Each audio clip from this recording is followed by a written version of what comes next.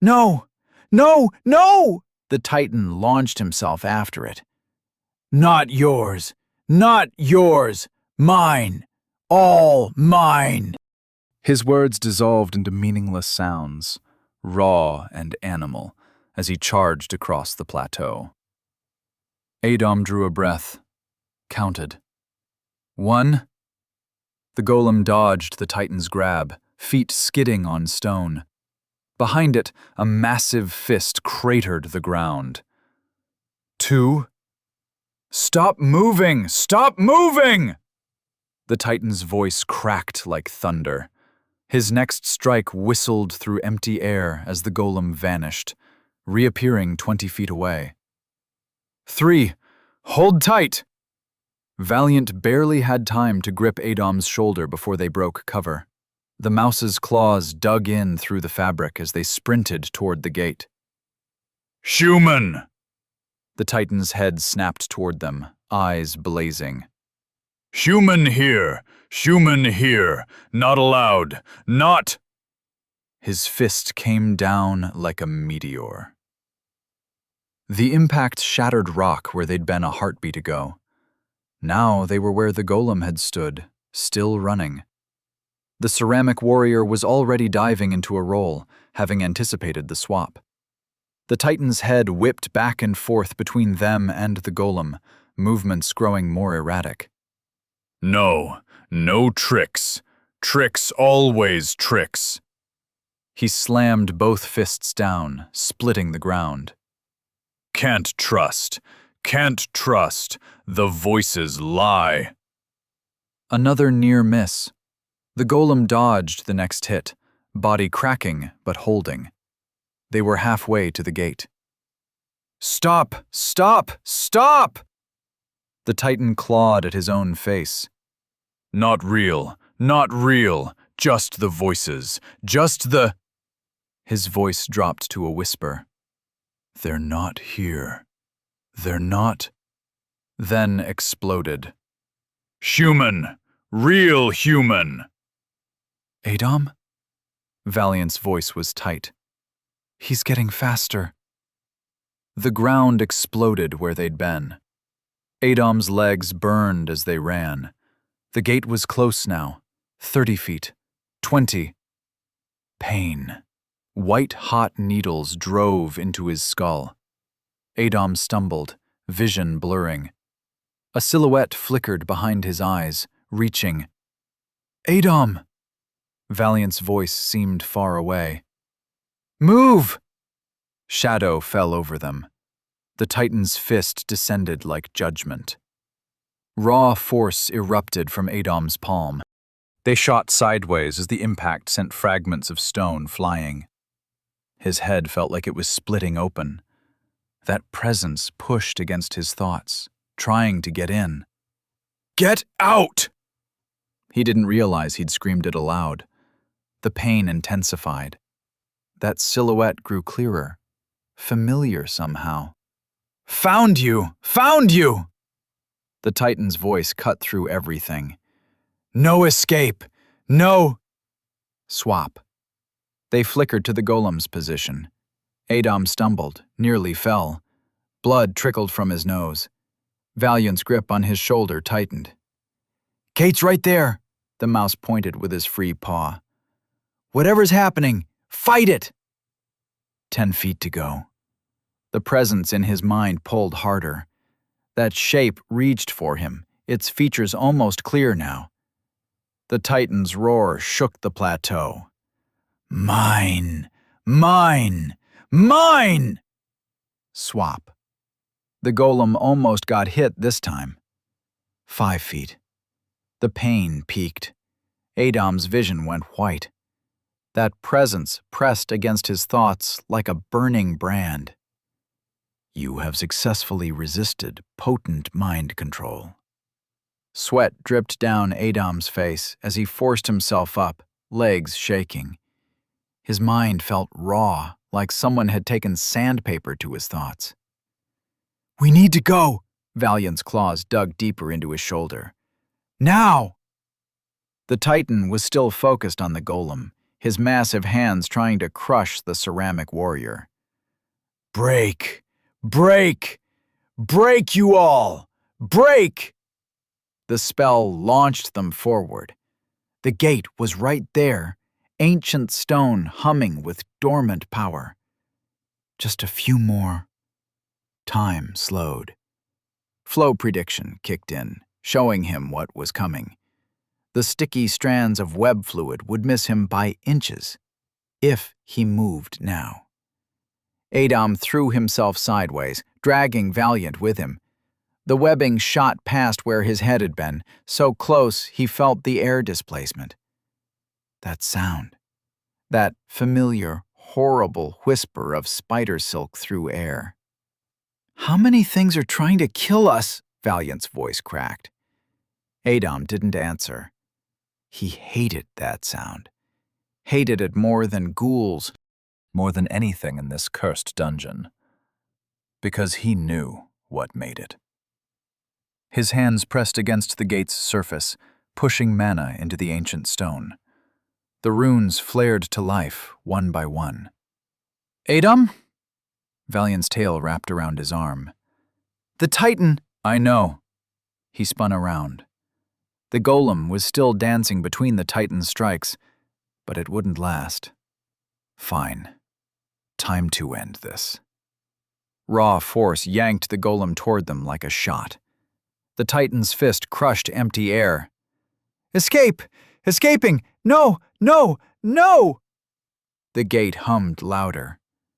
Through the arch, Adam could see trees, real trees, and snow swaying in wind he couldn't feel yet. "Holy fucking shit."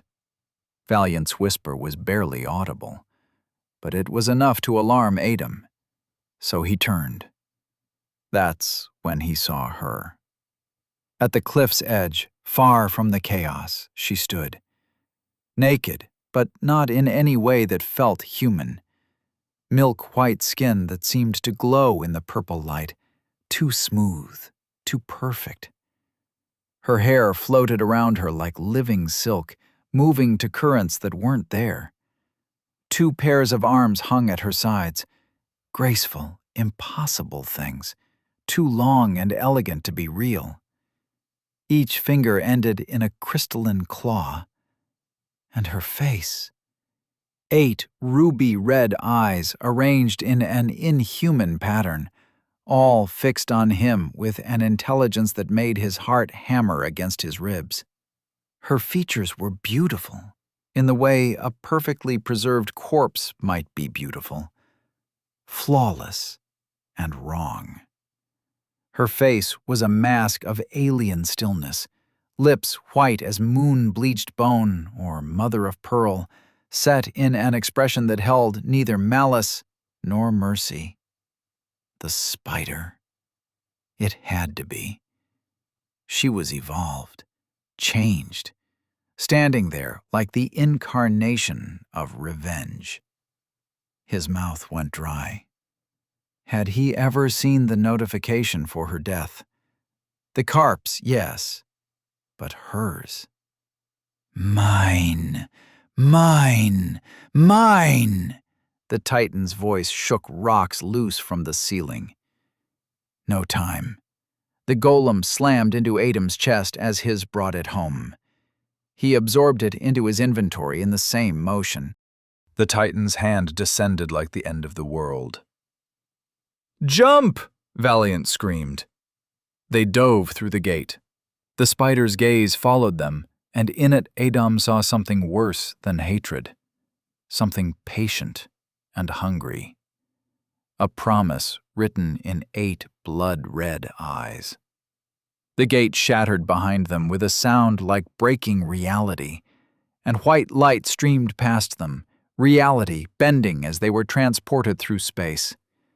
Valiant's echoing screaming had turned into creative cursing that would have been impressive if Adam wasn't so lost in thought. The spider's eyes haunted him. He was almost certain she hadn't followed them through. The gate's destruction had been too quick, too final. But that didn't stop his mind from racing through the implications. Would she take over? The thought sent a chill through him, even as they hurtled through the light. She was intelligent, patient, and now evolved into something far beyond what she'd been. If she managed to kill the Titan, well, the dungeon would probably evolve, might even jump several ranks at once. Sweet, merciful fuck, why does it feel like my stomach is trying to escape through my ears? Valiant's voice echoed from everywhere and cut through his thoughts. But Adam's mind was already jumping to worse scenarios.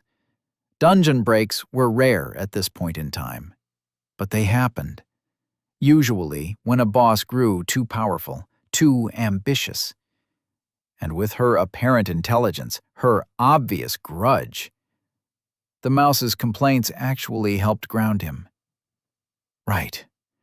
One crisis at a time.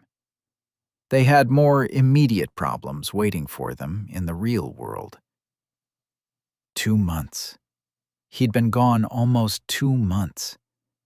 What had Marco done in that time? The bastard had probably spread all sorts of stories about Adam's disappearance. And the academy, had they marked him as dead? Missing? There would be paperwork, questions, probably an investigation. The thought of dealing with bureaucracy almost made him miss the Titan. His parents. My parents. They must be there by now. Had they found any traces? How would they react? I think I'm going to throw up, Valiant announced from somewhere. Don't you dare, Adam muttered, but his heart wasn't in it. His mind was already mapping out what they'd need to do first. Find out what stories were circulating, re-establish key contacts, deal with the academy, and, somewhere in there, start planning how to handle Marco. The white light began to fade around them, reality reasserting itself. Adam caught glimpses of what waited ahead: snow, trees, a winter sky. Back to the real world. Back to schemes and careful plans. At least no one would be trying to smash them with giant fists anymore. Probably. Reality snapped back like a rubber band. One moment they were in that tunnel of light, the next, brutal cold and a face full of snow. Adam rolled across frozen ground, his body remembering old reflexes even as his mind tried to catch up. The wind cut through his ragged clothes like they weren't even there. Somewhere to his left, Valiant's scream turned into a string of curses that ended in a muffled oof as he face-planted into a snowdrift. Adam pushed himself up, limbs already stiff from the cold. Behind them, the gate stood silent and dark, its runes dead. No way back now. Not that he wanted one. His breath came out in white clouds as he looked around, shivering. Valiant? His teeth chattered. You alive? The snow shifted, and a very disgruntled mouse emerged, shaking white powder from his fur. Define alive. Everything hurts and I can't feel my tail. Where are we? Valiant asked, wrapping his arms around himself. Adam pointed across the dark waters stretching out below their cliff. There, on the horizon, lights twinkled through the winter haze.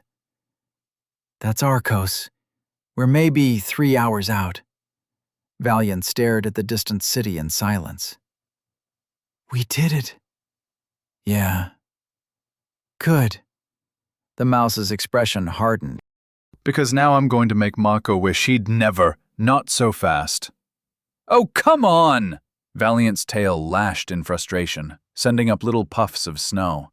After everything they did, the people Gale and Helios worked for? Adam cut in, his breath steaming in the frigid air. They had enough pull to get into my academy. Made a professor, a prominent one, work for them. He rubbed his arms, trying to get blood flowing. That same professor disappeared without a trace after. What's your point? Valiant's whiskers twitched with impatience. Adom wove a flame spell between his palms, letting the warmth spread through his frozen fingers. The fire cast dancing shadows across the snow. My point is, we've been gone 2 months. We don't know what stories are circulating, what kind of trouble we might be walking into. The wind gusted, making the flames flicker. For all we know, I'm being hunted for something. Adom sighed, more white clouds coming out. Look, I know you want revenge. You bet your ass I do. Valiant's voice was hard. And you'll have it. Adom reached into his inventory, pulling out the whistle. The clover in his other hand crumbled, its last leaf falling away to nothing in one last green glow. But first, we need friends. He raised the whistle to his lips and blew. No sound came out, at least none that human ears could hear. They stood there, shivering, snow starting to fall heavier now. Dark clouds rolled in from the sea, promising worse to come. Adom kept the flame spell going, but against the growing wind it barely helped. So, Valiant's teeth chattered. What exactly are you doing with that whistle? Like I said, Adom tucked the now useless clover away. We need friends. Valiant looked around at the empty clifftop, ears twitching as snowflakes landed on them. Is this another one of your mage Laddie! Valiant squeaked, actually squeaked, and jumped about 2 feet in the air. Bob appeared as if he'd always been there, snow settling on his wild red hair and beard. That familiar grin split his weathered face. It was a face Adom hadn't realized he'd missed so much until right now. Hello, Bob, Adom managed, through chattering teeth. Valiant was still trying to get his heart rate under control. One paw clutched to his chest. Where did he come from? Chapter 41. Reunion. In a blink, Bob materialized inches from Adom's face. Adom yelped and stumbled backward, landing hard in the snow. Holy shit! Valiant's tail went rigid. Adom chuckled, brushing snow from his cloak. Bob, you really need to stop doing that when it's not You feckin' Egypt! Bob yanked him into a bone-crushing hug, beard scratching against Adom's face. 2 months! 2 bloody months! Searched every pub, every street, every dark corner in Arkos. Bob, I can't breathe. He really couldn't. What was it with small creatures like leprechauns and dwarves having that ridiculous amount of strength anyway? Thought you were dead in the ditch somewhere. Bob's voice cracked slightly. He pulled back, holding Adom at arm's length, sharp eyes examining every inch of him. By the old gods, look at the state of you. Where's your proper cloak? Trying to catch her— That's what, Bob snapped, then turned back to Adom. At least tell me you solved whatever mess you got yourself into. Adom and Valiant exchanged glances. Not exactly, Adom admitted. Bob's face darkened. What's that supposed to mean? Maybe we could discuss this somewhere warmer, Valiant suggested, teeth chattering. Preferably with food? You both look half frozen. Bob's expression softened slightly. Should get you somewhere warm before— He paused, something crossing his face. Though, I suppose you should know, your parents have been in quite the state. Everything stopped. The cold, the wind, the snow, it all fell away. Adom's eyes went wide. My parents? Yeah, about that. Bob tugged at his beard, a habit Adom knew meant trouble. You might want to sit down for this, lad. Adom looked up from his spot in the snow, one eyebrow raised. Bob, I'm literally sitting in frozen water right now. How much more seated would you like me to be? Valiant snorted, quickly turning it into a cough when Bob shot him a glare. Your da's about to rebel against the Empire. The words hung in the freezing air. No one spoke. Even the wind seemed to pause, letting snowflakes drift silently around them.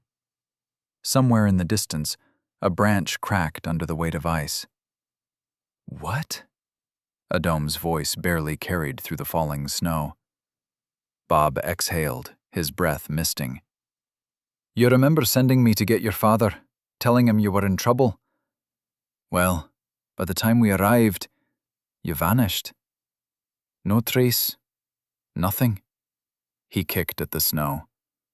He started asking questions, searching, but every lead went cold. The wind howled between them. Adom sat perfectly still, listening. Then the Crown Prince showed up in the city a few weeks back, told your father to stand down, said he was causing too much chaos for a Star Knight of his rank. Bob's face darkened. Said they were handling the investigation, but wouldn't give any answers about what happened at the academy where you disappeared. Valiant's head snapped up. Wait, his father's a Star Knight? 689th Commander of the Iron Wolves, Bob nodded. 400 of the finest Star Knights in the Empire. He glanced at Adom. I myself was surprised. Adom's hands clenched in his lap. He'd known involving his father would draw attention. That's exactly what he'd been trying to avoid. But with Gale in the picture, another Star Knight, and a Mage to boot, he'd had no choice. But to this extent... Holy fucking shit. The Iron... Valiant's whiskers twitched rapidly. Those are the elite corps that... Aye. And when the prince ordered him to stop searching, with no explanation... Bob shook his head. Well, your father called in his entire battalion. Adom's head dropped in a deep sigh. The prince didn't like that. Said he was overstepping. The argument got heated. Your father demanded to investigate the undertow, said something wasn't right about the whole thing. Snow collected on Adom's shoulders as he sat, unmoving. What happened now? Asked Valiant. Now, Bob continued. Your father's given the Empire an ultimatum. Either they open the city gates and let him conduct a proper investigation into your disappearance, or explain what really happened at the academy. He paused. Or he'll come in and find out himself, permission or not. And the Empire? Valiant asked quietly. Sent 1,500 Imperial troops to Arcos. They're waiting at the gates. Bob's voice grew grave. Both sides are dug in. One wrong move and... The wind filled the silence that followed until Valiant's small voice broke it. But Adom's back now. Won't that fix everything? Adom pushed himself up, snow falling from his shoulders. His legs felt unsteady. It'll make things worse. He brushed more snow from his shoulder. Think about it. My father raised an army because I vanished. If I just walk back in now... He let out a shaky breath. They'll say I ran away. That my father mobilized the Iron Wolves for nothing. Started a rebellion over a rebellious son. Another shiver ran through him, and this time it wasn't just from the cold. He tilted his head up, watching gray clouds spill endless snow over the world. I just crawled out of a dungeon. And now... Why not just tell the truth? Valiant asked. Bob shot the mouse a look. For someone who managed to escape a dungeon, you're not exactly the brightest spark in the forge, are you? Hey! Valiant's tail bristled. He was quiet for a moment, then... Oh, shit. The Crown Prince had his reasons for blocking the investigation. Adom's voice trembled slightly. Reasons that probably involve him. If I show up now... He wrapped his arms around himself. Best case? They label me a runaway. No one believes anything else, no matter what I say. My father loses all credibility. And at his level, that's as good as a death sentence. The snow kept falling, collecting in his hair. And then things get worse. Much worse. You should go see them, Bob said, his voice softening. Your mother's there too. Sweet lady, worried sick about you. Adom's face softened for a moment, almost saying yes. Then he straightened. I will. Today. But I need help first. He pulled his thin clothes tighter. And somewhere to stay. Can't go back to the academy now. What do you need? Proper clothes. Warm cloaks. For all of us. He glanced at Valiant. And I need you to tell my parents where I'm going. Bob's face darkened. For feck's sake, lad, you can't keep running off. I'm not running, Adom cut in. But if we want to end this, we need proof. About the children of the moon, about what they're doing. I need to prepare first. He met Bob's glare. After you help with that, bring my parents to me? Where? Bob growled. Adom turned toward Arcos, squinting slightly. His vision, though better than before, good enough to go without glasses now, was still weak, but improving. Through the falling snow, he could make out shapes in the harbor. The Vaishari usually leave when winter comes, but... He pointed toward the beach. Their ship's still there. Probably stayed because of all this chaos. He lowered his hand. I'll ask them for shelter, for now.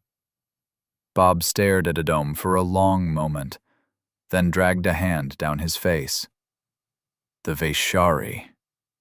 You disappear for weeks, the Empire's about to have a civil war, and you're planning to hide out with the bloody Vaishari. He let out a harsh laugh. Perfect.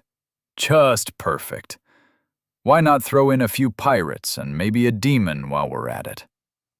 He paced a few steps, snow crunching under his boots. You know what? Fine. I'll get your clothes. I'll tell your parents. But you better have a damn good plan beyond, let's hide with the nomads and gather proof. Because right now, he gestured toward the city. There's 1,500 Imperial soldiers down there who aren't going to care much about proof once the fighting starts. He stopped, turning back to Adom. And your father? He's not going to sit quiet once he knows where you are. Man's been ready to burn down half the Empire looking for you. Then Bob vanished. Valiant shook his head. What a grumpy leprechaun. Aren't they all? Adom said. Right? Valiant's tail swished excitedly. I didn't want to say anything, don't want to stereotype and all that, but I always heard leprechauns were grumpy. First one I ever meet and, surprise, grumpy as can be. Coincidence? I think... Bob materialized right in front of Valiant's face, making the mouse squeak and stumble backward into the snow. A bundle of clothes hit Adom in the chest. That was fast. Valiant looked around. Hey, where are mine? Nothing in your size, Bob grunted. You're small enough to fit in his pocket. Nice and warm in there. Valiant's whiskers bristled. Now listen here, you... All right, Adom cut in, already pulling on the heavy cloak and warmer clothes. The fabric was thick, well made. Thanks, Bob. They exchanged nods, Bob's expression softening slightly. Just make sure you don't vanish into another dungeon before I bring your parents, yeah? Adom nodded again, and Bob disappeared into thin air, leaving them alone in the falling snow. Adom exhaled deeply, examining the clothes Bob had brought. Everything was exactly his size. Thick wool socks, sturdy leather boots lined with fur, dark trousers, a warm tunic, and a heavy cloak with deep pockets. The fabric was high quality, dyed in deep blues and grays. There was even a pair of gloves. Had Bob been keeping these ready? "We better He started to open his cloak. Before he could finish, Valiant had already darted into the pocket, rustling around before settling. "Hate to admit it, but that grumpy leprechaun was right. It is nice and warm in here." A small smile tugged at Adom's lips. "Just stay quiet, all right? We need to get through Arcos, find a strider, and make it to the beach." He adjusted his cloak. "That means no weird popping sounds with your mouth, no commentary, nothing." "I'll try," Valiant said, then added under his breath, "No promises, though." Adom shook his head and started walking, snow crunching under his new boots as they headed toward the city, leaving their footprints to slowly fill with fresh snow behind them. It took them almost 2 hours to reach the city. Adom stuck to the paths he'd discovered during his years here: narrow alleys between buildings, service entrances, gaps in the old walls where stones had fallen away. The hood of his cloak was pulled low, a strip of cloth covering his face below his eyes. Only his blue eyes were visible, scanning the streets constantly. Arcos felt wrong. The usual bustle was gone, replaced by an eerie quiet, broken only by the crunch of boots in snow. Imperial soldiers patrolled in groups of 3 or 4, their red uniforms stark against the white ground. The few civilians hurried past with their heads down, darting from doorway to doorway like scared rabbits. Shops were closed, windows dark. The snow kept falling, making everything look softer than it was. He stopped abruptly. There, posted on a wall, was a notice with his face, a sketch from his first year, showing him smiling next to Sam. His hair was shorter then, his face rounder. The word "missing" was printed below in bold letters. Sam. He wondered how his friend was doing. And Erin, too. A bitter ache filled his chest as he remembered their meals together in the city, laughing over old Mary's meat pies. He glanced toward her place now. Closed. Another casualty of the current situation. "Stop squirming," he murmured as Valiant shifted in his pocket. "Just getting comfortable," the mouse whispered back. "Do you know how hard it is to find the right spot in a pocket? There's always a seam or a fold in exactly the wrong place." "Shh." Adom kept walking, keeping to the shadows. More soldiers passed, their hands on their weapons, eyes suspicious of everyone they saw. "Oh no." An apple rolled across the snowy ground, stopping at Adom's feet. He picked it up, its red skin bright against his gloved hand. It was firm, heavy, the kind that would burst with juice at the first bite. His mouth watered. After weeks of nothing but monster chicken and water. Movement caught his eye. An old man was struggling to gather several apples that had spilled from his bag. His back was curved like a bow, shoulders hunched from decades of life. White hair dusted with snow, hands gnarled and trembling slightly as they reached for the fallen fruits. Looking at those shaking hands brought back memories of Adom's own aged body from his past life, the frustration of simple tasks becoming battles. The old man's broad shoulders and the way he carried himself, even now, showed he must have been quite strong once. Time spares no one, Adom thought, briefly wondering if his healing factor would change that this time around. Something in his chest tightened. Not everyone got the chance to live that long, to see their hair turn white and their hands wrinkle. And here he was, alone in the cold, trying to carry his apples home. "Here you are, sir." The old man looked up, cloudy eyes crinkling behind wire-rimmed spectacles.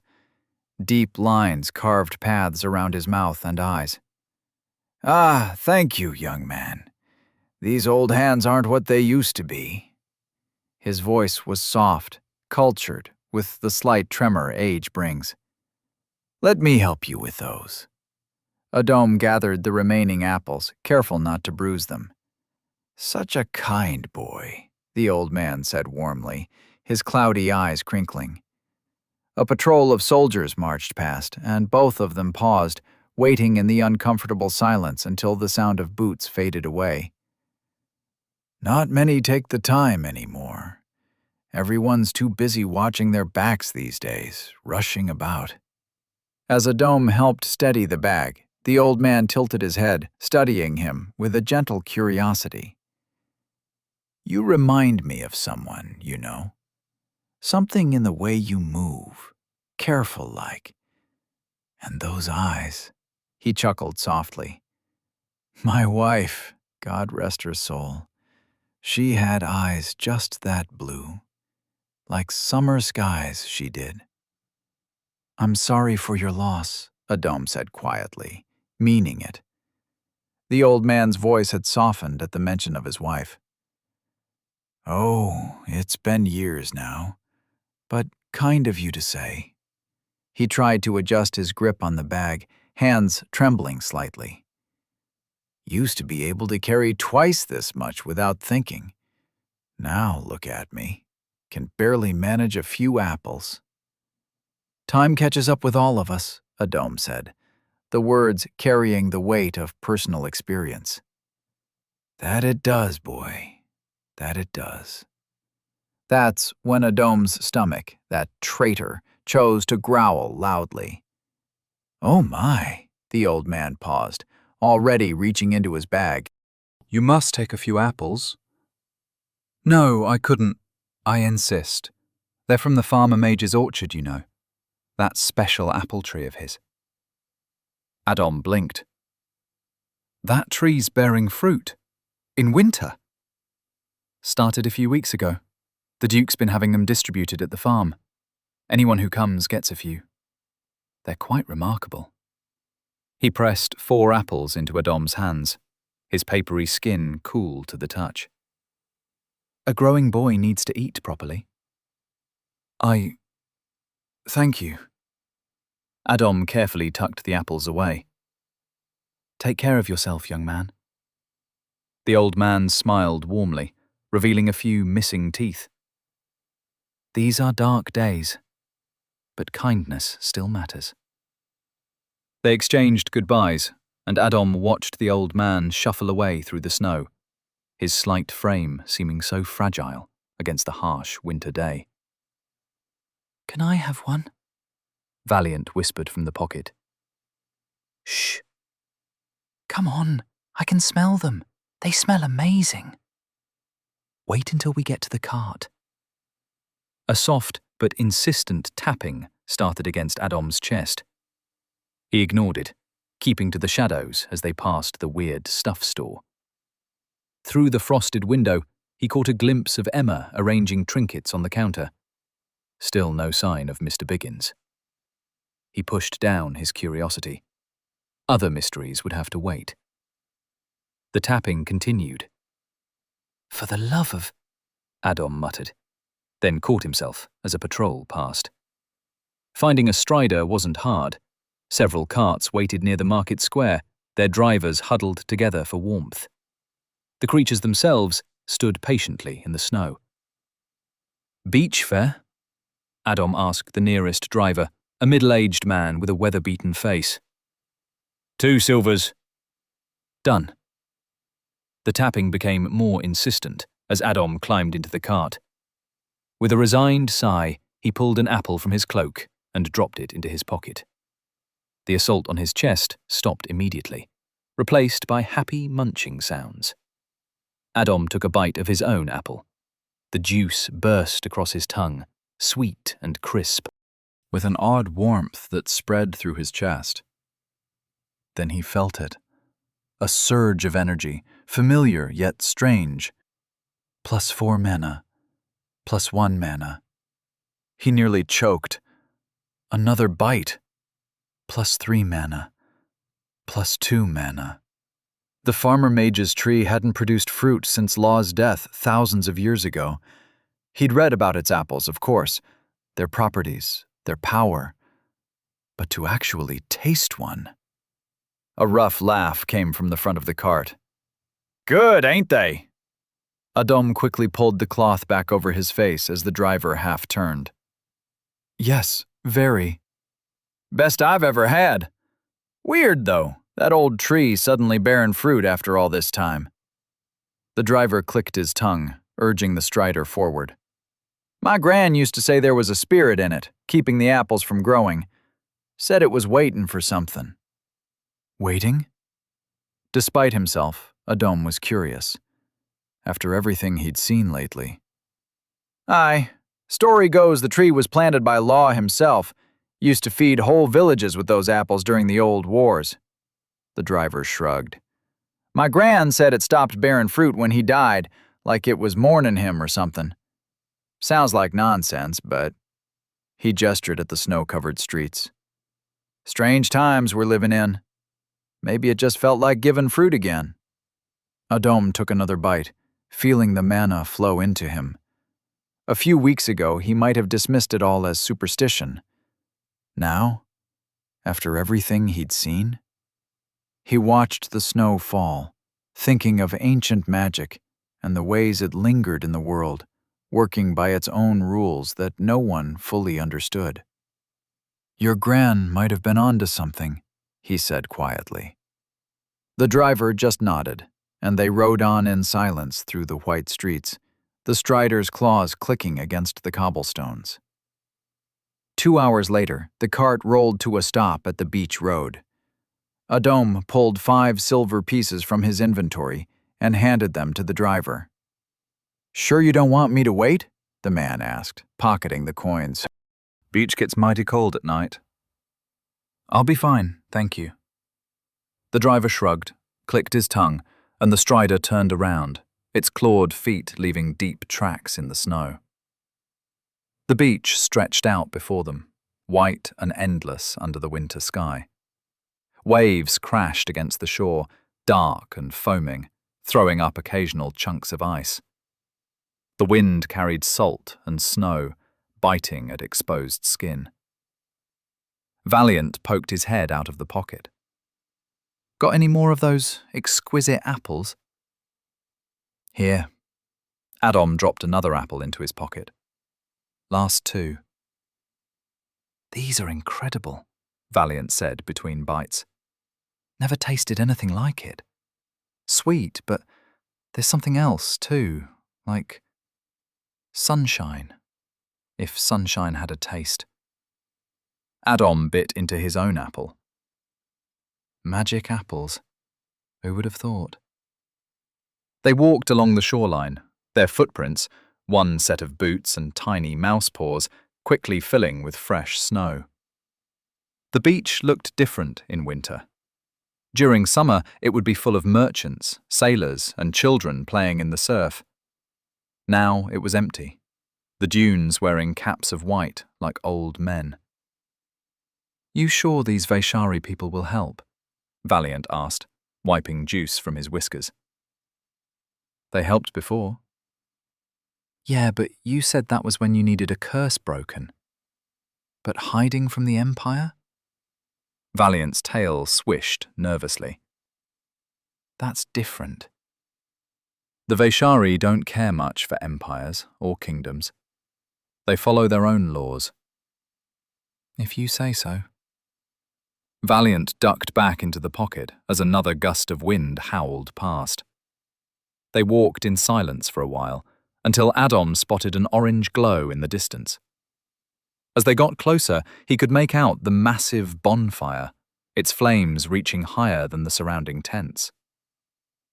Ready to meet some interesting people? Adom asked his pocket.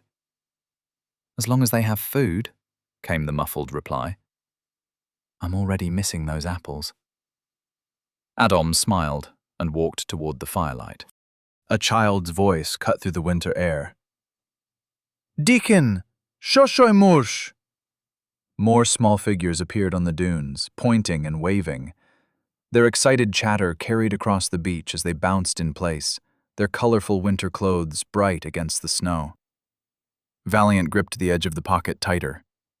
They're not going to try to catch me, are they? I think they just think you're cute. As if to prove his point, one of the smaller children broke away from the group, running toward them through the snow while shouting, "Shoshoy! Shoshoy!" Her older sister chased after her, catching her before she got too close. The first drums started, a steady rhythm that seemed to match their footsteps in the snow. More people emerged from between the tents, adults this time, their faces curious, but not unwelcoming. There sure are a lot of them, Valiant muttered, shrinking further into the pocket. And they're all staring at us. Well, you are a talking mouse. And you're a child mage. We're quite the pair. A group of women near the fire paused in their work to watch them approach. One nudged another, pointing at a dome and saying something that made them all nod. Did they recognize him? At least there's food cooking, Valiant noted, his nose twitching. Something with meat. And is that bread? The drums picked up tempo as they got closer, joined by the first pipes. Children darted around them now, keeping a respectful distance, but clearly bursting with curiosity about the mouse peeking out of a dome's pocket. Just try not to bite anyone, a dome whispered. I am a gentleman, I'll have you know, Valiant replied with mock offense. Even if they do smell like they've been handling cheese. Mirko's massive form emerged from between the tents, his wild white hair and beard now adorned with small bells that jingled as he walked. His eyes lit up with recognition as a dome took off the piece covering his face. Ah, little Mage returns! He spread his arms wide. Welcome back to our fires. His bushy eyebrows rose as he spotted Valiant. What this? Another curse need breaking? Price same as last time. 100 gold pieces. I am not cursed. Valiant's chest puffed up, whiskers bristling with indignation. I was born this way, thank you very much. Ah. Mirko stroked his beard, nodding sagely. Sorry then, little Shoshoy. The way he said it left both Adom and Valiant wondering if he was apologizing for suggesting Valiant was cursed or expressing sympathy for Valiant's natural state of being. Adom had to bite his lip to keep from laughing. Manly man, a voice called out from somewhere behind the tents. Is that you? Adom froze. Who's manly man? Valiant whispered, still looking somewhat miffed about the curse comment. Long story, Adom muttered, trying to look at the familiar voice's owner. Morgana stepped into the firelight, wearing a heavy Vaishari winter dress with intricate embroidery. Her hair was braided in their style now, decorated with small silver bells like Mirko's. Hi, Morgana, Adom said, and her face lit up with a warm smile. I'm so glad you're all right. She moved closer, concern evident in her eyes. I went into the city last week, saw Sam with some of those club members of yours, putting up missing person notices everywhere, asking anyone who'd listen if they'd seen you. Adom's stomach twisted with guilt. Yeah, I saw them too. She tilted her head, studying his face. That's new, she said, gesturing to the white streak in his hair. Trying something different? For a moment, Adom was back in that dungeon, feeling the life being pulled from him, watching death smiling at him, and all he could do was smile back. He swallowed hard. Something like that. It suits you, she said simply, and he could tell she knew, grateful for her tact. Ah, Mirko clapped his hands together. So you cause all this trouble, yes? City guards very angry. Say no one leave islands until idiot Prince say so. He shook his head, bells jingling. Big mess. Anen pajthud! Mirko called out to someone behind him, then turned back to them. Too cold for talk here. Vaishari no like cold. We sit, drink warm milk, then talk. He gestured toward the massive bonfire, where several people were already arranging cushions and blankets. As they moved toward the fire, Morgana finally noticed Valiant, who went back in Adam's pocket. Oh, hello there, she said, bending slightly to get a better look. Valiant seemed to shrink back, his whiskers twitching nervously. Everything all right? Adam asked, confused by his friend's reaction. Wait, can Beastkin be attracted to humans? Oh God, no! Valiant sounded horrified. He looked up at the equally confused Morgana. It's just, you have the same aura as a cat. It's unsettling. Morgana chuckled, settling down on one of the cushions. Well, I was one for quite a while. You were what? Valiant poked his head out further, curiosity overcoming his nervousness. It's another long story, Adam said, accepting a steaming cup from a young woman, involving curse-breaking and raw sheep hearts. Raw sheep? Valiant started, then shook his head. You know what? I don't want to know. This week has been strange enough already. So, Adam wrapped his hands around the warm cup. I need a place to stay, just for a while. Ah, Mirko's face brightened. Little Mage wants stay with Vaishari. Of course, of course. After all, you bring Ranji to us. He gestured toward Morgana with a proud smile. She very good for tribe. Adam looked at Morgana questioningly. She just smiled and spoke. Nice tuke, Mirko. Then switched to normal speech. But you flatter me. No, only truth from Mirko's mouth. Always truth. He tapped his chest firmly. Adam blinked. You already speak their language? It's been almost 2 months, Morgana shrugged. I used to study languages, back before everything. It's not so different from some dialects I know. Mirko nodded enthusiastically, his bells creating a cheerful symphony. We supposed to leave before first snow. Vaishari not made for winter, you see.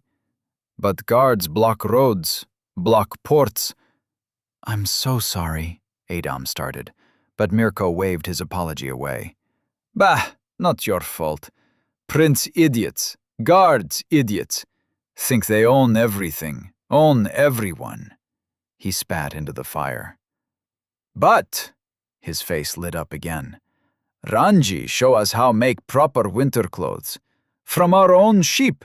No need buy expensive cloth from city merchants. They're quite good at weaving and embroidery, Morgana added. They just needed to adjust the technique for warmer materials. Yes, Mirko beamed. And now, if little Mage stay, we have 2 sorcerers, and genius who beats winter. He threw his head back and laughed, the sound booming across the camp. First time in history, Vaishari stay through snow and laugh at cold. Valiant poked his head out. Does this mean we get to stay somewhere warm? Of course, Mirko exclaimed. Vaishari always take care of friends, even tiny mouse friends who not cursed. He winked at Valiant, who couldn't decide whether to be offended or amused. Mirko clapped his hands together. Not to worry. We hide little Mage in plain sight.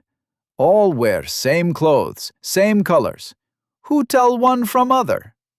He gestured toward the tents. Guards come, you just another Vaishari learning to weave. Or maybe tend sheep, yes? A young woman approached with a large platter, steam rising into the cold air. The scent of freshly baked bread filled Adon's nostrils. Ah, Marikli, Mirko beamed. Best bread in all camps. Watch, watch! The bread was flattened against the clay walls of a dome-shaped oven. Baking until golden brown. As it came off, they spread melted cheese over the top, letting it bubble and brown. The first bite was heaven. Crispy outside, soft inside, the cheese sharp and rich. "This is amazing," Valiant declared, already on his third piece. He had gathered quite an audience of children, sitting cross-legged in the snow around him. "But you should have seen the dungeon! There I was, leading my trusted companion, the little mage here, through darkness and danger." The children leaned forward, entranced. One small boy offered Valiant another piece of cheese-covered bread. "Brave mouse," an older girl said solemnly. "Like in old stories." "Oh, I'm much braver than those stories," Valiant winked, accepting the bread. "Did I tell you about the time we faced the Guardian?" Morgana caught Adam's eye and smiled. "He's good with them." "He's good at telling tales, you mean?" Adam replied, but he was smiling too. A woman brought them warm milk, sweetened with honey. "Pajthud," Morgana explained. The heat spread through Adam's chest, chasing away the last of the winter chill. "Zyben!" someone called, and more platters appeared. Roasted meat with herbs, stewed vegetables, something that looked like dumplings in a rich broth. "Sarmi," Mirko explained, pointing to cabbage rolls stuffed with meat and rice. "And here, pishot, best you ever taste." The food was hearty, meant to ward off winter's bite. Adam couldn't remember the last time he'd eaten so well. Even in the Academy's dining hall, meals had never felt this warm, this right. Then a child's voice cut through the comfortable atmosphere. "Aven Manouche!" More voices joined in. "Manouche! Manouche!" Adam's head snapped up. 3 figures approached through the snow, their forms dark against the white landscape. His heart stuttered in his chest. He would know them anywhere. His mother walked with the same grace she always had, her dark cloak billowing in the winter wind. Even at this distance, he could see her hands moving as she spoke. She'd always talked with her hands. Her hair would be streaked with more silver now, he knew, but her eyes would be the same warm brown that had watched over his fevers, celebrated his victories, comforted his defeats. And his father. The way he moved, measured and deliberate, every step placed with purpose. Adam had that same walk. People used to comment on it, how the son moved just like the father. The Star Knight's cloak couldn't hide the straight spine, the squared shoulders. His father had always carried himself like he was wearing his armor, even in civilian clothes. Bob led them, his wild red hair visible even from here. He gestured as he walked, probably explaining something, knowing Bob, complaining about something. The drums picked up a new rhythm, welcoming and strong. Children ran past, bells jingling, bright clothes flashing against the snow. Adam stood, his legs unsteady. The firelight caught his mother's face as she looked up, and he saw the exact moment she recognized him. Her step faltered. Her hand flew to her mouth. His father stopped too, going completely still in that way he had, like a sword being drawn. Somewhere behind him, Valiant was still telling stories to the children. Mirko was saying something about proper greetings. Morgana touched his arm briefly, a gesture of support. But all Adam could see was his mother starting to run.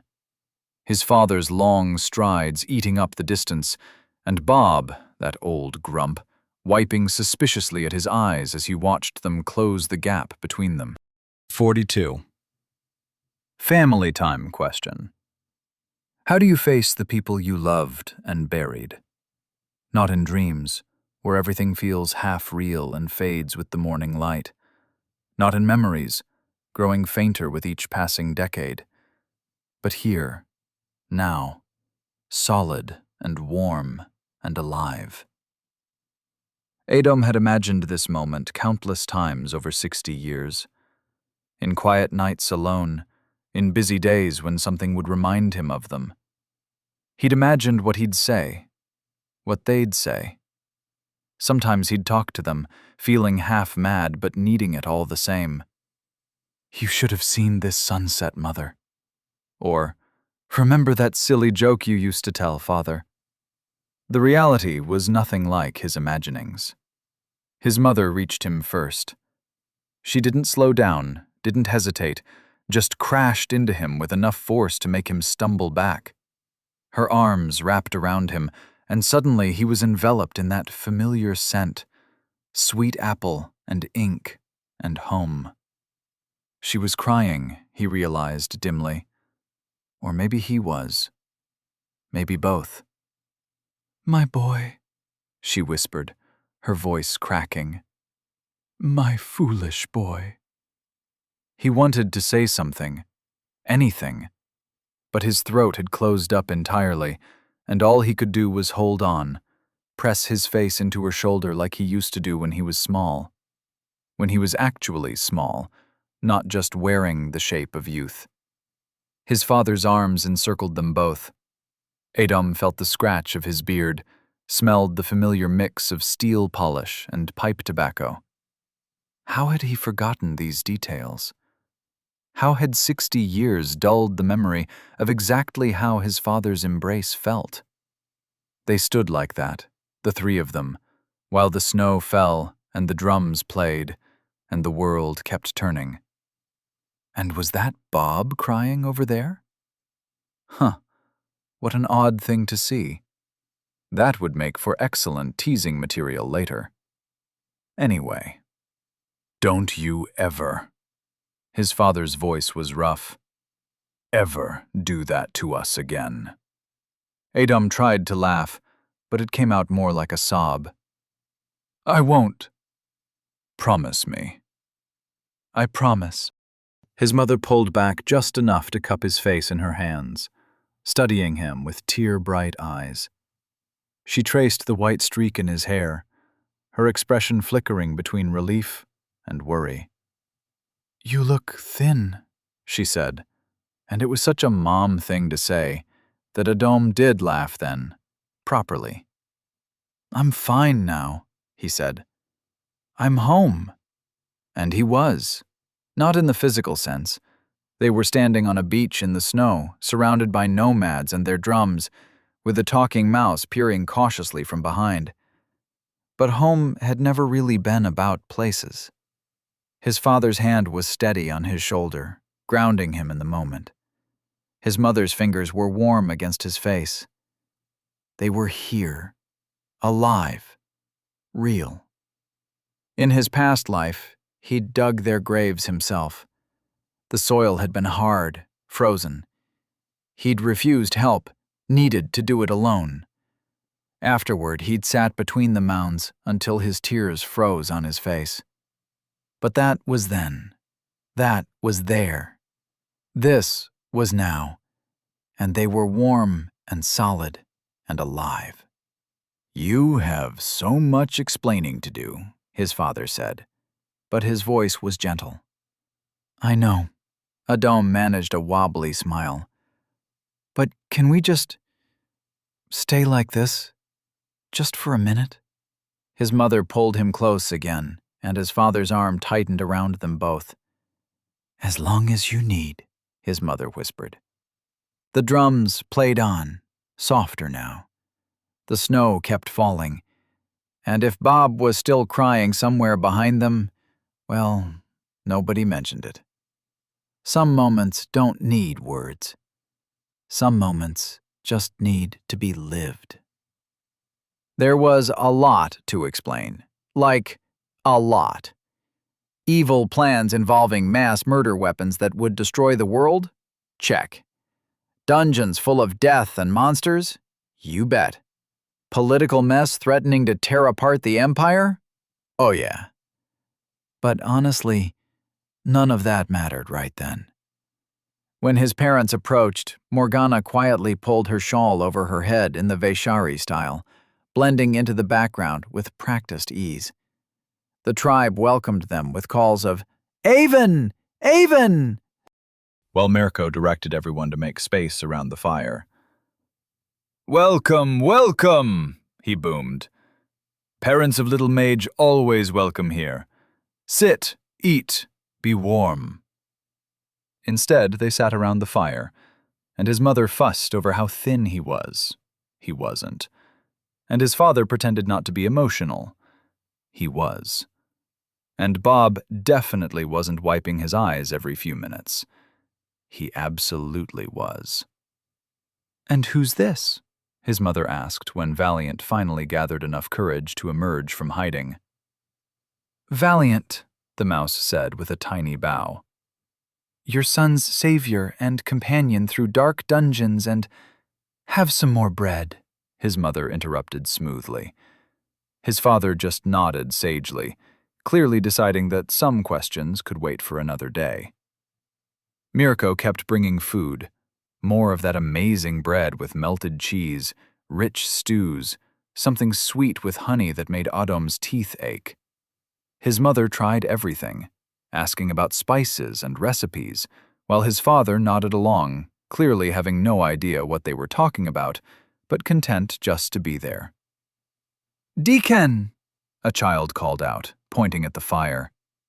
The young sorceress had emerged from her tent, bells in her copper hair chiming softly as she settled near the flames with the grace of a dancer. "Purani story," Mirko announced proudly to Adom's parents.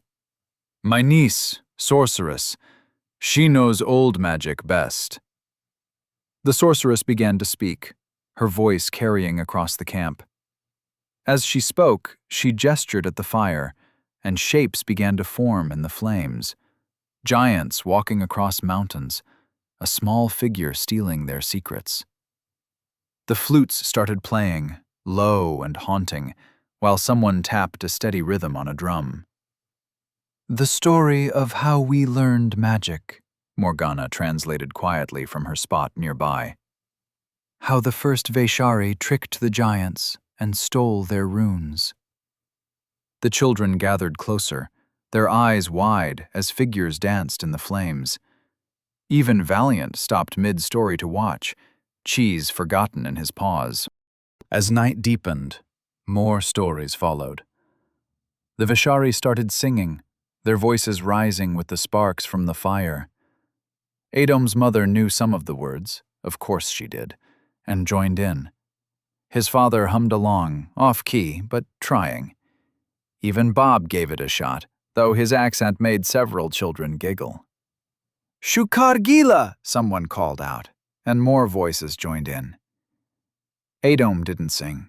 He just sat there, between his parents, letting the warmth of the fire and their presence wash over him. 60 years of missing them, and here they were, his mother's hand in his father's arm around his shoulders. When he finally fell asleep that night, it wasn't in some fancy bed or comfortable room, just a simple tent, warm with borrowed blankets, the sound of the sea mixing with distant singing and his parents' steady breathing nearby. Best sleep of his life? Yeah, pretty much. The world-ending weapons could wait until morning. Almost morning. Adom wasn't sleeping. Well, not anymore, at least. Hadn't been for about 15 minutes now, but he kept his eyes firmly shut, breathing carefully measured. Just 5 more minutes. That's all he needed. Just 5 more. "You do realize I can notice your breath pattern when you're not sleeping anymore, right, son?" Ah, for God's sake. Right. He could do that. Adom cracked one eye open. The sun hadn't rised yet. The air smelled of sea salt and last night's fire, with a hint of his mother's ink and apple scent from the bedroll next to his. She was still sleeping, one hand curled under her chin like always. "Good morning, Father," he managed, trying for casual and probably failing spectacularly as he pushed himself up and wiped sleep from his eyes. The borrowed blankets pooled around him, warm and heavy. Arthur Scylla sat cross-legged on his bedroll, already dressed and looking irritatingly alert. He reached over and ruffled Adon's hair, now a mess of black and a little white, with that familiar half-smile that always meant he knew more than he let on. "You little troublemaker. Good morning." That was his father, all right. Arthur had always been like this, quiet, observant, with that uncanny ability to read people that made him such a good commander. He'd given Adom the grace of no questions yesterday. But knowing him... "Look at you," Arthur said, confirming Adom's suspicions. "Leave you for a few months and you get white hair and lose your glasses. Again." He paused, head tilting slightly. "Are those muscles I see on you, son?" "Right. Months. For them, he'd just left for his second year at the academy a few months ago. Wow, that was something to process. His father was still watching him, patient but expectant. The questions were coming, they both knew it. But first, "I didn't lose my glasses," Adom protested weakly. "I just don't need them anymore?" Arthur's eyebrow went up. "Uh-huh. And the white hair?" "Would you believe me if I said it was a fashion statement?" "No." "Worth a try," Adom sighed, running a hand through said hair. "It's a long story." "I imagine it is." His father's voice was gentle. "But we've got time." And that was the thing about Arthur Scylla. He always did have time. For questions, for mistakes, for long stories that made no sense. Even now, 60 years and one resurrection later, that hadn't changed. "Yeah," Adom said softly. "I guess we do." "Good morning, boys," came Maria's voice, Adom's mother. Adom turned to see her sitting up, not a hair out of place, looking far too alert for someone who'd just woken up. Of course, she was already awake. Of course, this wasn't a coincidence. "Morning, Mother," Adom managed. "Sleep well, Lionheart?" his father asked her. They shared a look that spoke volumes. Yeah, they definitely planned this. Well, fair enough. He had sort of caused the whole empire-wide crisis they were dealing with. Adom looked between his parents, his father's patient smile, his mother's steady gaze, and suddenly felt very young again. "So," his mother said, "about that white hair." The secret to a good lie is to sprinkle it with some truths. That's what Adom had been thinking all night long. How to deceive his parents. Tell them half-truths, hide what he truly went through for the past decades. But now, as his parents looked at him expectantly, waiting for explanations, Adom felt his heart hammering against his ribs. The tent suddenly seemed too small, the air too thick. Every breath felt like a decision. He was about to break one of the fundamental taboos. From childhood, everyone knew the laws of magic, the boundaries that kept the world safe. Don't try to manipulate time. Don't attempt to revive the dead. Don't even think about creating something from nothing. It was annoying and borderline harassment the way these principles were drilled into anyone who could manipulate mana.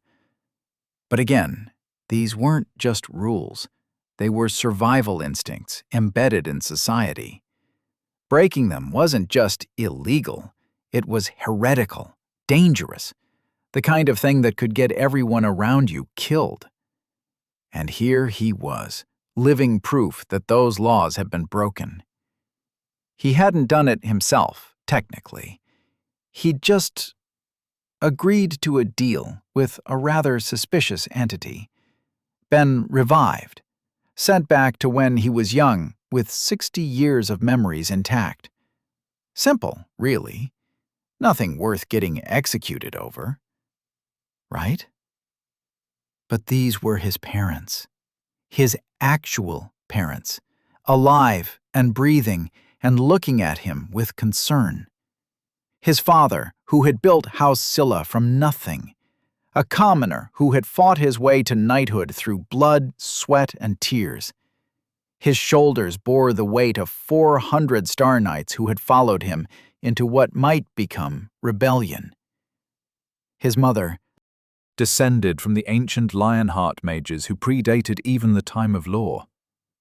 A high-ranking noble who had abandoned her house to marry a commoner. Her family had disowned her for it. Come to think of it, his parents had always been rule-breakers in their own way. They were doing it again now, mobilizing forces against the Empire for their son's sake. They'd risk everything they'd built on the mere suspicion that something was wrong. And with the scope of what Adom was facing, corrupt officials, catastrophes, ancient conspiracies, weapons that could destroy the world, one thing became clear. He needed help. Real help. Not just Bob and Valiant and whatever allies he could scrape together. No offense to the mentioned ones, of course. What better help than his parents? Adom opened his mouth, then closed it again. His tongue felt like lead. The words wouldn't come. What if they rejected him? What if they feared what he'd become? What if, after hearing his story, they didn't see him as their son anymore, but as some abomination, some stranger wearing their boy's face? This could ruin everything. Or it could make things so much easier. Adom? His father's voice cut through his spiraling thoughts. Are you all right? You've gone pale. His mother leaned forward, brow furrowed. Is it that bad, whatever you're afraid to tell us? Adom's heart pounded so hard he thought they might hear it. He could feel sweat beading at his temples despite the morning chill. His voice cracked. He cleared his throat. I don't know how to... You're scaring me, son, his father said, the worry lines around his eyes deepening. His mother reached out, placing her warm hand against his cheek. The familiar gesture nearly broke him. How many times had she done this when he was a child? When he had a fever, or when he was upset about something at school?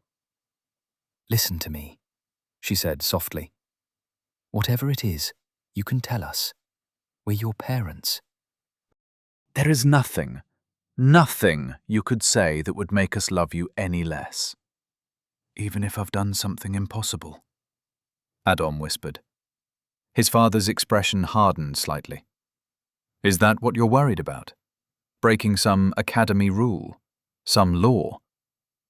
Arthur, his mother chided gently, then turned back to Adom. What your father means is that we've broken plenty of rules ourselves. Important ones, sometimes. When it matters, his father added. Adom took a deep breath, then another. His parents waited, patient but concerned. Outside, the camp sounds continued, the clinking of pots, children's laughter, the steady rhythm of drums. His father nodded encouragingly. Go on. Adom closed his eyes briefly, gathering his courage. When he opened them again, he looked directly at his parents. Mother, father, the truth is, he swallowed hard. I have died once and came back to life. The words hung in the air. For 3 heartbeats, nobody moved. His mother's hand froze against his cheek. His father went completely still. What exactly do you mean by that? Arthur asked. His voice was controlled, careful, but Adom could hear the tension beneath it. He couldn't back down now. I mean exactly what I said. I died, and then I came back. How? His mother's voice was barely above a whisper.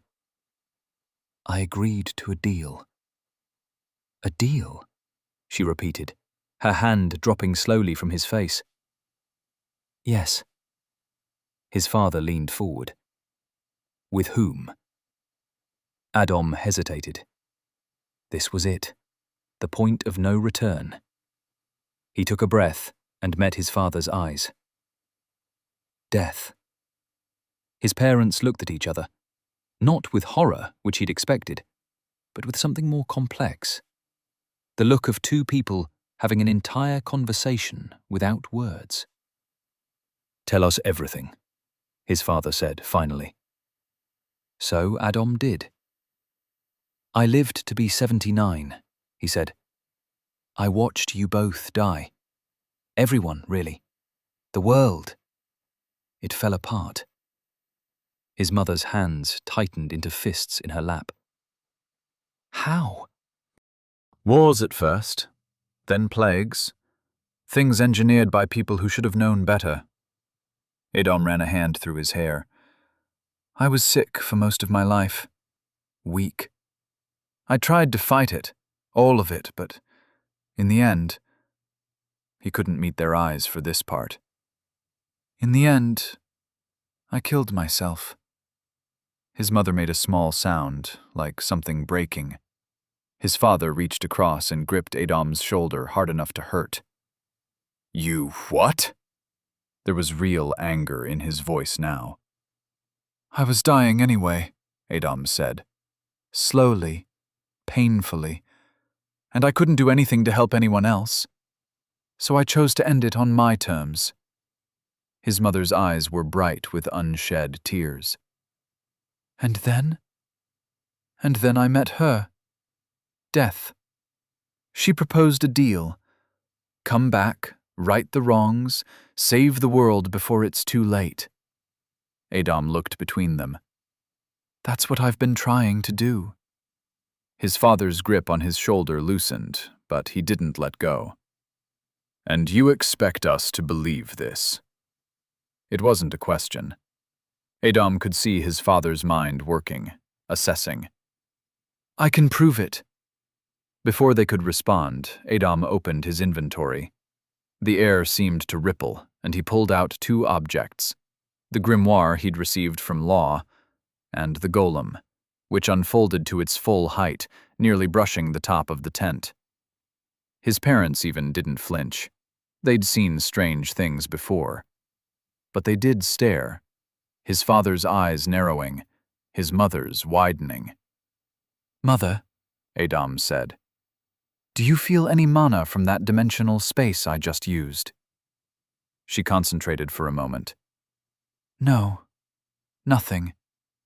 Because it's a gift from death, beyond the normal rules of magic. His father circled the golem cautiously. And this? Found it in a cave.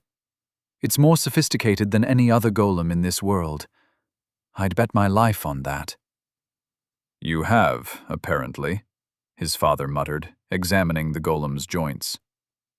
The cave was just the beginning, Adam continued. There were trials, tests. This grimoire was left by Law Borealis there. His mother's head snapped up. The Law Borealis? Yes, I'm still figuring that part out. And the white streak in your hair? His father asked, returning to Adam's side. Transmutation. I took a vampire's healing factor. There was no point hiding anything now. His mother reached out, hesitated, then touched the white streak gently. You've lived a whole life we know nothing about. Yes. Our son died, his father said slowly. And you came back. Adam felt something cold settle in his stomach. This was what he'd feared, that they wouldn't see him as their son anymore. I'm still me, he said quietly. Just more. 79, his mother murmured. Older than either of us. His father was still watching him. If what you're saying is true, why would death send you back? What's the goal? To stop what's coming. Adone looked between them. The thing with the prince is just the beginning. There's something bigger happening. Something that ends with everyone dead. And you expect us to help you, his father said. I need you to help me, Adone corrected. I can't do this alone. I just can't. There was a long silence. His parents were looking at each other again, having another one of those silent conversations. Adone waited, his heart in his throat. This was the moment. They'd either believe him, or they wouldn't. They'd either help him, or what? Send him to a mind healer? Lock him up for his own protection? Turn him over to the Empire as a heretic? Would they do that to him? His mother broke the silence. How did we die? In your other life? The question caught him off guard. What? You said you watched us die. How did it happen? Adone swallowed hard. There was a battle. Father was defending Kati against enemy forces. He took a killing spell while trying to help me get out of the rubble. His father nodded slightly, as if that made perfect sense. And you, Mother, We were attacked by orcs in one of our camps. Adom looked at her, trying to not picture the memory. I did not make it in time. When I arrived, you were already gone. His mother's eyes closed briefly. Adom's eyes dropped to the ground. The tent filled with another silence so complete he could hear the blood rushing in his ears. No one spoke. No one moved. Doubt. More doubt. Had he made a mistake? He should have just lied, found another way. Anything would be better than whatever this was, this horrible, stretching silence. He wished he could sprout wings and fly away, right through the tent ceiling, just vanish. He wished he never existed in the first place. How did they see him now? As some old stranger wearing their son's face? Did they regret coming to help him? Regret causing a near rebellion for someone who wasn't even the boy they thought they knew? What have I done? Adom thought. This was it. The end of everything. A warm hand settled on his back. Adom looked up, startled, and found both his parents smiling at him. His father's hand moved from his back to ruffle his hair, messing it up completely. Never look down, his father said firmly. Always keep your chin up. You haven't done anything to be ashamed of, and we're certainly not going to treat you any differently. His mother grabbed his hand, squeezing it tightly. Adom's heart pounded against his ribs. These were exactly the words he'd needed. Exactly what he'd hoped for, but been too afraid to expect. Listen to me, she said, looking directly into his eyes. Whether you're 12, 79, or 1,000,000 years old, we will always be your parents. But no buts, she cut him off. Boy, you have spent 9 months in my belly. We named you. We raised you. We know you better than you think, Adom Silla. Don't you dare think we would ever stop being your parents. His father snorted. Not that we could, even if we wanted to, anyway. Exactly. Maria weaved a quick spell with her fingers and poked his Arthur's shoulder with it, making him yelp. Ouch! Arthur rubbed the spot where the tiny magical zap had stung him. A chuckle escaped Adam, despite everything. His nose was running, and his eyes felt hot. God, this was so cheesy. He'd cried just yesterday, and now they were putting him through this again. His mother reached out and wiped a tear from his cheek with her thumb. Look at you, still crying just like when you were 5 and fell out of that apple tree. That broke something in him, and suddenly Adam was laughing through his tears. Thank you, he managed to say between breaths. I wasn't sure. That we'd believe you? His father asked, eyebrow raised. Or that we'd still want you? Both, I guess. Adam wiped his nose with his sleeve. His mother made a disapproving noise and handed him a handkerchief from somewhere in her robes. Use this, not your sleeve. Some things never change, apparently. Sorry, Adam muttered automatically, taking the handkerchief.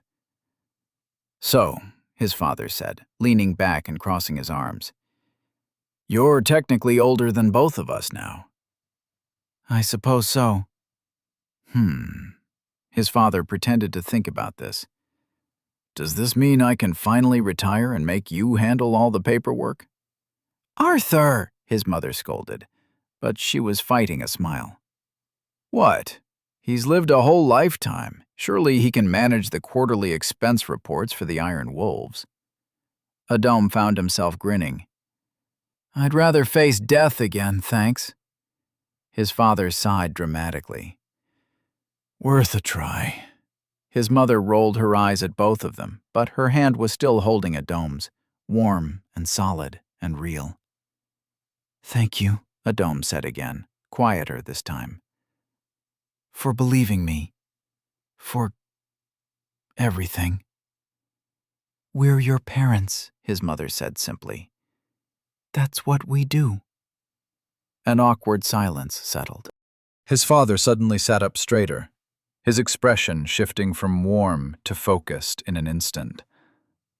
We need a plan, Arthur said, rubbing his chin. The current situation is unstable at best. Dangerous at worst, his mother added. Adam nodded. Right, about that. I've been thinking. And so he told them about Professor Kim, the weapon called Dragon's Breath, the Children of the Moon, and his plan to solve the situation. His mother's eyebrow inched higher with each detail, while his father's face remained carefully neutral, though his eyes narrowed slightly at the mention of certain strategies. When he finished, they were staring at him. Just staring, looking confused and lost. Did you listen to what I said? Adam asked, uncertain. His father reached out, pressing a hand to Adam's forehead. Just checking. For what? Adam laughed. Did you learn military strategy? His father asked, instead of answering. I had time to study. This was so detailed, his mother added. You managed to manifest fluid through spite? Ha! That's my son, his father pressed. He's just like your older brother. That he is. It seems you took more than just my brother's name, boy, Arthur exclaimed. Adam opened his mouth, closed it, opened it again. They were barely letting him get a word in. Arthur, his mother suddenly beamed, squeezing his father's arm. I told you it was just a phase. See? He's normal. Normal? His father laughed, deep and genuine, a sound so rare that Adam almost jumped. Maria, the boy just outlined a better strategic plan than half my commanders could manage. Wait a minute, Adam held up his hands. What do you mean, just a phase? His parents froze, exchanging another one of those looks. Oh, nothing bad, his mother said quickly. We just thought... His father cleared his throat. Well, you didn't seem interested in... People? His mother offered. Or anything that wasn't written down, his father added. You were worried about my personality? Well, you did spend an awful lot of time with those books. Remember when he wouldn't leave his room for 3 days because he found that treatise on ancient runes? Or that time he missed dinner because he was translating old scrolls? I was researching ways to counter magical weapons, actually, Adam said, the memory suddenly clear. Looking for answers, I suppose. Even then. Of course, dear. His mother patted his hand. His father's expression turned serious. Speaking of concerning behavior, a dungeon, Adam? Do you have any idea how dangerous? His mother burst out laughing. What? His father frowned. Oh, that's rich coming from you, she wiped her eyes. Sir, I'll start a civil war because someone won't answer my questions. That was completely different. Was it, though? Adam grinned. Technically, Father, this is all your fault. If you hadn't mobilized the Iron Wolves, I was justified. Of course you were, dear. His mother patted his father's hand the same way she'd done to Adam. I was. They were stonewalling me, refusing to investigate. So you thought the reasonable response was 400 Star Knights. It worked, didn't it? Yes, brilliantly.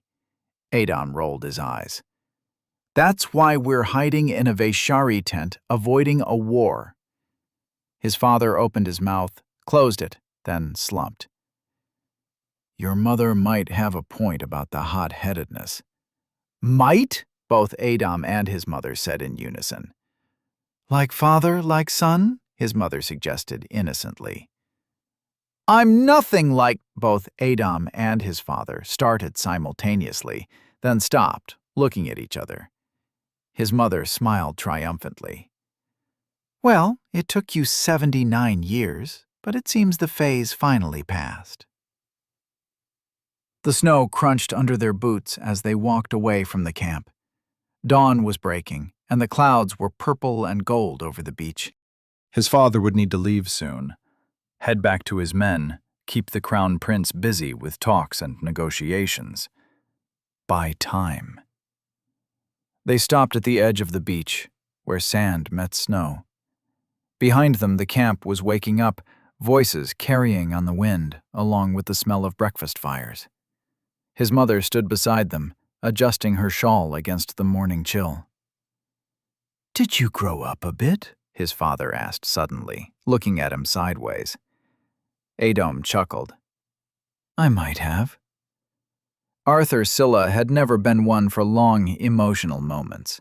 A quick hug, a hand on the shoulder, maybe a proud nod when Adam did well in his studies. But this and last night had lasted longer than any heart-to-heart they'd had in a while. Maybe part of it was because Adam had always buried himself in books instead of trying to bridge that gap. And now they wouldn't see each other again until everything was settled. If it got settled. The thought sat heavy in his chest, like a stone. His father shifted his weight, cleared his throat. Maybe we should consider another approach. Something that doesn't put you in such brainless swordsman, his mother cut in fondly, reaching for his father's hand. We need to trust him. I do trust him, his father protested. I just worry, Adam offered. His father's mouth twitched. You're not making it easy. When have I ever? Fair point. His father looked out at the sea, then back at Adam. Just be careful. More careful than me, at least. That's a low bar, dear, his mother said. I thought you were on my side. I'm on the side of common sense, which you both seem to lack entirely. His father stepped closer, resting his forehead against Adam's. It was warm, strong. Maybe a bit too strong, almost a headbutt, actually.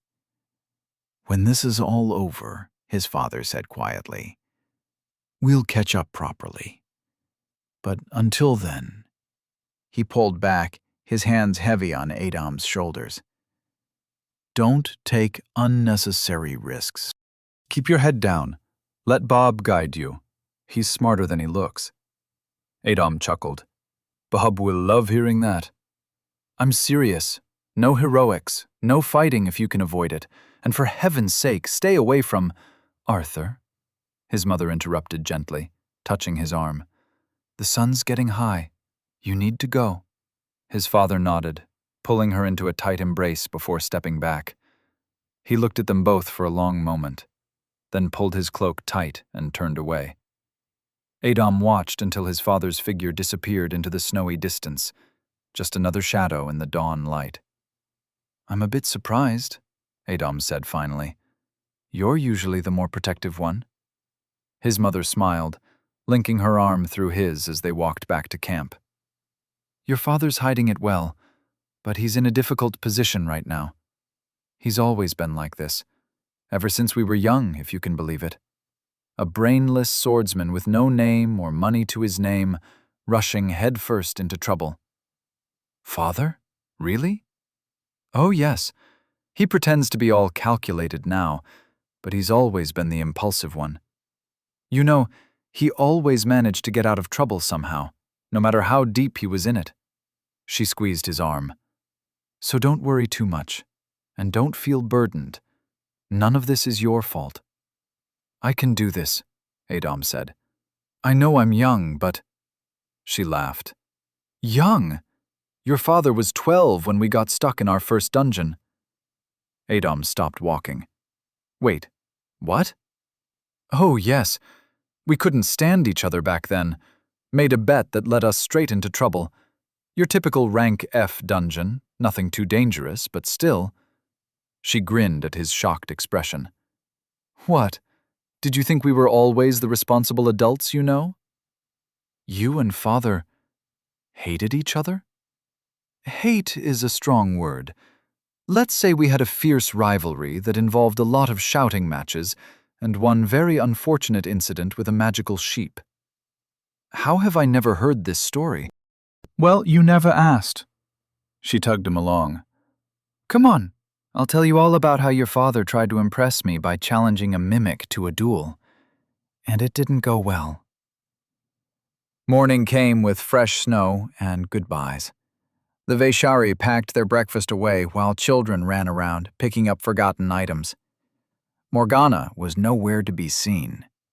For some reason, she had been very discreet since Adam's parents came. The cave looked different in daylight, less menacing, more, well, cave-like. Bob and Valiant waited outside while Adam retrieved the gold, the former not particularly eager to revisit the place, the latter just tired of anything that sounded like cave or tunnel. By midday, the streets were tense with activity. Soldiers patrolled in pairs, their armor gleaming in the winter sun and their red capes in the wind. Citizens hurried about their business, heads down, while merchants called their wares with forced cheer. The Iron Wolves' presence was particularly heavy near the gates, a reminder that peace hung by a thread. Where exactly are we going again? Valiant poked his head out of Adam's pocket. Blacksmith, Adam replied, keeping his voice low. I ordered some armor and gauntlets a while ago. Plus, the golem needs repairs before we can do anything else. Huh, Valiant's whiskers twitched. Speaking of doing things, where'd the leprechaun go? To tell Sam about me. Sam? A friend. You haven't met him, but I think you'd get along. Adam paused at a corner, letting a patrol pass. Say, you wouldn't happen to know where Aaron lives, would you? Uncle Cisco used to. Valiant trailed off. My uncle. He took care of the children of the Undertow. Made sure they wouldn't fall in with groups like the children. Helped them find ways out when he could. He paused.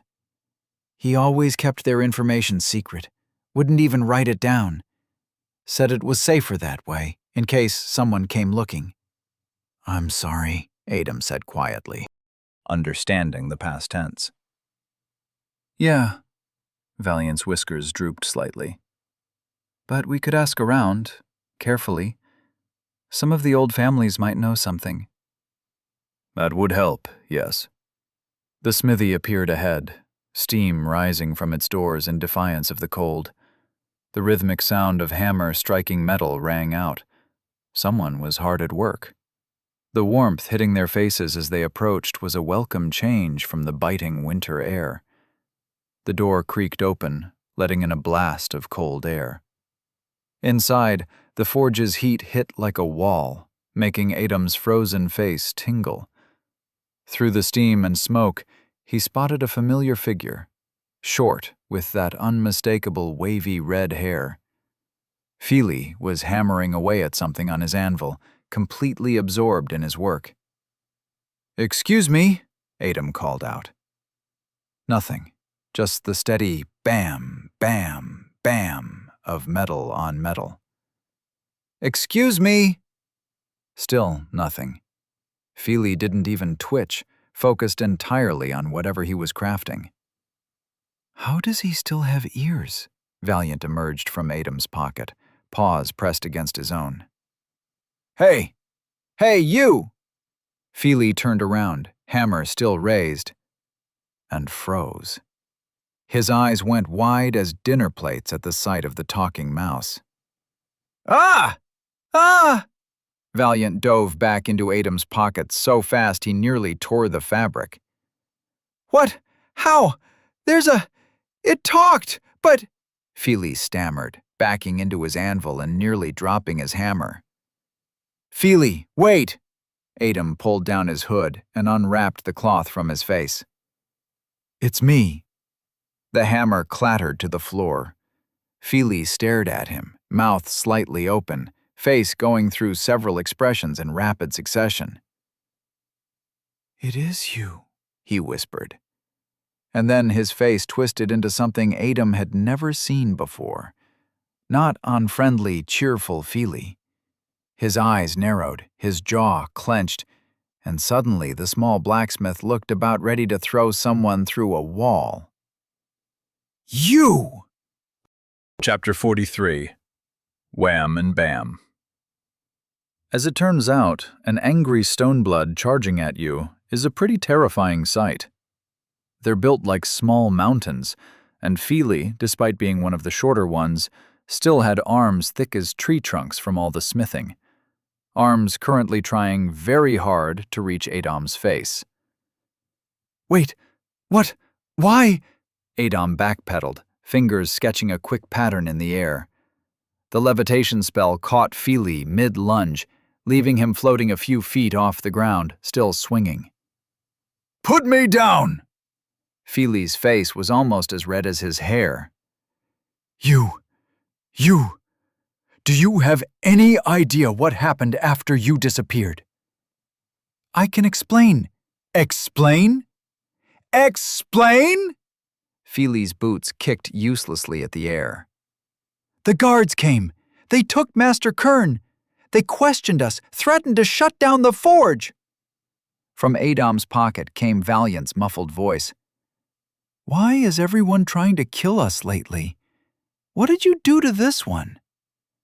I just ordered some armor. Just ordered some armor. Feely stopped struggling long enough to glare. You ordered enchanted gauntlets and vanished. Then Master Kern put in her order too, said you'd come for it, but you never did. We waited, and then... His voice cracked. Then they came for her. Said he was somehow conspiring against the Empire. Do you know how long it's been since I've seen her? Do you? Oh no. I'm sorry? Adam tried. Sorry won't bring my master back. Feely, Adam said softly, keeping the spell steady as the stone blood twisted in the air. If I could have come sooner, I would have. A lot happened to me, too. Oh, A lot happened to you? Feely's laugh was bitter. While you were off doing whatever, I was here, watching them drag my master away. Do you know what that's like? Actually, Adam winced. I might have some idea. Don't trust him, Valiant hissed from the pocket. He'll punch you the second you let him down. Look, Adam continued, ignoring the mouse's protests. I'll put you down if you promise not to do anything rash. Rash? Rash? Philly's face started reddening again. I'll show you. That's not helping your case. Philly stopped mid-rant, took a deep breath, then another. His lips moved silently, something that sounded suspiciously like some old mantra. Iron cools, water flows, anger passes. Don't do it, Valiant warned. I'll go berserk if this little monster tries anything. Not helping, Valiant. Philly's eyes snapped to Adom's pocket. Did that mouse just threaten me? Iron cools, Adam reminded him quickly. Water flows. Anger passes. Philly finished automatically, then scowled. Stop that. Ready to talk without throwing punches? The Stoneblood's shoulders slumped slightly. Fine, but I'm still angry. Noted. Adam lowered him slowly to the ground, ready to reweave the spell if needed. Philly's boots touched the floor. For a moment, he just stood there, fists clenched, clearly wrestling with the urge to swing. How about we talk a bit? Adam suggested carefully. If he moves funny, I'm zapping him, Valiant muttered. Philly took one final deep breath, his hands slowly unclenching. Yes, he said finally, voice rough but controlled. Yes, I think that would be a good idea. He gestured to a worn wooden stool near the workbench, then leaned against his anvil, running a hand through his red hair. The forge's warmth filled the awkward silence between them. I'm sorry, he muttered finally, for getting angry. It's just... You don't have anything to be sorry about, Adam cut in, settling on the stool. I totally get it. But right now, I need to understand something. You said they took Master Kern? Philly's shoulders tensed. Yeah, about a month ago. They just showed up one morning, saying a student from Xerxes had placed an order here. He picked up a hammer, turning it over in his hands. Master Kern denied it, even when they said someone saw the student come in. She just kept saying she had no customer named Adam. She denied knowing me? Adam frowned. Why would she? I wasn't sure either. Philly's grip tightened on the hammer. But she'd been saying things, you know? About the Empire being up to something bad. Especially after all those guards started showing up, and that business up at the Mage school with the missing student and professor. It was quite the hot topic around here, actually. Philly, Adam interrupted gently. You're trailing off. Right. The hammer made a dull thunk as he set it down. So, yeah, they took her. Said they just needed to ask some questions, that it would only take a few days of interrogation. His voice cracked slightly. It's been weeks now. They won't let me visit, won't tell me anything. Just keep saying the investigation is ongoing. Valiant poked his head out of Adam's pocket. That's not normal procedure. No, Philly agreed, eyeing the mouse warily. It's not. And the thing is, he glanced at the door, lowering his voice. The night before they came, she was working late. Really late. Said she had to finish something important. When I asked what it was, she just smiled and said sometimes the best thing a smith can forge is trouble. Forge trouble? Adam leaned forward. What does that mean? I don't know. She was always saying stuff like that. But the next morning, when the guards came, she looked ready, like she was expecting them. And before they took her, she looked at me and said, "Remember what I taught you about tempering steel?" Which was? That's just it. She taught me loads about tempering steel. Could mean anything. Philly kicked at a stray piece of coal. Haven't touched her workbench since then. Keep hoping. He trailed off again, staring at something in the distance. I might be able to help with this, Adam said slowly. Maybe even free your master. Feely's eyes widened. How? First, I need my gear. The armor and gauntlets you made. The armor? Feely straightened up, heading to the back of the workshop. Metal clanged against metal, followed by the scraping of heavy boxes being moved. Where did I... Ah! Adam and Valiant exchanged glances as more shuffling sounds came from the back. Should we trust him? Valiant whispered. Do we have a choice? Finally, Feely emerged, struggling with a massive wooden box.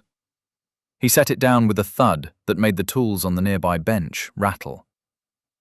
This, he said, pride creeping into his voice, might be my best work yet.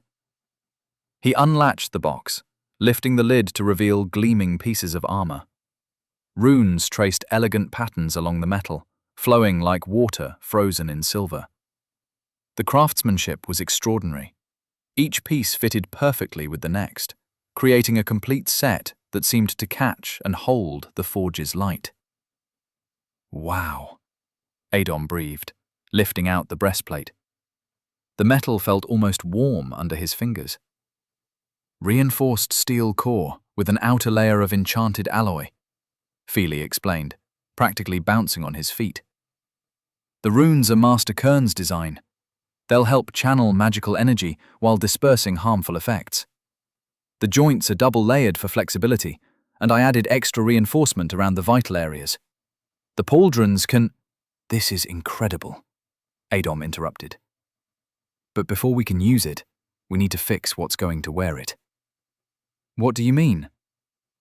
Adam reached into his inventory space, that pocket of nowhere that mages used for storage, and pulled out the golem. Feely screamed, stumbling backward into his anvil as the construct materialized. It stood nearly 8 feet tall, its remaining arm hanging limply at its side. The chest cavity gaped open, showing the transport crystal and talisman near the core mechanisms within, and various other dents and scrapes marked its metal skin. Sweet mercy of the forge, Feely whispered, clutching his chest. What? How? It's a long story, Adam said.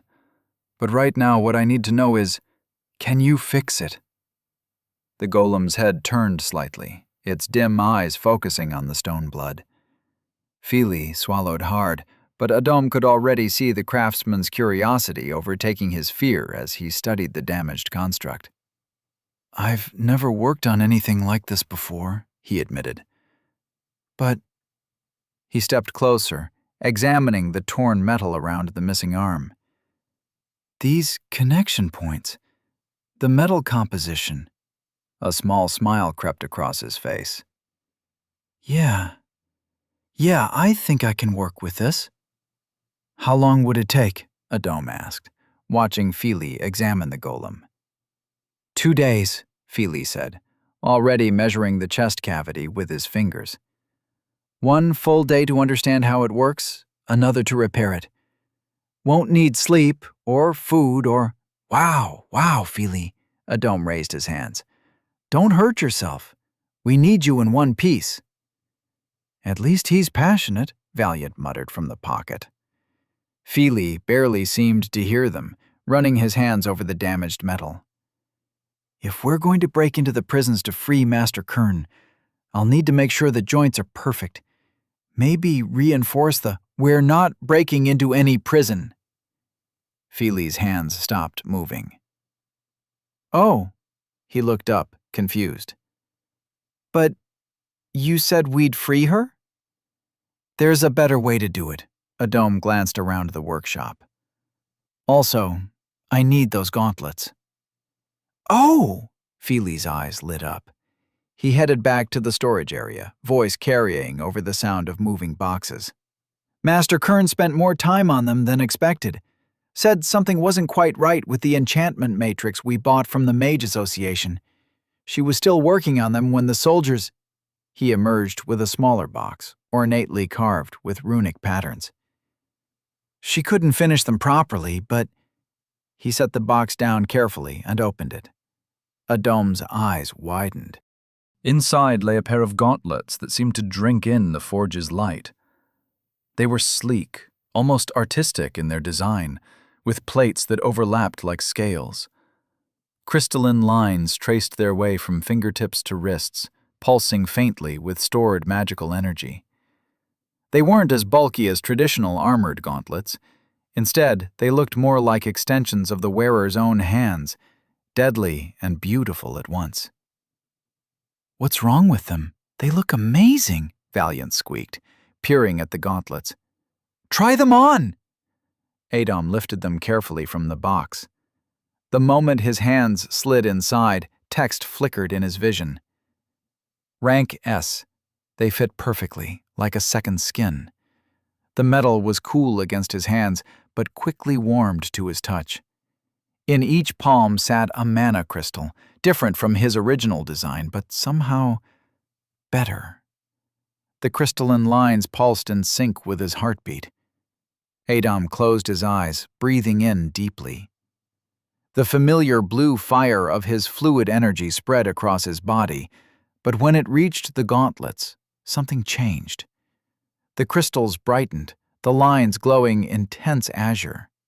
Here, Feely dragged a heavily reinforced training dummy into the center of the workshop. Master Kern tested them on this. The mana crystals are set up in a resonance pattern. See how they're linked? He pointed to the intricate network of lines. When you channel energy through them, they don't just amplify it. They create a feedback loop that disperses the impact force away from your arms. You can hit as hard as you want without breaking your own bones. His fingers traced the crystalline patterns. The crystal matrix absorbs the recoil and redirects it. Master Kern spent 3 days just getting this part right. The fluid channels through these lines here, amplifying your strength while protecting you from the backlash. Adom tuned out Feely's technical explanation, focusing on the dummy. The gauntlets felt alive on his hands. He shifted his stance, drew back his fist. The impact rang through the workshop like a bell. The dummy didn't just fall over. It shot across the room, smashing into the far wall with enough force to crack the stone. Wood splinters rained down as Feely yelped and ducked. Adom stared at his hand. He hadn't even used his full strength. Was that... he started. That was about a quarter of what they can handle, Feely said smugly. Want to try again? He scratched his head. Master Kern said they weren't quite ready, though I'm not sure why. She did say they were safe to use. Are you kidding? Valiant poked his head out. These things are perfect. We're going to kick so much ass. They're made of star-fallen steel, Feely said proudly. Rare stuff. Tradition says you should give them a name. Oh! Valiant bounced excitedly. Call the right one Wham and the left one Bam. The Wham Bam Gauntlets. Get it? Because when you hit things, it's like... Text flickered in Adom's vision. Star-fallen steel battle gauntlets. Wham and Bam. Wham and Bam, Adom repeated, grinning. It was perfect. Simple, memorable, and exactly what they did. I like it. The waves crashed against the shore, spraying frozen mist into the winter air. Adom sat on a fallen log, watching the ocean meet the sky at the horizon. 3 hours had passed since he left the forge, where Feely had dragged the golem through a door hidden behind stacked crates and old equipment. "Secret passage," Feely had said, grinning. "Where Master Kern and I work on the important stuff. Runic concealment. Can't find it unless you know it's there." He'd tapped his nose knowingly. "Few days, and your metal friend will be good as new." "Are you absolutely sure the angry leprechaun won't get caught?" Valiant paced back and forth on the log beside Adam, his tiny feet leaving prints in the snow. "Because if he gets caught, he won't. And Sam's coming too." Valiant stopped pacing. "Why are we dragging another kid into this mess?" "Because there's a crystal in our dorm that I need." Adam rubbed his hands together, breath fogging in the cold air. "The golem needs new power crystals, and I can't exactly walk into the academy right now. Not with everything going on." "You mean with the Archmage breathing down everyone's necks?" Valiant's whiskers twitched. "Yeah, heard he's in the city personally because of the Professor Kim situation. And those children of the moon creeps." "Exactly." They sat in silence for a while, watching seabirds wheel overhead. "So," Valiant said finally, "when are we going after Marco and his cult buddies?" "When everything's ready." Adam flexed his fingers in the new gauntlets. "When we have all the pieces in place." Movement caught his eye. 2 figures approaching along the beach, their boots crunching in the snow. He recognized Bob's frame first, then Sam's form beside him. Bob was talking, gesturing with his hands, while Sam stared straight ahead at Adam, expression unreadable even at this distance. Adam stood, brushing snow from his clothes, and started walking to meet them. As they drew closer, Adam could see the dark circles under Sam's eyes, the way his friend's clothes were slightly rumpled, like he'd been sleeping in them. Sam's face cycled through emotions: disbelief, confusion, relief, and something else Adam couldn't quite read. The distance between them closed step by step, snow crunching under their feet. Bob cleared his throat, breaking the silence. "Found the wee lad just like you asked," the leprechaun said, adjusting his green coat. "Though next time, maybe give a bit more warning before sending me on a fetch quest, eh?" "Thanks, Bob." Adam's eyes hadn't left Sam's face.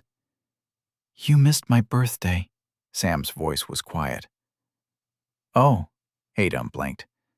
"Was it last month?" "Yeah. Sorry about that." Adam shifted his weight. What did you do for it?" "Went around town, put up missing person notices with the club." Sam's hands were stuffed in his pockets. "For you and Professor Kim." "Oh," Adam winced. "That doesn't sound like a very fun birthday." "It wasn't." Sam kicked at the snow. "I told you not to get into trouble, didn't I? And then you just disappeared." "I know. I'm sorry." "I was worried, man." "Yeah." Adam smiled slightly. "I'm glad you're okay." "I'm glad you're okay too." Sam squinted at him. "New style?" "Hmm?"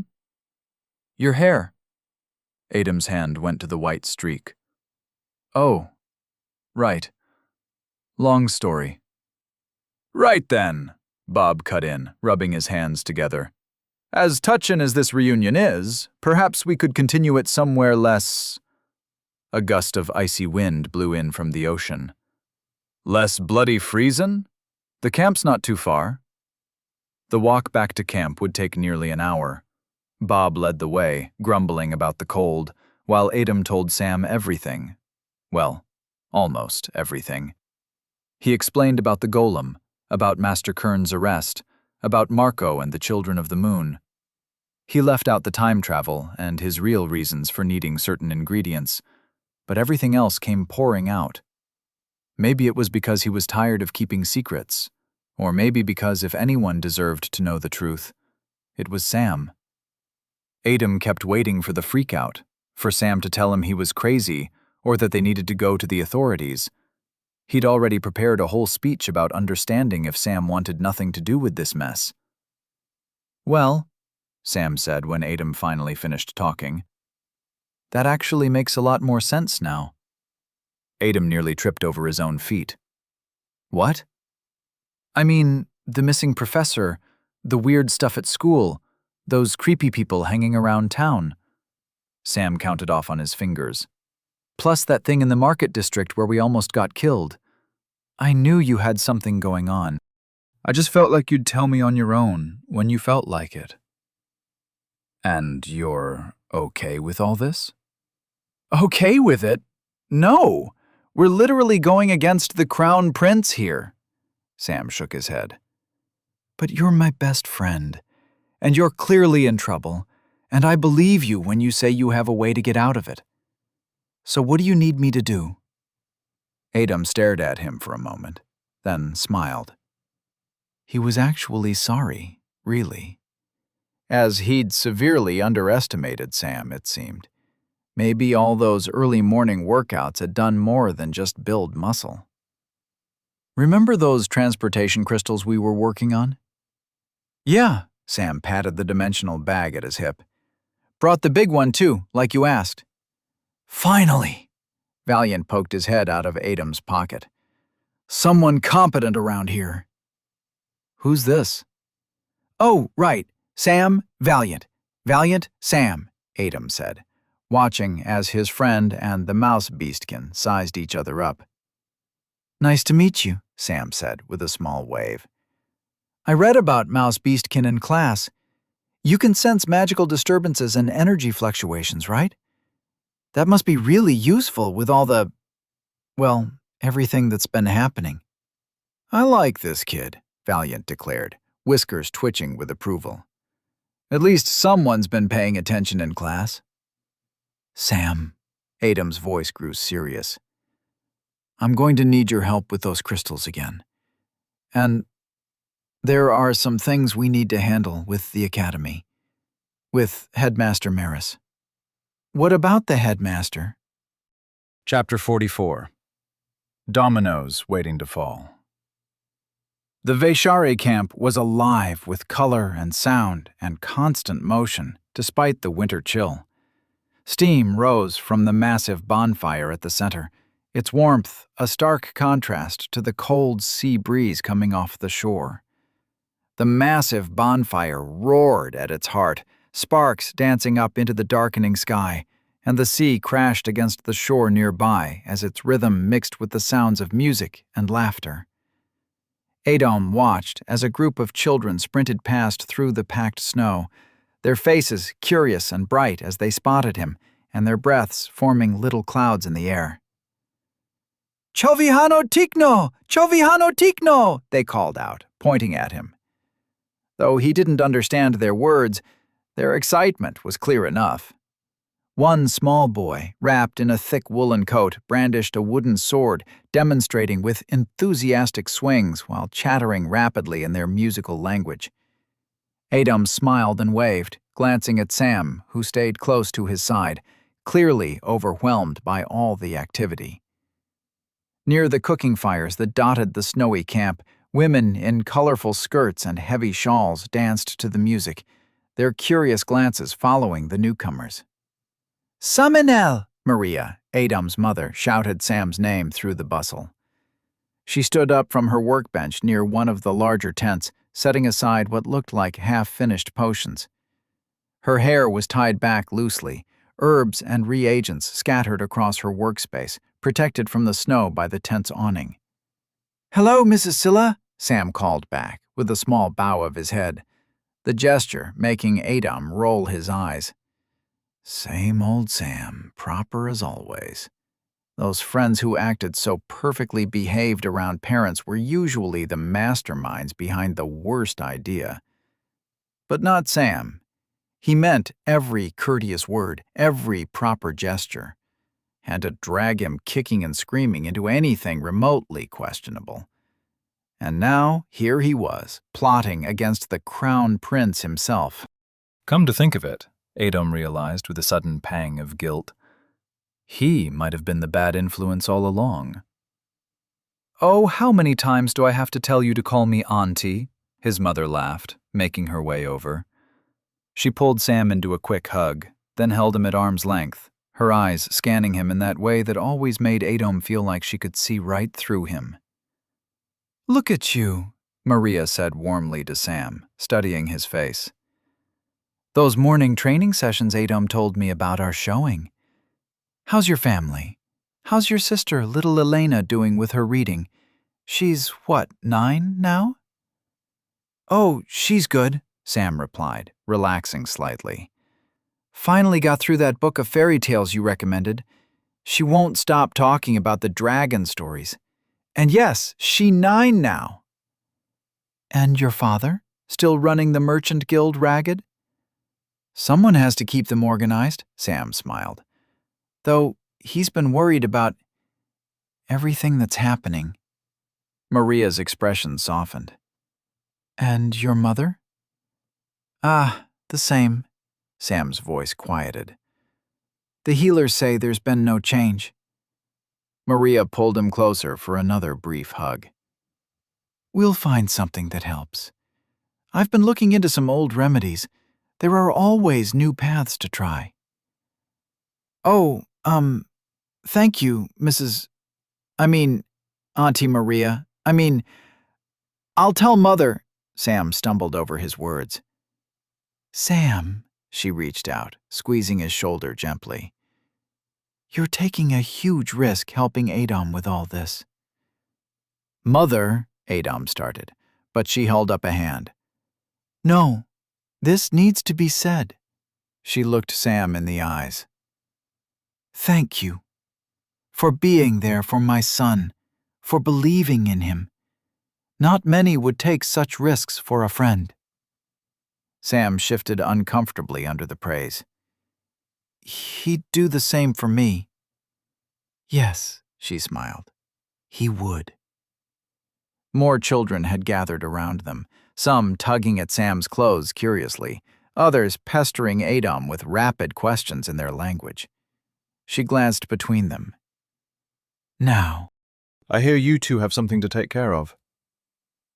"Yes," Sam answered, perhaps a touch too quickly, his composure slipping just slightly.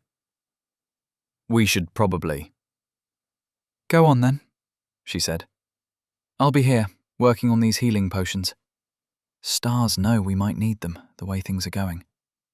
She gave Adom a meaningful look. "Be careful, you two." The boys found a quiet spot on the cliffs overlooking the beach, where the camp sprawled below like a painting made of firelight and colour. Up here, the wind bit harder, but at least they could talk without tiny eavesdroppers running circles around them. Adom leaned against a boulder, watching the scene below. Bob had somehow ended up surrounded by a gang of children who'd decided his beard needed decorating. They were weaving ribbons and small bells into it, while he grumbled and complained, though he made no real effort to stop them. His protests just made them giggle harder. "If you put one more ribbon in there, I swear by all that's— No, not the pink one. Ah, bloody hell." Near the massive bonfire, Valiant was now sharing drinks with one of the elder Vaishari, matching the old man cup for tiny cup. The mouse was still his usual self, cracking jokes, being generally annoying. But Adom had spent enough time with him in that dungeon to notice the cracks in the act. Even in his sleep, Valiant would mutter his uncle's name, mixed with curses at Marco. Sometimes he'd wake up screaming. Thank God for those concealment runes they'd used back then. The mouse beastkin handled his grief like he handled everything else, with humour and an extra dose of being insufferable. But he'd drunk himself into a stupor last night, and here he was again, tiny cup after tiny cup. Adom's jaw tightened. He knew why, of course. The image of Marco standing over Valiant's uncle flashed through his mind, uninvited. Patience, he told himself. Marco would pay for everything he'd done. Adom would make sure of it. His eyes swept the camp again, Searching the crowds, the tents, the the dancing figures by the fire, but What are you looking for? Sam's voice cut through his thoughts. Morgana, Adam replied absently, still scanning. Haven't seen her since this morning. She's been avoiding me, I think. Who's Morgana? Adam's eyes went wide. Ah! He turned around slowly, meeting Sam's confused look with an apologetic smile. Right. You don't know about that. Sam crossed his arms. I really don't like that look on your face.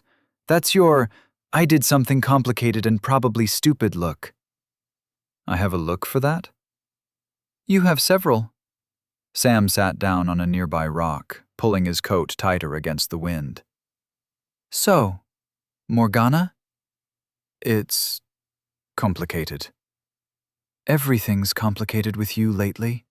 Sam's voice wasn't accusatory, just tired. But go on. What's one more complication? Remember Kitty Cat? Adam asked. Sam's eyebrows drew together. Of course I remember the cat. It used to sleep on your... His eyes narrowed, then widened comically. No. Yes. Human? As far as I can tell. Woman? Woman. Adult? Yes. How? Curse. Sam sat there for a moment, processing. Then his face went through several interesting expressions as certain memories apparently resurfaced. We changed clothes with her in the room. Please don't remind me. She watched us get dressed. Sam. For weeks.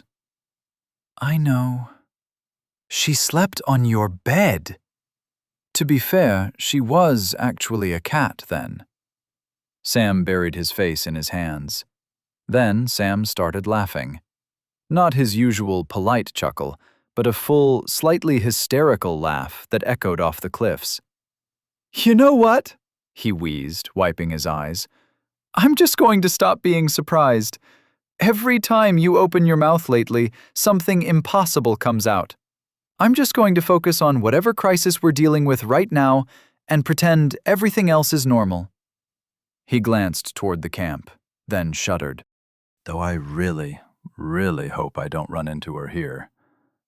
I might just stick my head in the freezing sand and wait for death. A pause. She's... Yes, Sam. Adam knew exactly what his friend was trying not to ask. She's beautiful. Sam let out a long, deep sigh, muttering under his breath. Of course she is. Of course our dorm cat turned into a beautiful woman. Why wouldn't she? That's just... He waved his hands vaguely at the air. That's just how things work in your life now, apparently. It's not like I planned it. You never plan anything. Things just happen. Normal people's cats stay cats. Your cat turns into a beautiful woman. Normal people worry about exams. You're plotting against the crown prince. I don't even know why I'm surprised anymore. He still did not know she was also the puma. Maybe that was not necessary to tell him now. I thought you were suspending disbelief until the crisis passes. Right. Sam adjusted his glasses, then paused. Speaking of which, you're not wearing yours anymore. Don't need them. How? Sam started, then caught himself. No, wait. Let me guess. It has something to do with the dungeon? So, remember the part where... Actually, Sam cut in quickly, holding up both hands. Let's change the subject. I think I've hit my quota of impossible things for today. Sam reached into his dimensional bag, pulling out the transportation crystal. It was still bigger than Adam remembered, about the size of a melon now, its faceted surface catching the last rays of sunlight. So, what exactly do you want to do with this thing? I'll work on it tonight. Adam's eyes tracked the light playing across the crystal's surface. But for now, I need you to do something else. I need you to go talk to Headmaster Maris. He'll take it more seriously if it is a student. About? Everything I just told you. Sam frowned. How do you know he'll help? Just trust me on this one. After working alongside the man in his past life, Adam knew Maris well enough. Behind that stern exterior was someone who'd go to war for his students if he had to. And right now, that's exactly what they needed. We should tell Hugo and Caius too, Sam said suddenly. Adam sighed. Sam, the less people who know about this, you don't understand. Sam's voice had an edge to it Adam had rarely heard. While you were gone, we looked for you. Every night, for hours. In the snow, in the rain, breaking curfew to search the streets. The crystal in Sam's hands caught another ray of light and sent rainbow patterns across his face as he continued. The club members split into groups. We put up missing person notices. You and Professor Kim, side by side. Got into fights in the dregs when people tore them down. Caius got a black eye defending your name when an Imperial soldier suggested you'd just run away. Adam's throat felt tight. Sam, but Hugo and Caius? They went further. They started investigating, connecting dots. They're convinced something's happening in the undertow, something big. And Sam swallowed. They're planning to go down there. What? When? In 2 days. At night. They didn't tell anyone. I only know because I overheard them planning it. Sam's knuckles were now white around the crystal. They're going to get themselves killed looking for you and the professor, Adam. After everything they've done, everything they're risking. They deserve to know the truth. Adam paced along the cliff's edge, pieces clicking together. The timing. It could actually work. He'd planned to move in 2 days anyway, and Hugo and Caius were far from helpless. He'd seen them fight during training. His father's battalion of Star Knights was already in position, ready to move at a moment's notice. The Imperial forces had practically turned the city into a powder keg just by being there. And now the Mage Council. The Archmage and his entourage are supposed to arrive tomorrow, he thought out loud. Maris summoned them weeks ago about Professor Kim's case, and they have to respond, civil unrest or not. That means 3 major forces all converging on Arcos at once. It's going to be chaos, Sam said. The Imperial forces will be watching the Star Knights. The guards from Arcos will be split between protecting the Mage Council and keeping an eye on both armies. And everyone's waiting to see who makes the first move. Adam grinned. Exactly. They'll be so busy watching each other, no one will be watching the undertow. You're going to use the chaos as cover, Sam realized. Tell Hugo and Caius to meet me at the old lighthouse of Arcos the day after tomorrow. While the powers above are playing their games, we'll hit the undertow where it hurts. What exactly are you planning to do down there?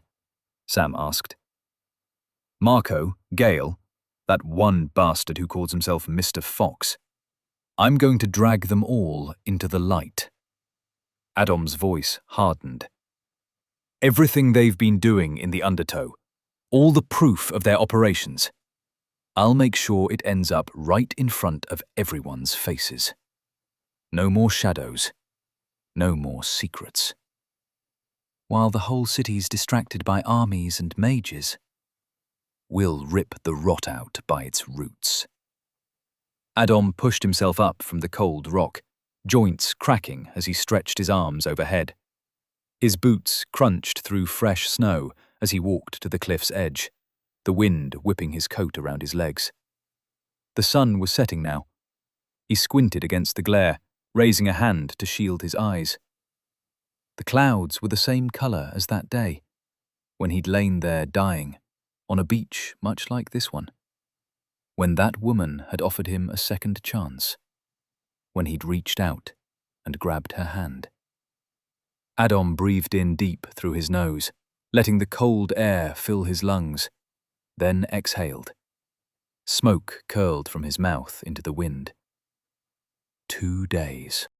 The Mage Council, Imperial Forces, Star Knights, and somewhere in the undertow, answers for Gale, Mr. Fox, Kim, and Marco.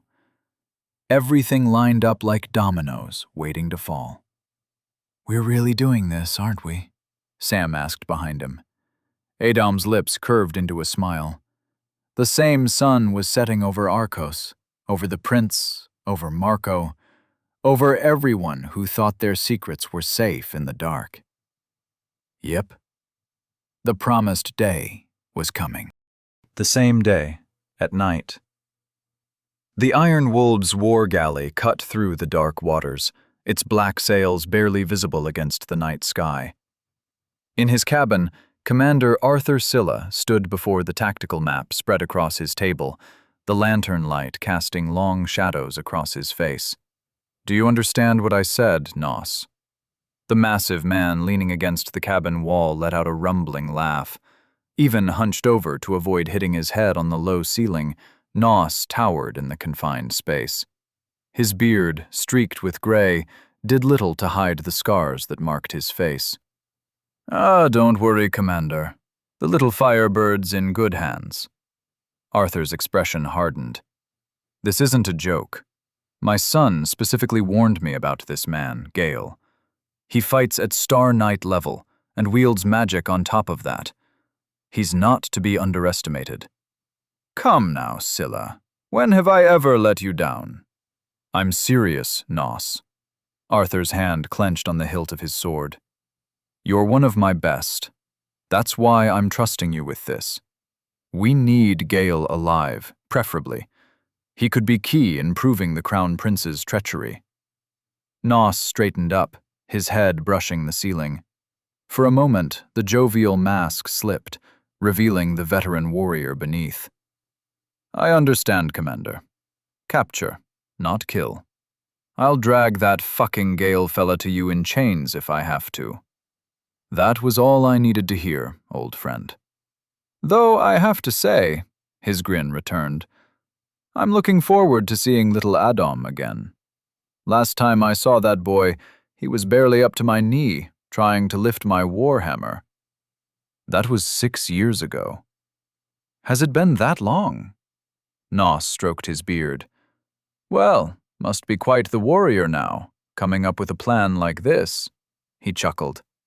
"Smart kid. Gets that from his mother, I'd wager." Arthur's stern expression softened slightly. "Just keep him alive, you old bear." "That's what you're really worried about, isn't it?" Nos's voice grew serious. "Not the mission, not the Empire. You're worried about your boy." Arthur turned to look out the cabin's window, where the lights of Arcos glimmered in the distance. "Well, I am his father," he said simply. Nos chuckled. "Never thought I'd see the day. Remember when I met you? Barely out of your mother's milk, wild as a storm, picking fights with anyone who looked at you wrong. Didn't think you'd ever turn into the fretting father type.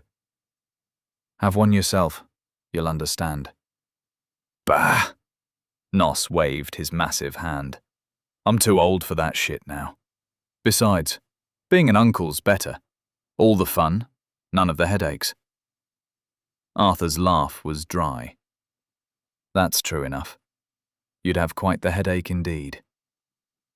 3 sharp knocks came at the door, followed by 2 slower ones. "Enter," Arthur called. A young man stepped inside and saluted. "Commander, Prince Callion's messenger is here. The prince requests your presence for a private discussion on the shore." Arthur and Nos exchanged surprised looks. "The prince wants to talk." Nos raised an eyebrow. "Now that's interesting." Arthur nodded, his expression thoughtful. "Indeed. I wonder what he has to say that couldn't be sent through official channels." "Could be a trap," Nos said, straightening to his full height. "Or an opportunity," Arthur replied, already reaching for his sword belt. "Either way, We'll find out soon enough. The door creaked open to the smell of salt and tobacco. Men lounged across the deck, dice games scattered between coils of rope and weapon racks. The click of betting coins mixed with rough laughter and cruder jokes. Now, one would expect the Iron Wolves, one of the most prestigious corps of the Sundarian Empire, to have knights that acted like, well, knights. But most of these men had manifested fluid before 18, while picking pockets or running street games. The Iron Wolves had always had an eye for talent in unusual places. Young thieves, gamblers, brawlers. Kids who showed promise got dragged into brutal training instead of prison cells. The Empire got its star knights, and the streets lost their best prospects. Taming them was another matter entirely. Even now, after all the training and discipline, they were allowed to keep their rough edges. And, as tradition dictated, they chose their own commander, a knight from among them who'd proven himself by defeating all 399 of his brothers in single combat. "Commander on deck!" someone called out, more habit than ceremony. A few men straightened up, but most just raised their cups in greeting. One spat a stream of tobacco juice over the side. "Going to meet the pretty prince, Commander." "Try not to let him seduce you," another called out, getting a round of laughter. Arthur walked through them, boots heavy on the wooden planks. A grizzled sailor with an eye patch was already lowering a small rowing boat. "Weather's good for a midnight chat, Commander. Water's calm as a whore's bath." "Speaking from experience, Rake," someone shouted. "More than you've had, you virgin bastard." Near the rope ladder, a weathered woman was checking her crossbow. "Want me to keep an eye on things from the crow's nest, Commander? My bolts fly straight in the dark." "Save your arrows, Sarah. The prince wants to talk." "Talking's what got us into this mess," grumbled a man sharpening his sword. "Should have gutted the sneaky shit weeks ago." "And started a civil war?" Arthur stopped beside him. "There's enough blood coming. No need to rush it." The royal envoy stood stiffly by the boat, trying to ignore the hostile stares. His clean uniform and polished boots looked out of place among the scarred wood and salt-stained clothes. "Commander," called out a voice from the stern. "Remember what the little shit did to your boy?" Arthur paused at the rope ladder. "I remember everything." He swung himself over the side, landing in the small boat with practiced ease. "That's why we're going to do this right." The oars cut through black water, each stroke taking them closer to the shore, where a single candle flickered. Even from here, Arthur could make out the figure seated at the table. Dark hair, blue eyes, and the kind of face that belonged on coins and portraits. The kind of face that made you forget about the knife hidden behind the smile. Callion Vi Savanis, fourth of his name, Crown Prince of the great empire of Sundar. The boat's keel scraped sand. Above, on the war galley, his men watched in silence. No warnings needed, no worried glances. They knew their commander. The candlelight caught the prince's smile as Arthur approached. "Commander Scylla," he began. "Thank you for accepting my invitation. I was beginning to think you'd refuse to talk at all." Arthur took the seat across from him, face impassive. "Your Highness," he said. "Wine?" "Already poured." The prince gestured to the 2 cups. "Though I insist you drink first. Custom, you understand." Arthur took a slow sip, watching Callion over the rim of his cup. The prince's blue eyes missed nothing. "Excellent vintage." The prince took his own sip. "From my personal cellars, I thought we might as well enjoy some civility before discussing more unpleasant matters." "You invited me here. Say what you have to say." "So direct." The prince smiled thinly. "Very well. The Mage Council arrives tomorrow. and we find ourselves in an awkward position. 3 armies in one city is volatile. I've asked you here to propose a solution that benefits us both. What benefit could you possibly offer me? Arthur's voice remained level, but his eyes were hard. My son is missing. A professor as well. And every investigation I've attempted has been blocked by your orders. Ah, yes, about that unfortunate business. Tragic, really. The prince's smile never wavered. But I believe we can come to an arrangement that satisfies both our concerns. I'm listening. A joint investigation. My forces working alongside yours, supervised by the council. Full transparency, no secrets. The prince leaned forward. Peace, Commander. That's what I'm offering. Arthur sat in silence, studying the prince. The proposal was sound. In normal circumstances, he would have accepted it without hesitation. A joint investigation under council supervision was exactly the kind of diplomatic solution the Empire needed. But Arthur knew better. Years of commanding the Iron Wolves had taught him to read men better than most could read books. And everything about the prince, the slight tension in his shoulders, the careful positioning of his hands, the calculated warmth in his voice, screamed deception. Your proposal is reasonable, Arthur finally said, which is precisely why I don't trust it. What are you hiding, Your Highness? The prince's smile flickered for just a moment. Hiding? I'm offering you everything you've demanded. No. Arthur leaned forward. You're offering me what you think will placate me. What I want to know is why. What happened to my son? What happened to Professor Kim? And why are you so desperate to control this investigation? I assure you, don't. Arthur cut him off. I took an oath to protect the Empire from all enemies, foreign and domestic. That includes princes who disappear scholars and students.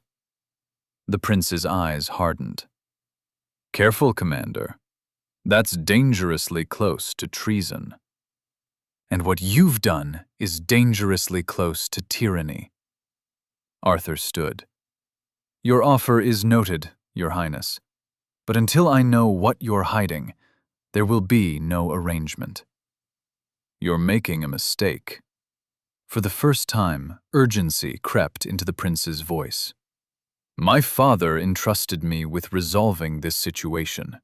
If I fail, then perhaps you should have thought of that before you stopped me the first time. Arthur cut him off. The Mage Council will conduct their investigation. If you have nothing to hide, you have nothing to fear. The prince's eyes narrowed. Is that a threat, Commander? A promise. Arthur turned to leave. Good night, Your Highness. Commander. The prince's voice stopped him. One last thing. About your son. I truly hope he's found safe. It would be unfortunate if something happened to him because of his father's stubbornness. Arthur said nothing as he rowed back to his ship. The prince would make his move soon, now that diplomacy had failed. But by then, it would be too late. Adam's plan was already in motion. The promised day was coming. Chapter 45. The Promised Day, Part 1. Dawn crept over the dregs like a thief. In the gray half-light, a rooster shifted on his perch, preparing for his sacred morning duty. Every morning since he could remember, he'd announced the sun's arrival to his corner of the world. The ritual was about to begin. He puffed up his chest, tilted his head back, opened his beak, and then he saw it. The most dangerous animal on this planet. A violent creature filled with hateful thoughts and a lust for violence. Teeth like razors to suck the meat from your bones.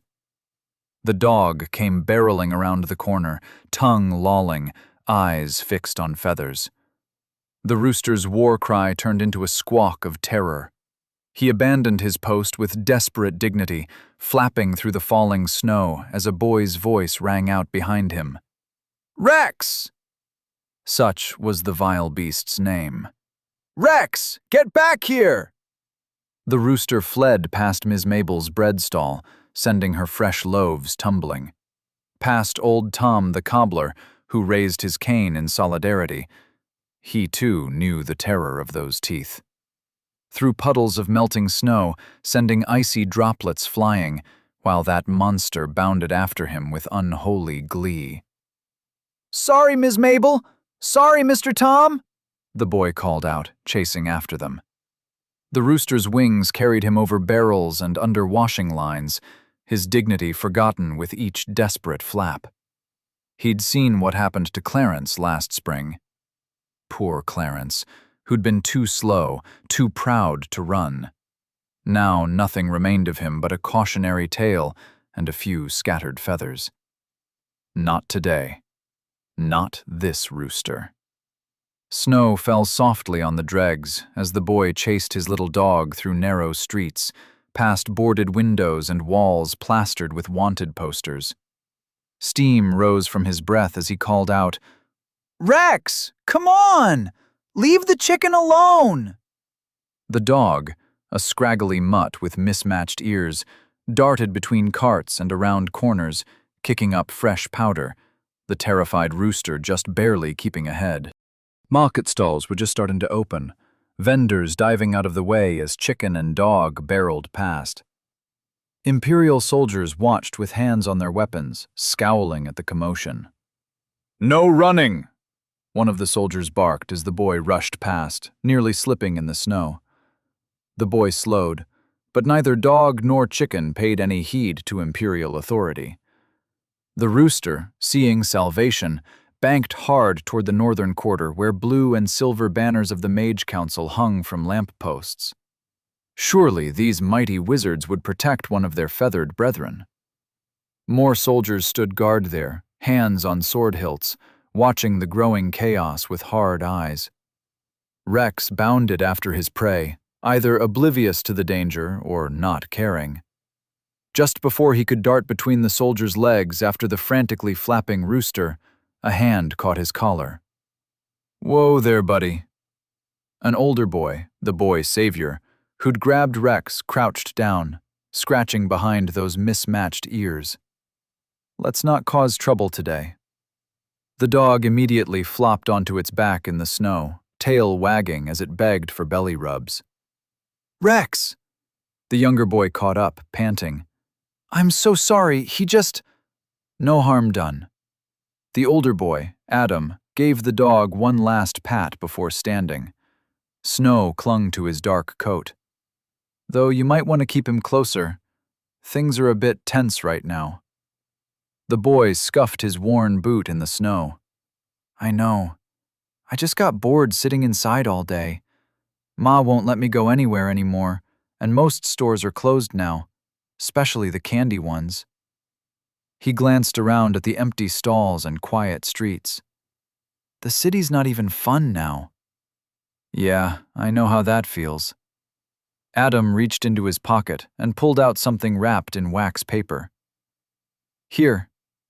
It was Vaishari candy, made from tree sap they tapped in spring, boiled down with spices until it turned golden and hard as glass. The boy's eyes went wide as Adam handed it over. "Really?" "Really." Just try to stay in the safer parts of the dregs, all right? At least until things calm down. The boy nodded eagerly, already unwrapping the candy. Rex whined, nose twitching at the sweet smell, tail wagging hopefully as he looked up at Adome. "Oh, all right," Adome laughed, pulling out another piece. "Here you go, troublemaker." Rex snatched the candy delicately from his fingers, tail thumping against the snow.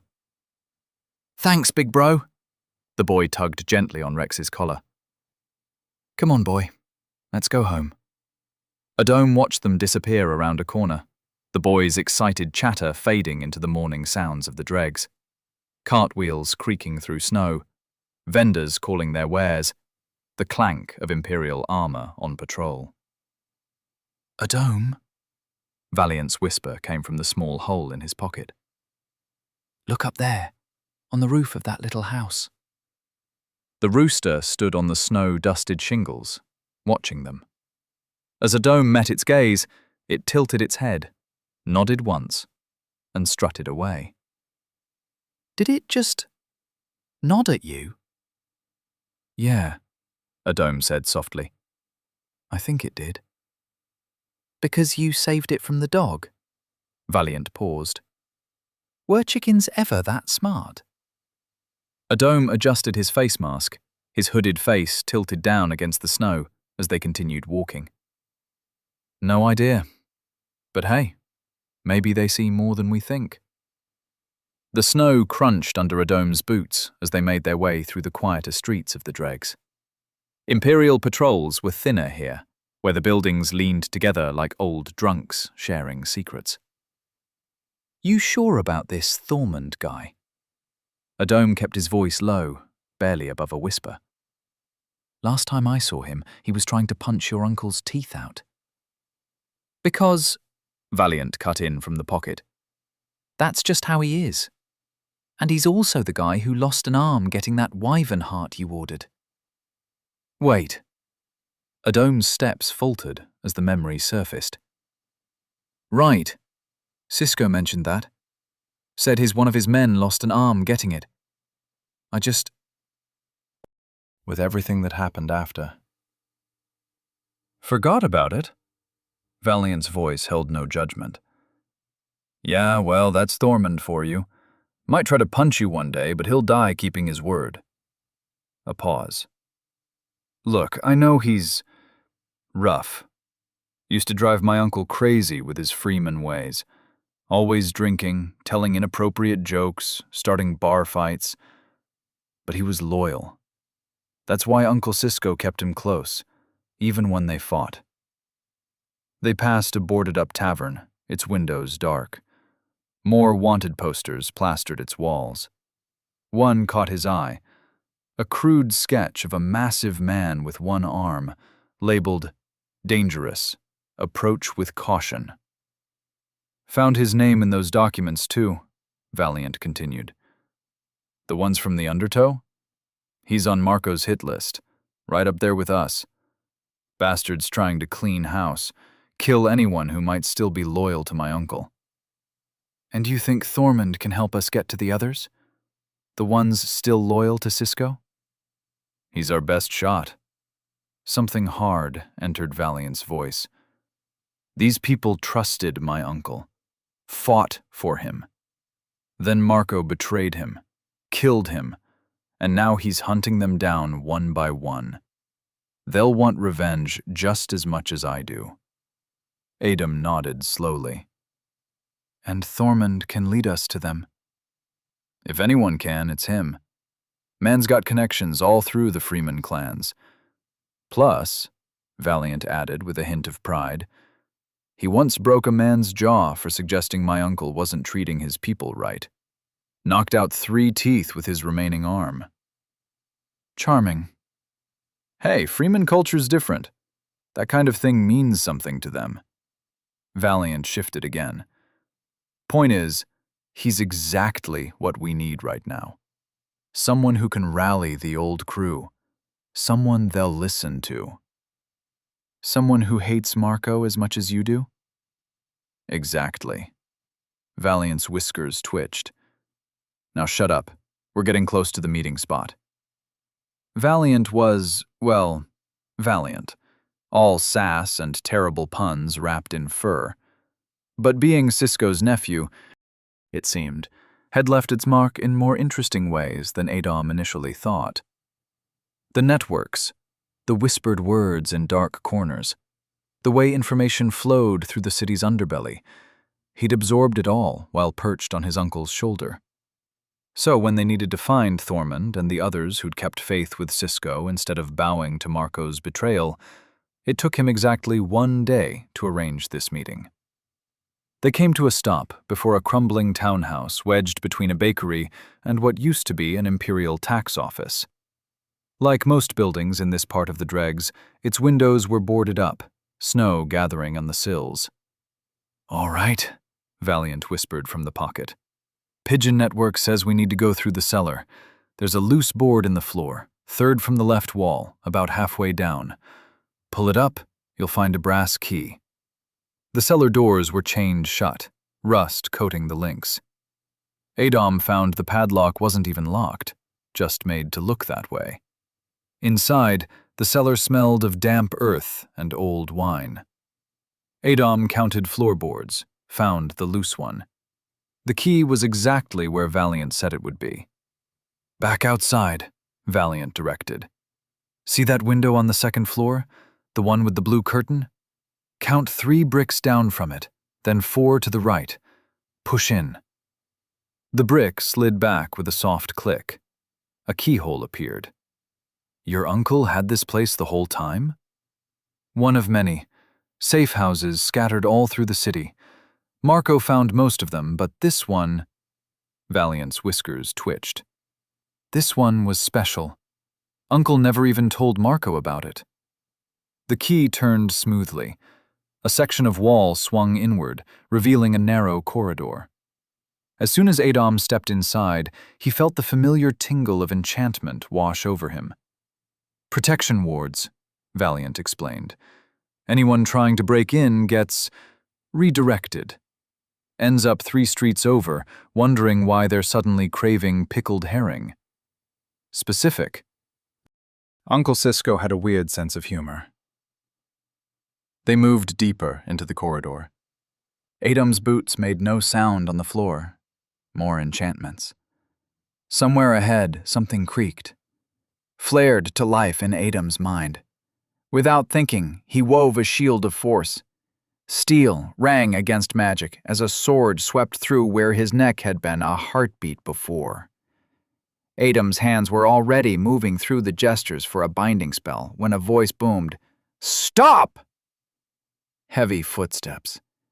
A massive shape emerged from the shadows. A man built like a bear, missing his left arm at the shoulder.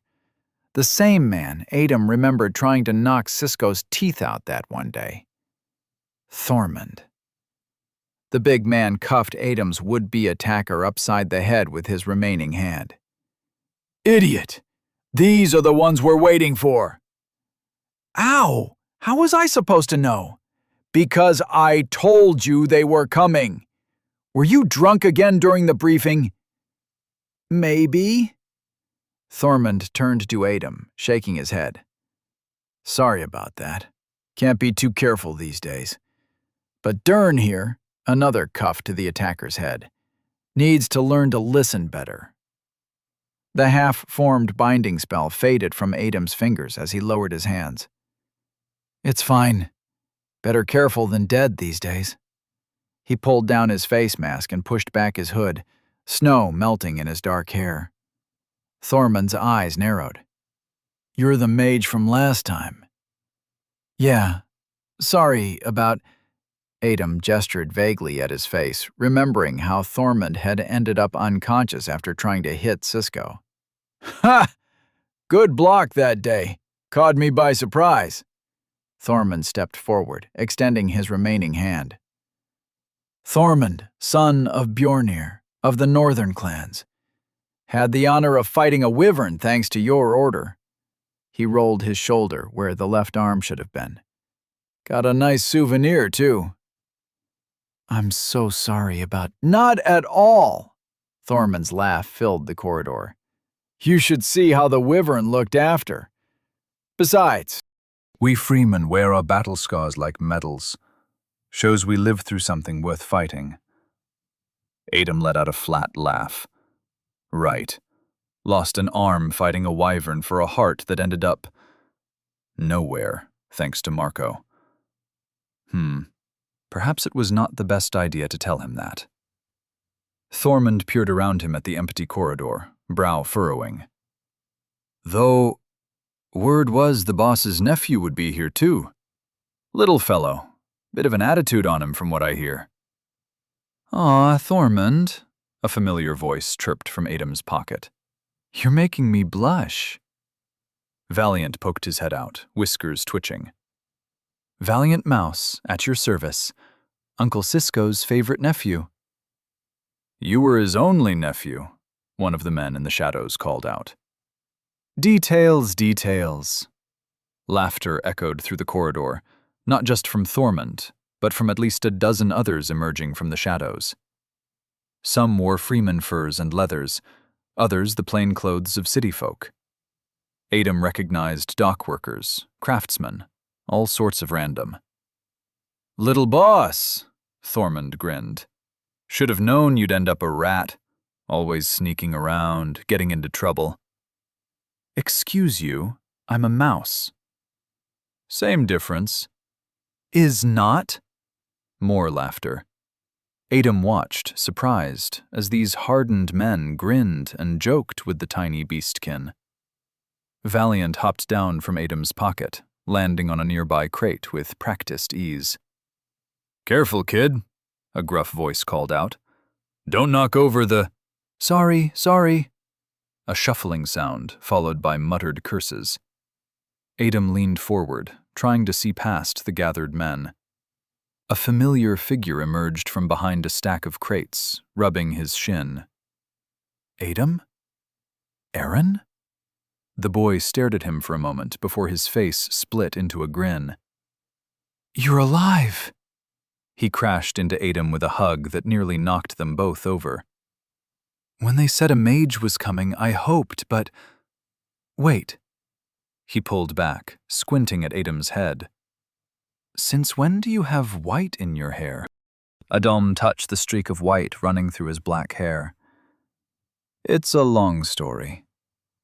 "Hey, I'm alive too," Valiant called out, sitting back on his haunches. "You know, just in case anyone cares about it."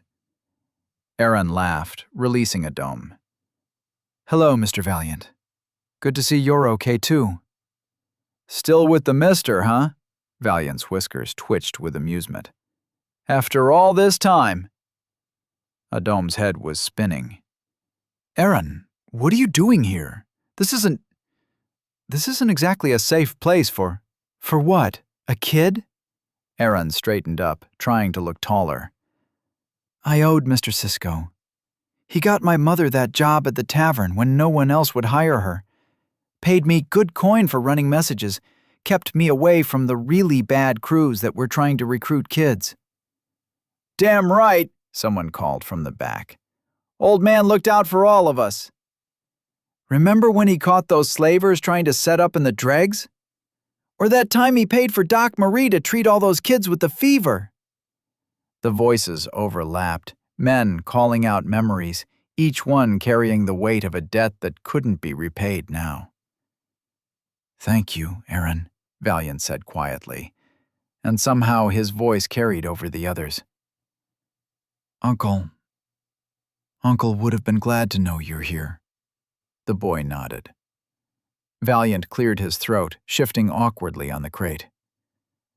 "So, thanks for coming. All of you." He scratched behind his ear. "I mean, when we sent out the pigeons, I wasn't sure." "Speak up, little boss," someone called out. "Can't hear you squeaking back here." Laughter rippled through the crowd. Valiant's whiskers twitched. Yeah, laugh it up. Not all of us got voices like thunder." He tried to stand taller. "Look, I'm not good at this.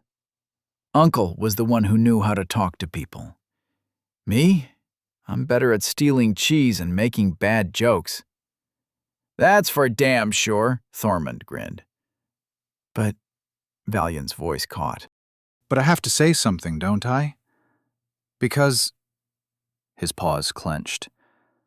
"Because I was there that night, when Marco—" The humor faded from his voice. "When that bastard showed his true colors." The laughter died.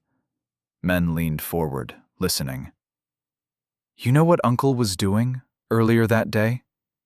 Planning. Always planning. Valiant's voice grew stronger, anger feeding it. Talking about how we could fix up the old warehouse district, make proper homes. How we could get the kids off the streets, get them learning trades instead of picking pockets. How we could make the dregs something more than just the city's asshole. Someone spat. Why'd he do it? Marco, I mean. After everything Cisco did for him. I've thought about it. Valiant's fur bristled, his voice quiet. Turned it over and over in my head, watching that moment again and again. Marco, coming in with that smile. Uncle, trusting him like always. He let out a bitter laugh. You know what I think? I think when he heard the Star Knight was coming, he got scared. Fucking terrified. And instead of standing with the man who pulled him out of the gutter, gave him a chance when no one else would, the mouse's whole body shook. He wrapped his hands around Uncle's throat. Just squeezed. Shit, someone muttered. Coward's way out, another voice growled. Always was yellow under all that swagger, Thormund added, and there were grunts of agreement. Uncle believed in this place. In all of you. Believed we could be more than what those upper city fucks think we are. Valiant was pacing now, rage making him forget his earlier awkwardness. And that rat bastard Marco? He killed him for it. Killed him for daring to think the dregs could be something better. Adam watched as the men's faces hardened, as hands tightened on weapons. So yeah, Uncle's dead. But what he wanted? What he fought for? That's still here. In all of you. In every kid he helped, every family he protected, every fucking dream he had for this shithole we call home.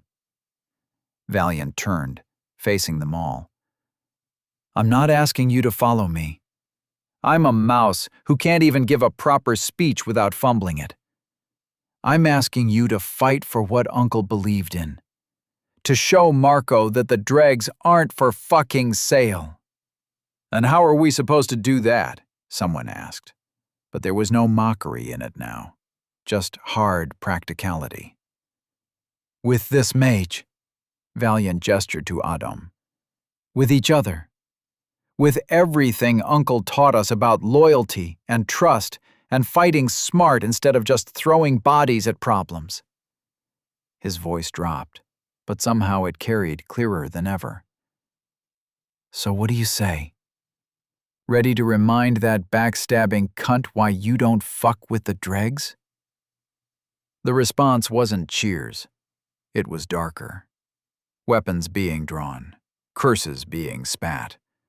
The sound of men who remembered a debt, who carried a grudge, who were ready to collect with interest. Adam stood there, watching this transformation. Shit, Thormund said into the silence, shaking his head with a slow grin. Didn't think the little boss had that in him. Laughter broke out again, lighter this time, releasing some of the tension. What's that supposed to mean? Valiant bristled, whiskers twitching. I can be inspiring when I want to. Sure you can, boss. Thormund stepped forward, his remaining arm resting on his belt axe. Sure you can. His face grew serious. Look, you're not your uncle. Not yet. Maybe not ever. Man was one of a kind. But... He drew his axe, the steel catching the dim light. You've got something of him in you. Something that matters. My axe is yours, boss. We'll help you grow into those big paws you've got to fill. Oh. Valiant's ears flattened, clearly not expecting this. And my sword, called out a tall freeman, stepping forward. For Cisco's memory, and for what his nephew might become. One by one they came forward, dock workers, craftsmen, freeman warriors, each pledging weapon or skill or loyalty. Valiant's head swiveled back and forth, watching them with growing panic. He turned to Adam, tiny paws gesturing frantically. "What do I do?" Adam couldn't help but chuckle. "Accept their allegiance," he whispered. "Just try to look dignified." Valiant straightened up, clearing his throat. He attempted what was probably supposed to be a stoic expression, but looked more like he'd eaten something sour. "My friends, I thank you for your trust. I will try to be worthy of it." "Right then," someone called out from the back. "When do we start cracking heads?" The mouse's dignity cracked slightly, with relief at the change of subject. "Tonight. But first," he turned to Thormund. "Did you bring him? The one you told me about in the messages?" Thormund's face darkened. He gestured to the shadows behind him, and two men dragged forward a third figure, bound, gagged, bearing fresh bruises. They dropped him unceremoniously in front of Valiant's crate. "Lars." Valiant's voice was quiet now, all pretense of dignity gone, just cold disappointment. "I really hoped I was wrong about you. You know that?" The man tried to say something. "Take the gag off," Valiant ordered quietly. "Let him speak." One of the men yanked the cloth from Lars's mouth. He coughed, working his jaw, eyes darting between the faces surrounding him before settling on Valiant. "Please," Lars croaked. "You don't understand. You didn't see him. That Gale." He shuddered. "That man isn't human. The power he's got? Any of you would have done the same. You would have—" "I'm not interested in excuses." Valiant's voice cut through Lars's babbling like a knife. "Save your breath." "Please, please, Valiant." Lars's eyes were wet now. "Please, I have kids, a family. He said he'd—" "So did the families you sold out," Valiant's tail lashed. "The ones hiding from the Star Knight. Remember them? The children Uncle was protecting." Lars flinched as if struck. His gaze found Aaron standing next to Adam, and something like shame crossed his face. Adon watched silently, his blue eyes unblinking. I don't want to die," Lars whispered. "Please, I'll do anything." "Anything?" Valiant's whiskers twitched. "Then tell me what I want to know. About Marco. About what's happening in the Undertow right now. Everything." Lars hesitated, glancing around at the hard faces surrounding him, at Thormund's axe still drawn, at Aaron's accusing stare, at Adam's quiet observation. "He'll kill me if I talk." "He'll kill you anyway," Valiant said flatly. "Tell me what I want to know." Lars blinked. "You'd let me go?" "Uncle gave second chances." Valiant's voice was hard. "One chance, Lars. Lie to me, and that chance goes away. Clear?" Lars swallowed hard, looking down at his bound hands. "All right," he whispered. "All right. I'll tell you everything." Valiant nodded at Thormund. "Take him somewhere quiet. Get it all down." His eyes met Lars's again. "And remember, I'll know if you're lying." The silence stretched. Lars swallowed hard, looking down at his bound hands. As the men filed out after Lars and Thormund, their boots scuffing against the floor, Valiant turned to Adam. His whiskers twitched nervously. "How'd I do?" he whispered. Adam grinned, giving him a thumbs up. "Pretty good, boss. Keep this up, you might actually grow into this whole leadership thing." "Really?" Valiant's ears perked up. "I mean, of course, naturally." Total natural. Eren just stood there, looking between the two of them with bewildered confusion. Morning light filtered through the smithy's grimy windows. Adam stood at the door, alone. He'd left Valiant back in the dregs, organizing tonight's preparations. Something felt off. The forge's warmth seeped through the cracks, but the usual rhythm of hammer strikes was missing. He knocked. No answer. Knocked again. Still nothing. Footsteps echoed down the street. Soldiers on patrol. Adam slipped inside before they rounded the corner. What the? The smithy looked like a hurricane had torn through it. Tools scattered everywhere, metal shavings coating the floor, half-finished projects knocked off workbenches. Even the forge seemed dimmer somehow, its coals barely glowing. "Feely?" Adam called out, stepping carefully over a fallen hammer. "You here?" A groan answered from behind a pile of crates. Adam's hands moved instantly into defensive positions, a spell forming at his fingertips. Something red pooled on the floor near the crates, spreading slowly. A hand, definitely Feely's, stuck out from behind them, not moving. "Feely!" Adam edged closer, ready for anything. The red liquid seemed to be everywhere, and Feely lay sprawled on his back, covered in it, eyes closed, completely still. No, no, no. Adam dropped to his knees, hands hovering over Feely's chest, trying to find the wound. "Where are you bleeding from? Feely!" Feely's fingers twitched. Then his chest rose with a deep breath. His eyes cracked open, squinting at the forge light. "Adam? What are you—" He yawned, stretching like someone who'd fallen asleep in an awkward position. "Why are you looking at me like that?"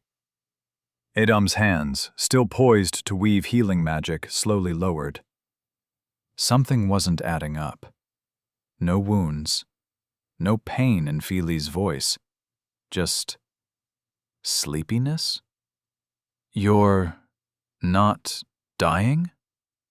"Dying?" Feely pushed himself up on one elbow, smacking his lips. A red droplet rolled down his cheek, but now that Adam looked closer, it was too bright for blood. Too thin. Why would I be... He looked down at himself, then at the puddles around them. Understanding dawned on his face. Ah, the paint. The paint? Adam touched one of the red puddles.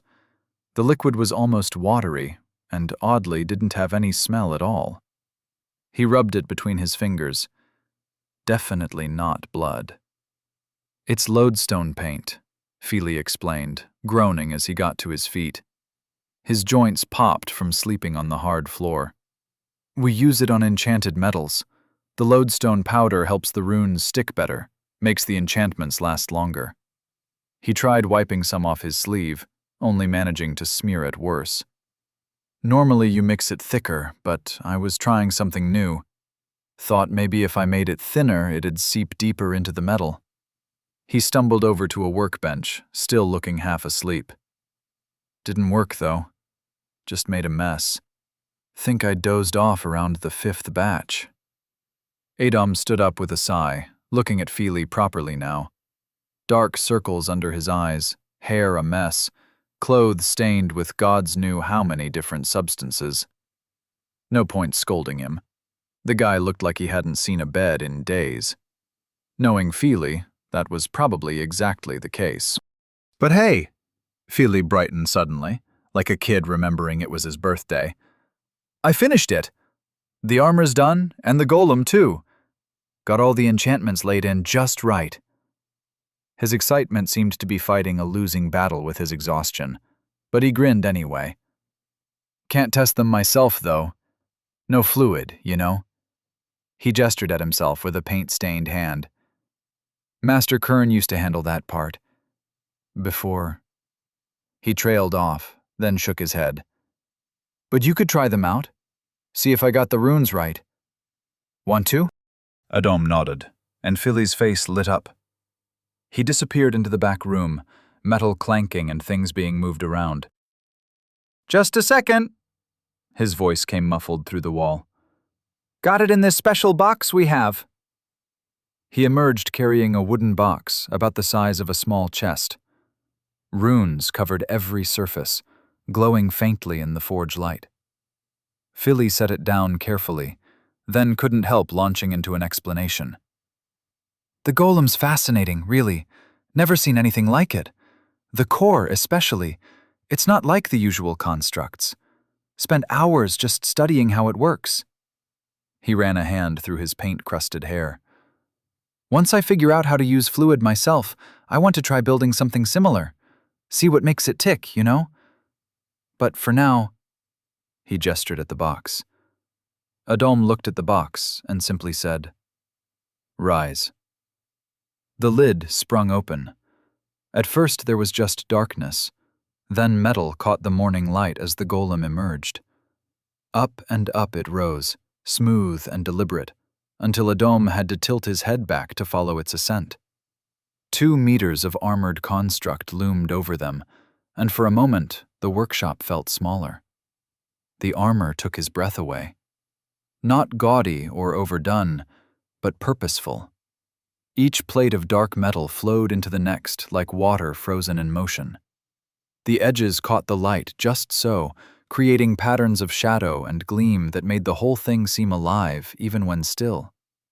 Deep blues and blacks in the metal shifted as he moved around it. Silver runes traced paths across the surface. Stealth, protection, energy dissipation. So many runes. So many functions. Adom reached out, hesitated, then rapped his knuckles against the chest plate. The sound surprised him. Not the hollow ring of empty armor, but something deeper, more solid, like knocking on bedrock. He ran his hand along one of the shoulder guards, feeling how each segment connected to the next. Even with one arm missing, the golem had presence, the kind that made you stand straighter without meaning to. The core, Feely was saying, practically bouncing despite his exhaustion.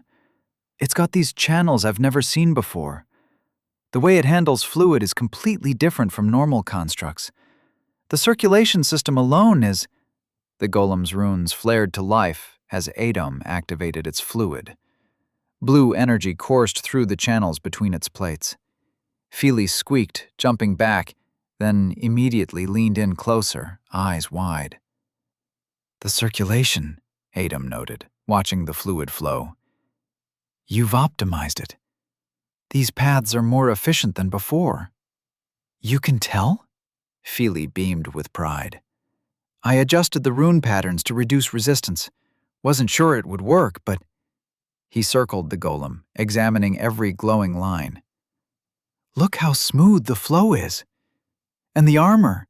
Notice how it moves? Silent as a shadow, thanks to the dampening runes. Added extra protective layers, too. Worked them right into the metal. Took forever to get the enchantments to layer properly without interfering with each other.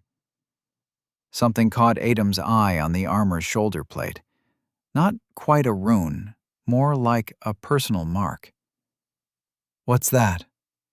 Oh, that?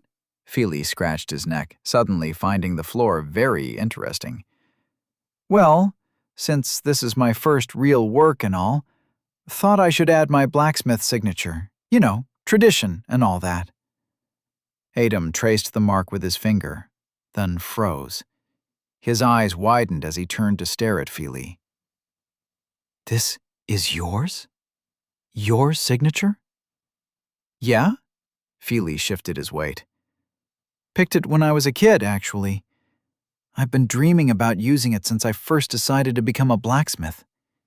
He brightened a bit, getting into the explanation. There's this old tradition, see? Blacksmiths can take on a new name, something to mark their creations by. Mine is... Fire, Adom whispered. Yeah, exactly. Feely's mouth dropped open. Wait, how did you... Adom just stood there, mind reeling. In his time, his future, that mark meant something. Everyone knew of the mysterious Sundarian blacksmith who became the greatest craftsman in the nation's history. S-rank artifacts, some even beyond that. In the right hands, their weapons had turned hopeless battles into victories. Their armor had protected heroes who shaped history. Their creations surpassed even the works of elven artificers and dwarven master smiths. No one knew who Fire was. They never showed their face, never claimed credit beyond that simple mark. But their work was unmistakable. Adom almost laughed. All this time, he'd pictured Fire as some ancient master smith holed up in a mountain somewhere. The kind you'd find in stories. Long gray beard, arms like tree trunks, probably made some dark bargain with an ancient spirit to forge weapons of legend. Instead, here was this kid covered in magical paint and practically vibrating with excitement over rune patterns. He couldn't help but smile at Feely, who immediately got that confused look again. "What?" "You know what? I think we're going to be very good friends." "Friends? Friends?" Feely perked up, then seemed to catch himself, like he wasn't sure if Adom was making fun of him. I always wanted a friend. Master Kern is great, but she's my master, you know? Not really the same thing. And the other kids..." He started fiddling with his sleeve. "They always looked bored or annoyed when I tried talking to them. Got tired of seeing those looks after a while. Guess they didn't want to hear about enchantments and forge work when they could be doing whatever it is other 15-year-olds do." He shrugged, trying to act like it didn't matter. "So I just stopped trying." While Feely rambled on, Adom turned to the golem. He drew the flame-brand sword from his inventory. The golem's remaining hand closed around the hilt as he offered it, and immediately, flames burst to life along the blade, making Feely squeak mid-sentence. The armor was ready. His mother had brewed enough potions. Nos, his father's second-in-command, would be there. Valiant and his men were coming too. And the armies. It was done. "I am ready now," Adom thought, watching the flames. "Now I am ready." Chapter 46. The Promised Day, Part 2. Drip, drip, drip.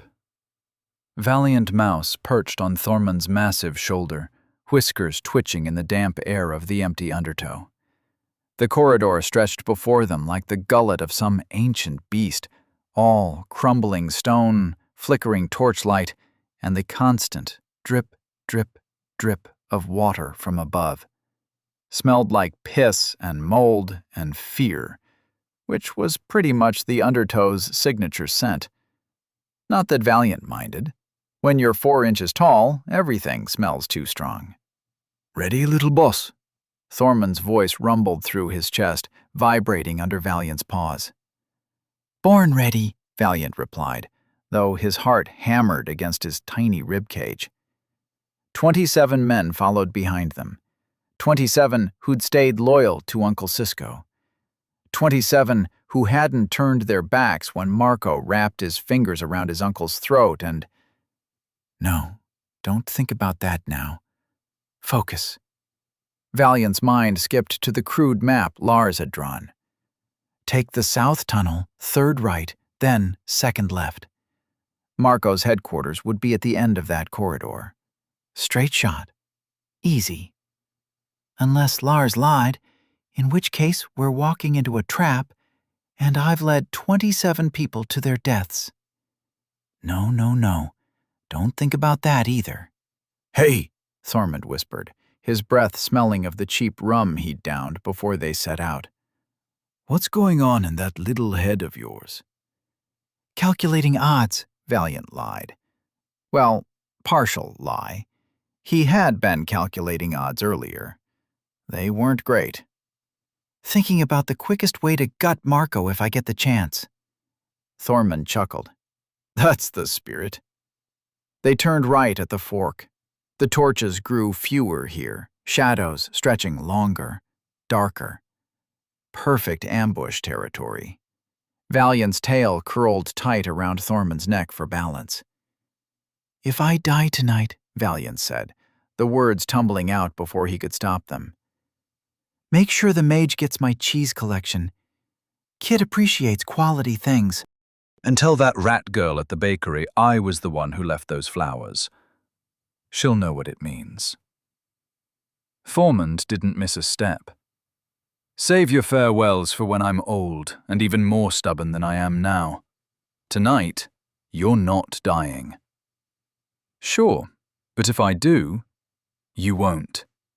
But hypothetically, we're not doing hypotheticals. Thormund cut him off, adjusting his grip on his massive battle axe.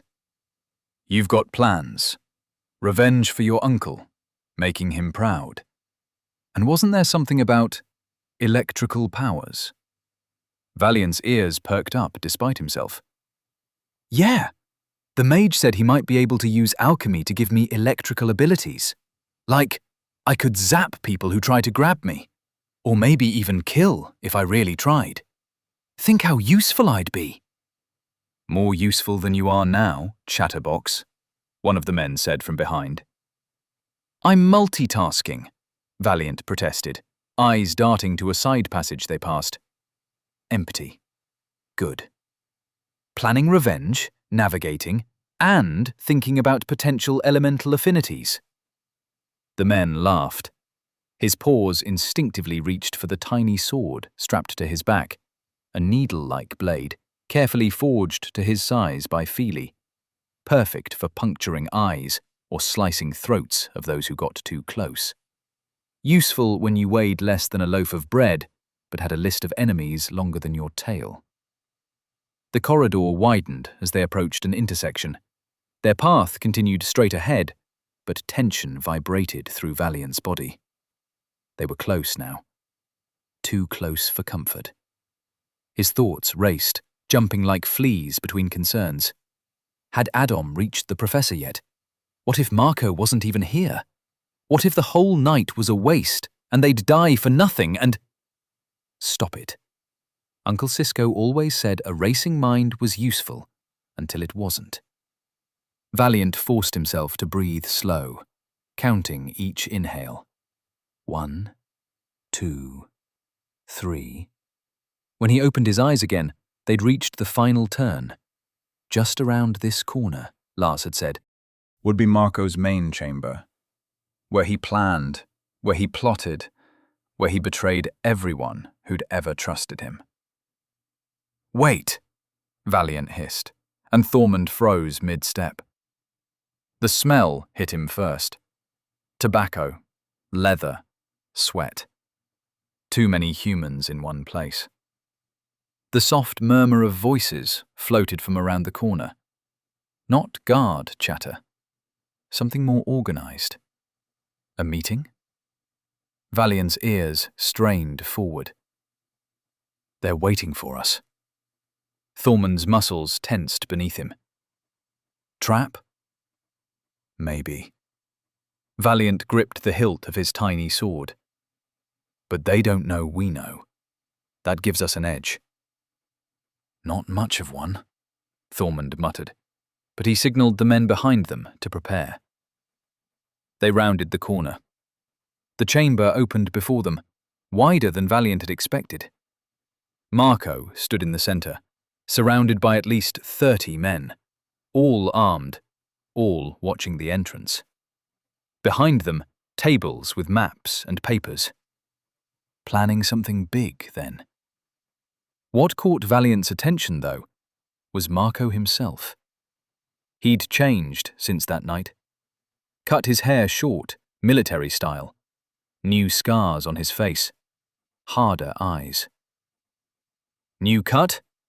Valiant called out, voice echoing in the sudden silence.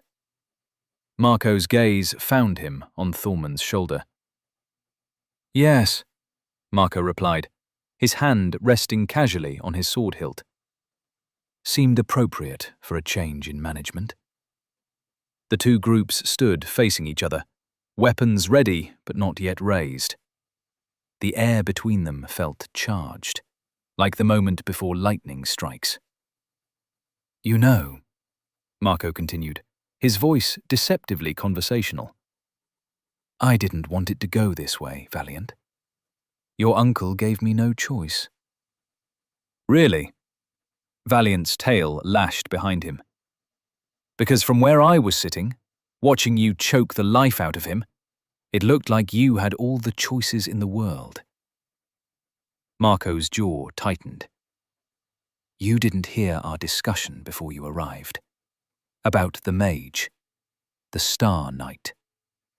Your uncle was going to get us all killed, being stubborn, protecting a child nobody knew. The price on his head Was worth more than loyalty? Thormund growled, his massive frame tensing beneath Valiant. "Was going to bring the Star Knight down on all our heads," Marco shot back. "Cisco wouldn't listen to reason. Yes, our business is based on the trust between us and the customer. But in that one situation, it could have been so simple. But he forced my hand. For what? Some academy brat?" "For what was right," Valiant said, the words burning his throat. "But you wouldn't understand that concept, would you?" Marco's men shifted positions, spreading out along the sides of the chamber. Valiant could feel Thormund's pulse quicken through the fabric of his shirt. The air in the chamber had turned cold somehow, despite the torches lining the walls. Or maybe that was just the chill of looking into the eyes of the man who'd murdered his uncle. "I did what had to be done," Marco said. "To save the rest of us. To save the dregs." "You did what was easy," Valiant countered. "And now you're going to find out exactly how bad that decision was." Marco's hand tightened on his sword hilt, his knuckles whitening. For the first time, something like uncertainty crossed his face as he looked at the men behind Thormund, men who had once followed him, now standing against him. "Last chance," Marco said, his voice hardening again. "Walk away now, all of you. This doesn't have to end in blood." Valiant drew his tiny blade, the metal catching the torchlight. It looked like nothing in his paw, a sliver of silver against the darkness. Ridiculous, probably, to anyone watching. A mouse with a toothpick against a man with a sword. "You're wrong, Marco," he said, baring his teeth in what might have passed for a smile, if not for the cold fury behind it. "You know the rules out our line of work. After what you did, this always had to end in blood. Yours, specifically." Marco drew. His men shouted, and with that, Thormund let out a roar that shook dust from the ceiling, and the corridor erupted into chaos. Above the lighthouse of Arcos, where Law Borealis himself had first lit the eternal flame centuries ago, a dome floated cross-legged in the falling snow. His breath formed small clouds in the air as he meditated, eyes closed, focusing on the steady thrum of fluid through his body. Storm clouds gathered on the horizon, dark masses promising heavy snow by the hour of the wolf. Below, Arcos blazed with more light than he'd ever seen. Torches lined every street. Magical lanterns hung from poles, as if the whole city was trying to push back the darkness. Up here, though, the old lighthouse's flame cast everything in flickering blue, making the snowflakes dance like fairies.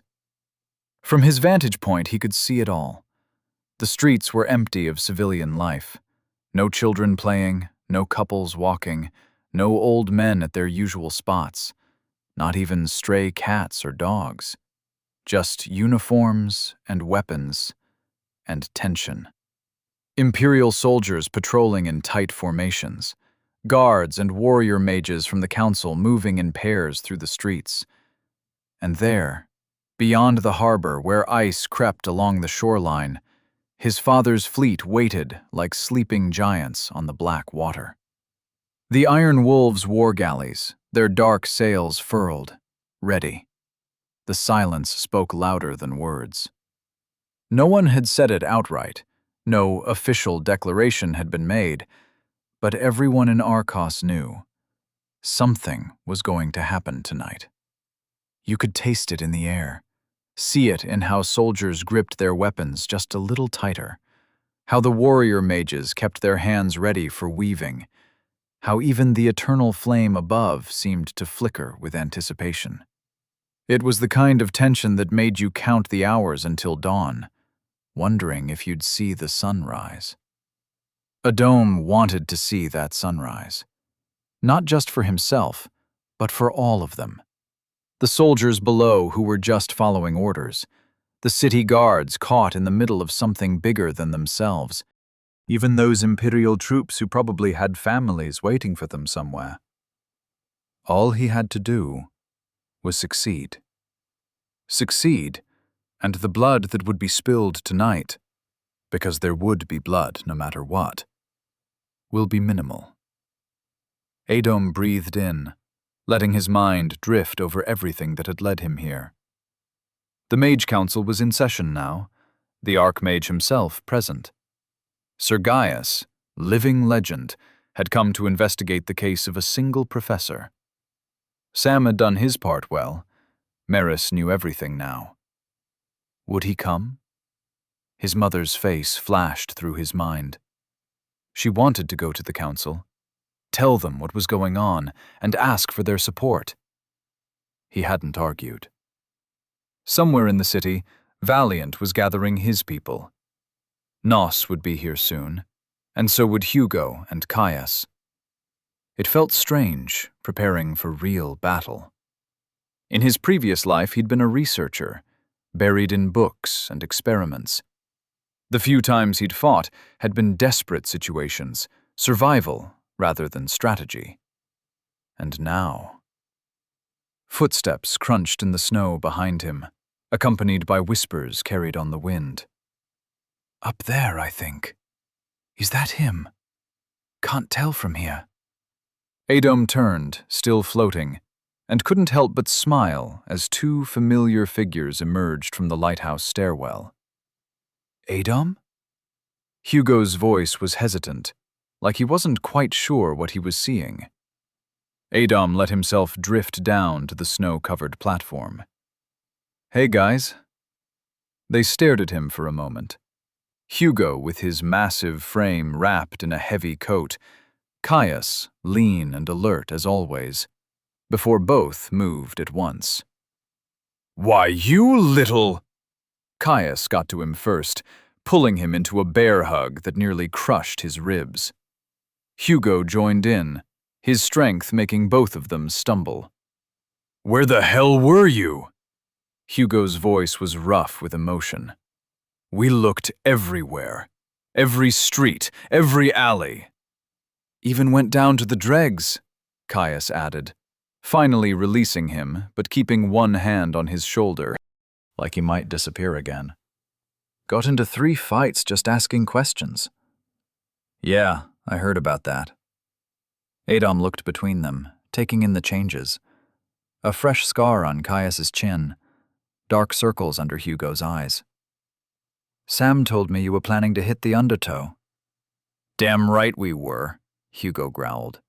Still are if you need... He stopped, squinting at Adom's face. Wait, your glasses. Where are your... And your hair? Caius reached out, touching the white streak. What happened to you? Did Sam not tell you? Adom asked. About the dungeon? He told us you were trapped there, Caius said, his eyes on the white streak in Adom's hair. But not much else. For your hair to go like that. Must have been bad. Very, Adom said. Hugo shifted uncomfortably. Listen, about Fox. I should have seen something was wrong. All those times You couldn't have known, Adam said. None of us did. Think Kim's down there somewhere? Hugo asked, looking over the city. Maybe. Valiant's got someone from their side, says they're keeping prisoners in the undertow, using them for research. What kind of research? Caius asked. The prototype he was working on, I suppose, Adam replied. Hugo's jaw tightened. Right. Then we better find him. There's my favorite little shit! The booming voice made Hugo and Caius spin around, magic already crackling at their fingertips. Hugo's fire spell blazing to life, Caius's wind barrier half formed.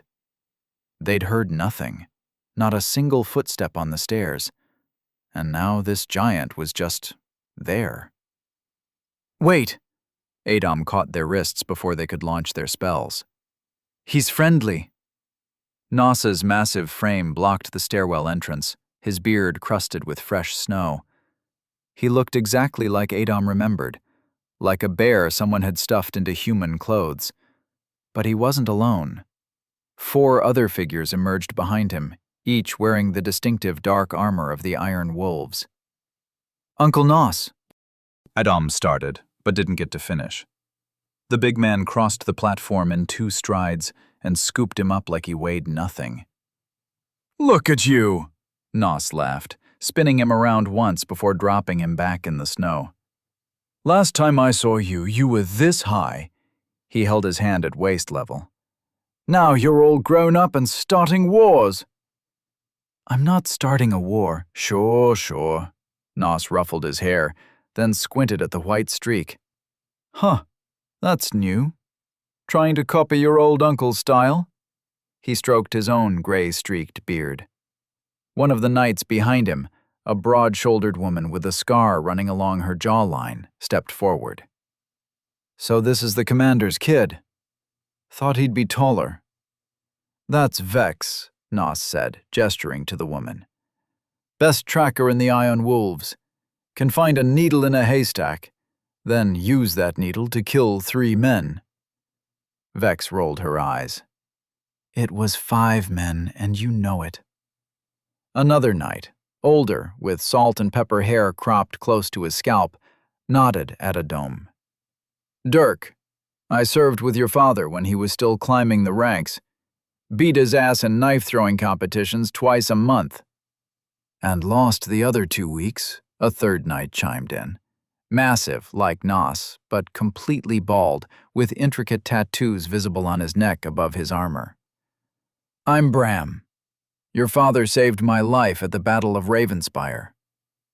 The 4th knight stepped forward, noticeably younger than the others, maybe late 20s, with a boyish face that seemed at odds with his scarred hands. Anders, joined up after your father was already commander. He grinned. These old bastards are always telling stories about him. Half of them can't be true. Oh, they're true, Nos assured him. Hugo and Caius stood frozen, staring at the 5 Iron Wolves who'd appeared from nowhere. Oh, Adam gestured to them. These are my friends, Hugo and Caius. Guys, this is Nos. He serves with my father. Serves? Nos bellowed another laugh. I've been saving your father's ass since before you were born, boy. Matter of fact, I trained that bastard. He turned to Hugo and Caius, looking them up and down. So you're the ones who've been watching this troublemaker's back. We try, Caius said, finding his voice first.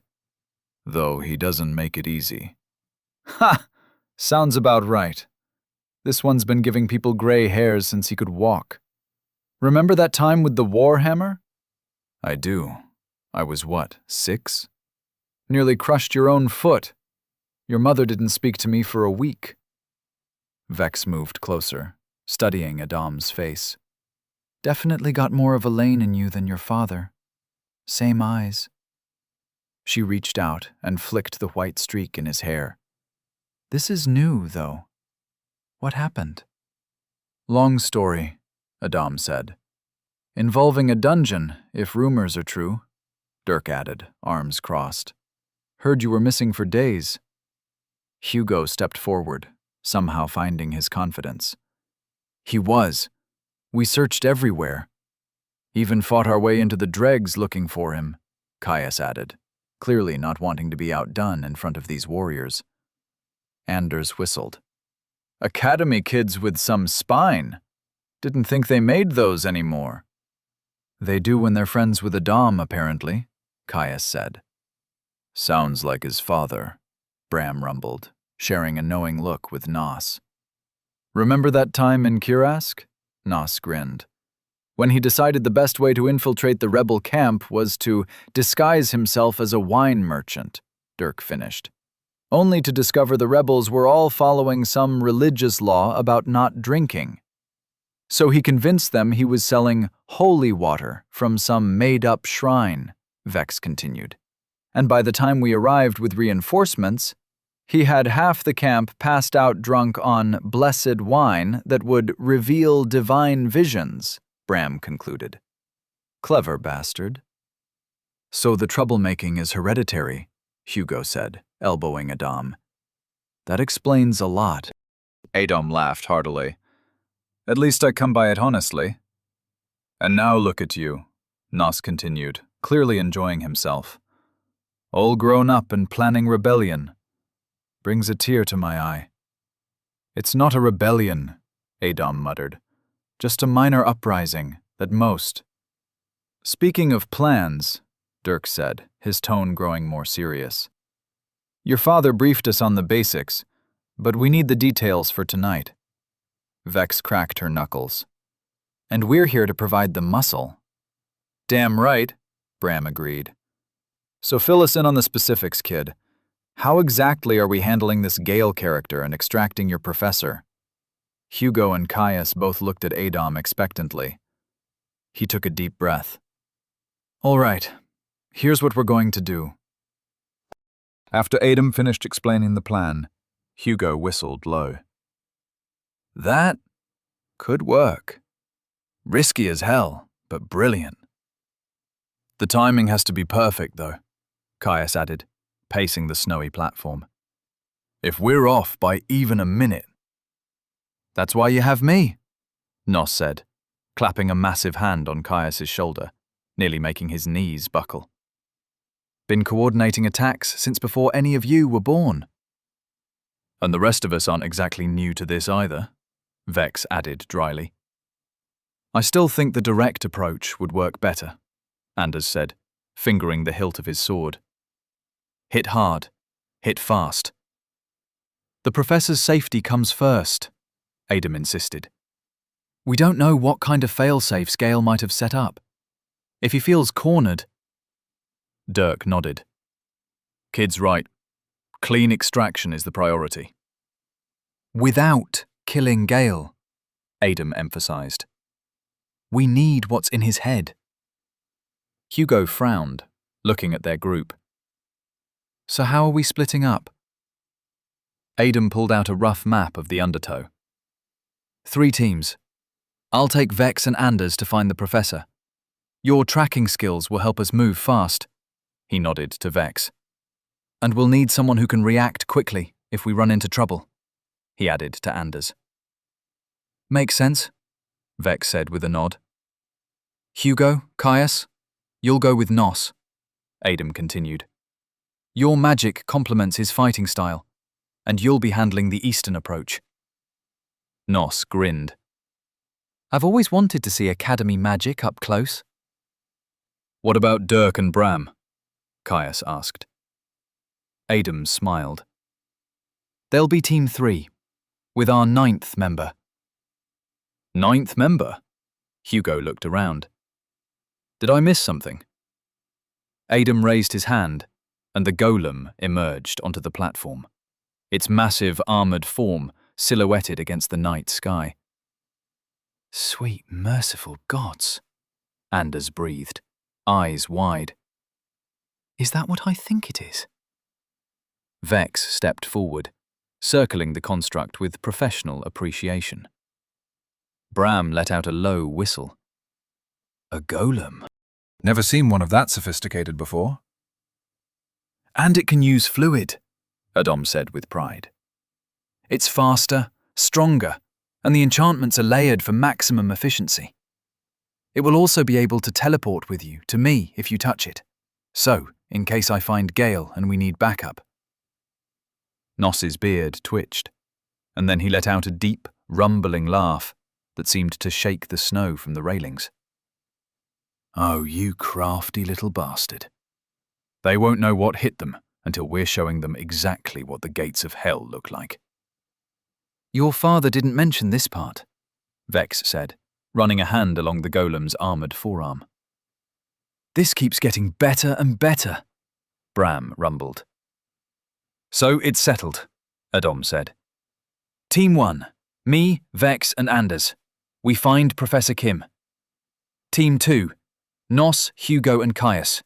You handle the eastern approach and create a diversion if needed. Team 3, Dirk, Bram and the golem. You position for the ambush on Gale. And if Gale's with the professor when you find him? Dirk asked. We neutralize him if possible, Adam replied. If not, we lead him toward your position.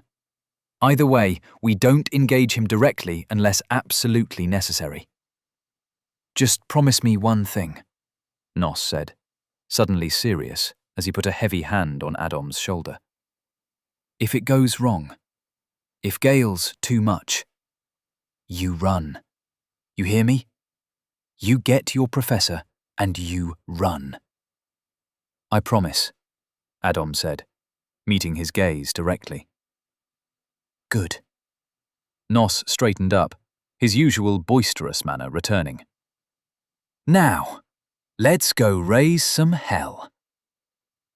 Jax couldn't shake the feeling that someone was watching him. His hand kept drifting to his sword hilt as he patrolled the empty corridor, torch flames casting dancing shadows on the damp stone walls. There. A movement? He spun around, blade half-drawn, heart hammering. Nothing. Just shadows and silence. Get it together, he muttered, continuing his patrol. The undertow was quieter than usual tonight. Even the prisoners were silent, which was weird. They usually moaned or sobbed or something. Another flicker in his peripheral vision. Jax whirled again, sword singing free of its scabbard this time. Who's there? Steel met steel with a harsh ring. For fuck's sake, Jax! Devon knocked Jax's blade aside with his own. Have you lost your damn mind? Jax's face burned as he lowered his weapon. Sorry, I'm just on edge. No shit. Devon sheathed his sword, shaking his head. That's the third time this week you've nearly taken my head off. What's got you so spooked? Jax ran a hand through his hair, looking around the corridor again. I don't know, just got a feeling, you know? Like something's about to happen. A feeling, Devon repeated flatly. Yeah, like... Jax struggled to put it into words. Remember before that big earthquake 2 years back? How all the rats suddenly vanished from the sewers? What's that got to do with anything? It's like that. Everything feels wrong. Too quiet. Even my little girl, she never cries when I leave for work, right? Tonight she wouldn't let go of my leg, screamed bloody murder when I had to go. Devon's expression softened slightly. How old is she now? 8 months next week. Jax smiled despite his nerves. Starting to crawl everywhere. Wife's going crazy trying to keep up with her. Listen, Devon said, leaning against the wall. You're not wrong about things being weird, but jumping at shadows won't help.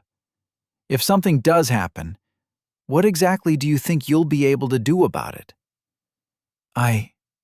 If it's a Star Knight, we're dead. If it's one of those council mages, We're very dead. And if it's both? Devon shrugged. Might as well lie down and save them the trouble. That's not funny. Wasn't trying to be. Devon pushed off the wall. Look, I've seen what those mages can do. Remember Garrett? All that training, all that experience. Didn't mean shit when that mage got hold of him. They found pieces of him 3 streets away. Jack swallowed hard. At least we have Gale, he said, gripping his sword tighter. He's strong enough to... Devon's laugh cut him off. Are you serious? You think Gale's going to save us? He's Star Knight level. He's got this whole place under... Jax. Devon shook his head. Use your head. You know what's sitting in our harbor right now? 400 other Star Knight level warriors. The Iron Wolves. What's Gale gonna do against that? Fight them all? Jax opened his mouth, but Devon was on a roll. 1 Star Knight against 400? Those aren't odds. Those are suicide numbers. And let me tell you something else. You want to know why I'm here? Devon started pacing. Money. Pure and simple. Good pay, decent hours. Well, usually. And all I have to do is let the fighters know when weird shit happens. But the second things go south, he jabbed a thumb at his chest. I'm gone. No loyalty, no last stands, nothing. Because I'm not stupid. Devon, and between you and me, Gale talks big, acts tough. But even he's got to know he's... Devon! What? Devon finally noticed Jax's wide eyes, the way he kept looking over Devon's shoulder. The blood drained from his face. He's right behind me, isn't he? A low chuckle filled the corridor. Now that, Gale's voice was thick with amusement, was entertaining. Gale balanced a tray of food in one hand, looking more amused than anything else. Steam rose from what looked like beef stew, the smell making Jax's stomach growl despite his fear. Sir, I didn't mean, Devon stammered, backing up until he hit the wall. Please don't kill me. I was just running my mouth. Kill you? Gale raised an eyebrow, taking a spoonful of the stew. Now why would I do something stupid like that? Who's gonna patrol these halls if you're dead? Me? He snorted. I've got better things to do than walk in circles all night. Devon blinked, thrown off by the response. But I said... That we're in deep shit? Gale grinned, showing too many teeth. Well, you're not wrong there. 400 Iron Wolves. He took another bite, speaking around the food. Real party we've got brewing. Jax and Devon exchanged confused looks. Though I gotta say, Gale continued, gesturing with his spoon, you boys are worried about the wrong thing. The Iron Wolves? He laughed.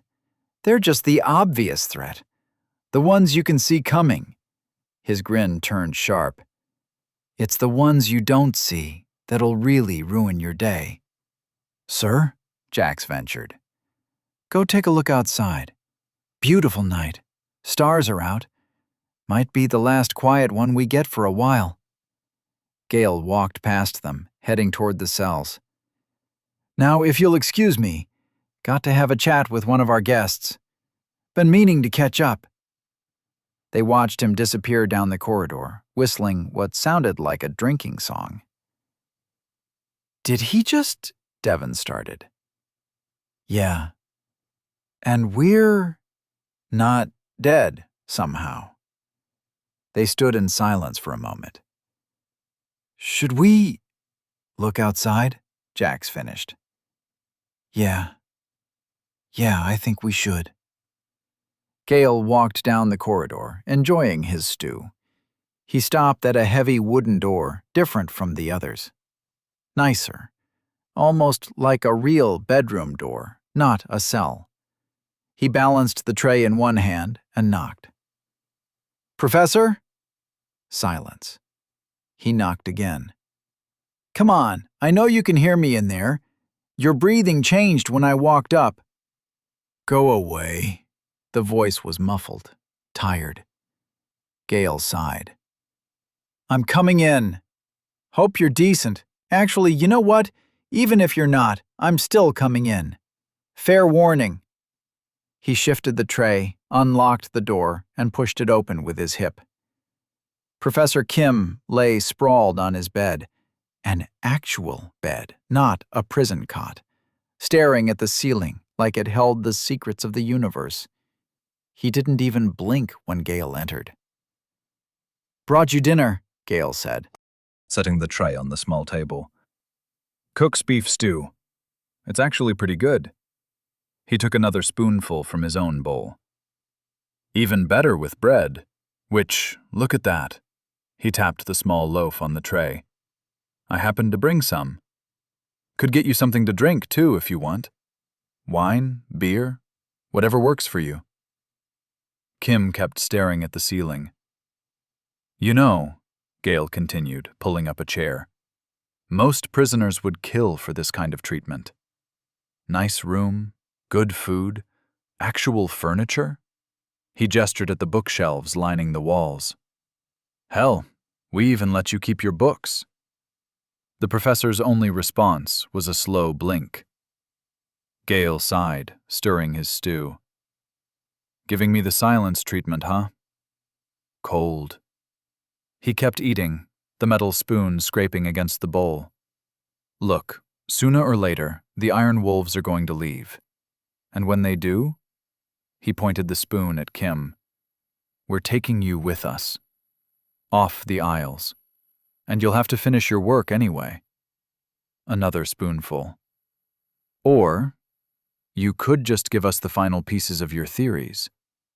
We've got people who can develop it themselves. No need to keep you around after that. You could go home." Kim chuckled, a dry, humorless sound. "I'm not joking." 23 years. Kim finally turned to look at him, eyes hard. "They took 23 years of my research and turned it into a weapon. And you think I'd willingly help complete it?" He rolled over, facing the wall. "Good luck finishing it. You won't get anything from me." Gale opened his mouth to respond, but sharp knocks on the door cut him off. "What is it?" He didn't bother hiding his irritation. "Sir, we've got movement in the lower sections. Multiple battles reported." "So what? Always someone trying something funny down here." "This is different, sir. We've lost contact with 3 patrol groups. Complete silence. And the southern checkpoint just went dark." Gale set his bowl down, previous amusement fading. "Well then." He stood up, glancing at Kim's back. "Guess we'll have to continue this lovely chat later." Kim didn't respond. "Don't let that stew get cold," Gale called over his shoulder as he headed for the door. "Be a shame to waste it." Jax trudged through the snow, pulling his cloak tighter. "Bloody blizzard's getting worse." Devon walked beside him, squinting against the wind. "Can barely see 10 feet ahead." A group of guards rushed past them, weapons drawn, heading toward the western section. Jax and Devon exchanged looks, a knot forming in Jax's stomach. Devon grabbed one of the running men by the arm. "Hey, what's going on?" The guard yanked his arm free, but stopped. "Freeman attack in the Children of the Moon's territory. Got some others with them too, not sure who.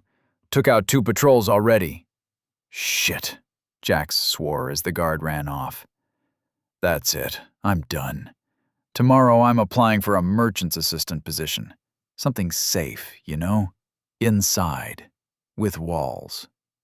"You're panicking over nothing," Devon scoffed. "Probably just some idiots who got lucky." He paused, shifting uncomfortably. "Speaking of, I need to take a piss. Cover for me?" Seriously? Now? When you gotta go? Devon shrugged, heading toward a dark corner between buildings. Jax could hear him muttering to himself as he unzipped. Then the sound of liquid hitting something that definitely wasn't snow or stone.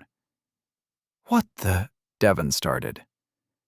You know, a calm voice said from the darkness. I really liked these boots. Bob made them special for me. Before Devon could turn, wham! There was a dull thud, and he crumpled with a whine, clutching his head. Devon? Jax drew his sword, heart pounding. Devon! A figure emerged from the shadows, and Jax's blood ran cold. The stranger knelt beside Devon's groaning form, pulling something from his pocket, a small disc that glowed with arcane symbols. A mage, Jax whispered, his sword suddenly feeling very inadequate. The stranger, Adom, though Jax didn't know that, pressed the talisman against Devon's chest. It flashed once, and Devon went still, bound by whatever magic the disc contained. Sorry about that, Adom said, standing up and brushing snow from his knees. But we can't have you raising the alarm. He turned to Jax, who took an involuntary step back. Now then. Jax looked at his sword, then at Adom, then at the escape routes around them. His chances weren't good in any direction. I have a daughter, Jax blurted out, his voice cracking. 8 months old. Please. Adom tilted his head, considering, and for the first time Jax really saw him in the glow of his fluid. His heart sank even further. A boy. Just a boy, no older than 12 or 13, wearing a light set of armor that seemed to fit him like a second skin.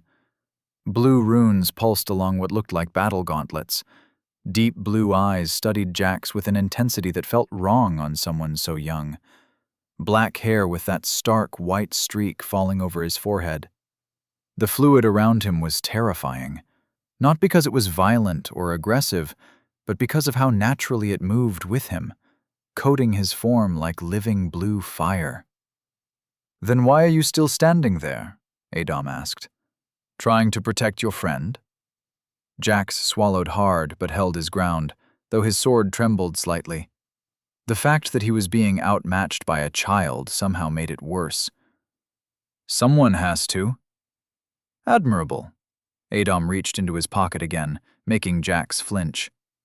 But unnecessary. He'll wake up with nothing worse than a headache. He pulled out another talisman. You, on the other hand. Jax raised his sword. Stay back! Tell me something, Adom said, ignoring the blade. If you could be anywhere else right now, where would it be? The question caught Jax off guard. What? Simple question. Where would you rather be? Home. With my wife. And my daughter. We just got a cat, too. And she hates it when I work nights, and... Jax blinked, wondering why he was telling this to someone who was about to kill or capture him. Good answer. Adom moved faster than Jax could track. The sword went flying, and the talisman pressed against his chest. When you wake up, go home. Find a new job. This isn't a place for family men. The last thing Jax saw before the magic took hold was Adom's apologetic smile. And so it began. Adom moved through the shadows, mentally checking off the first part of the plan. Zone A secured, just as Lars had said. No casualties, just sleeping guards who'd wake up with headaches and, hopefully, better career choices. Lars's intel had been good so far. The prisoners in Zone A were just a bonus. The real targets were Gale and Marco. With Gale captured and subjected to mind magic, they'd have irrefutable proof of the Children of the Moon's operations and potential connection to the Crown Prince. The Emperor would have no choice but to act, and his father's defiance of the prince's orders would be justified. That's where the distractions came in. Right about now, Valiant and his people would be hitting Marco's base in the Children of the Moon's territory. Lots of noise, lots of chaos. Exactly what they needed. Meanwhile, Hugo, Caius, the Golem, and Nos would be waiting for Gale. 4-on-1 odds, even against someone of his caliber. No room for surprises there. What worried Adam more was what they might learn from Gale's memories. In his past life, nothing had suggested the Emperor knew about Dragon's Breath.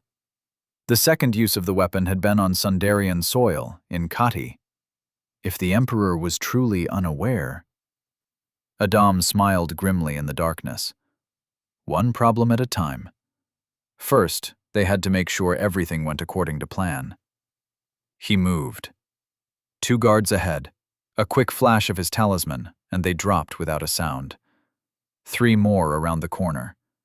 He struck from above, using the ceiling as leverage. Wham! Bam!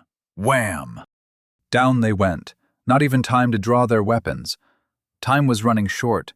Soon the Crown Prince would realize the 2-day truce was a feint. He'd definitely order an attack on the Undertow, thinking to catch them off guard. But the Iron Wolves were already in position, waiting. Another patrol.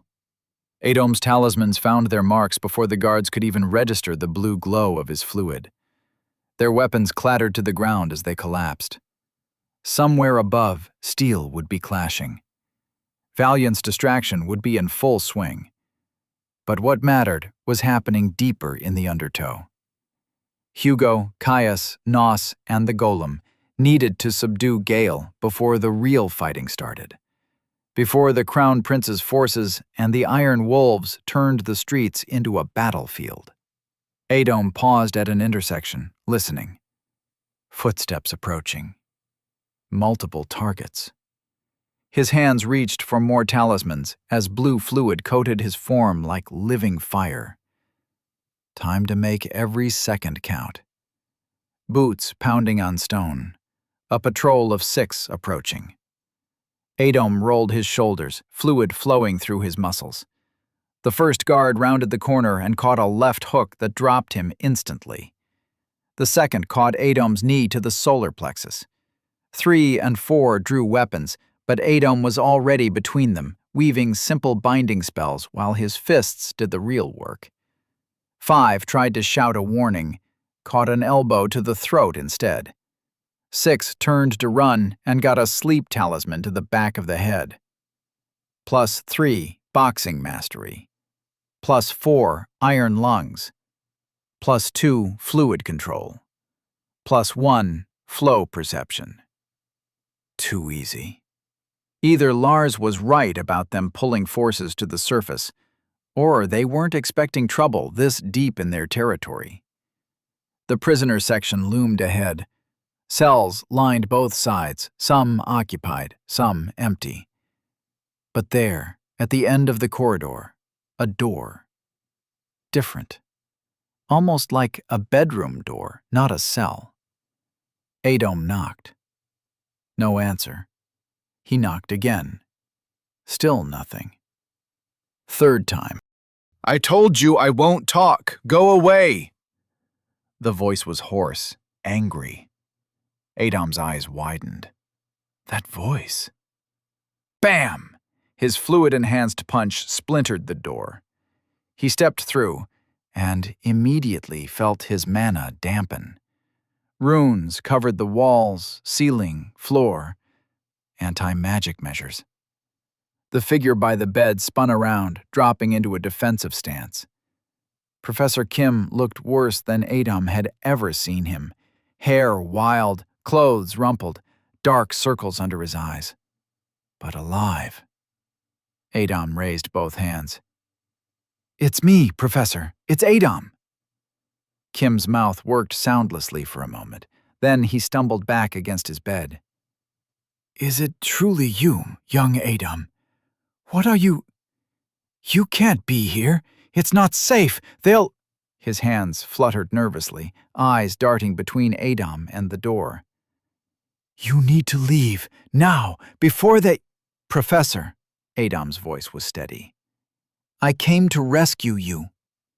Heavy footsteps echoed in the corridor, and Adom tensed, prepared to fight, but then relaxed as he recognized the pattern. "All clear," Vex's voice called out. She appeared in the doorway, her scar more pronounced in the dim light. "We've secured the entire section. No sign of Gale." From Law's farmhouse, Callion watched the Iron Wolves fleet through his spyglass. Their lanterns dotted the black waters like fallen stars, forming an unbroken chain across every escape route to the mainland. His fingers tightened on the brass tube until his knuckles went white. He lowered the spyglass and rubbed his eyes. 3 days without proper sleep was catching up to him. The Crown Prince of Sundar shouldn't be hiding in a farmhouse on the outskirts of Arcos, squinting at enemy ships through a scratched lens. He should be in the Imperial Palace, directing operations from a position of strength. Instead, he was here, trapped.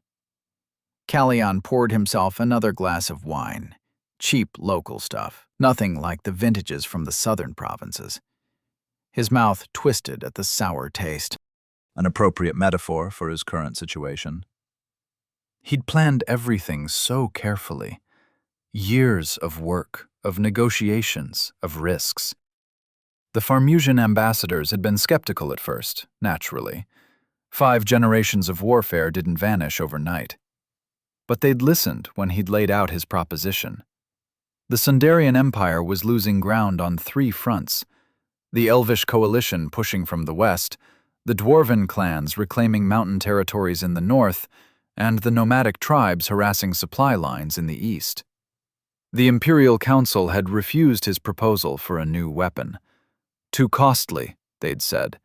Too dangerous, they'd argued. Not honorable, they'd insisted. As if honor had ever won a war.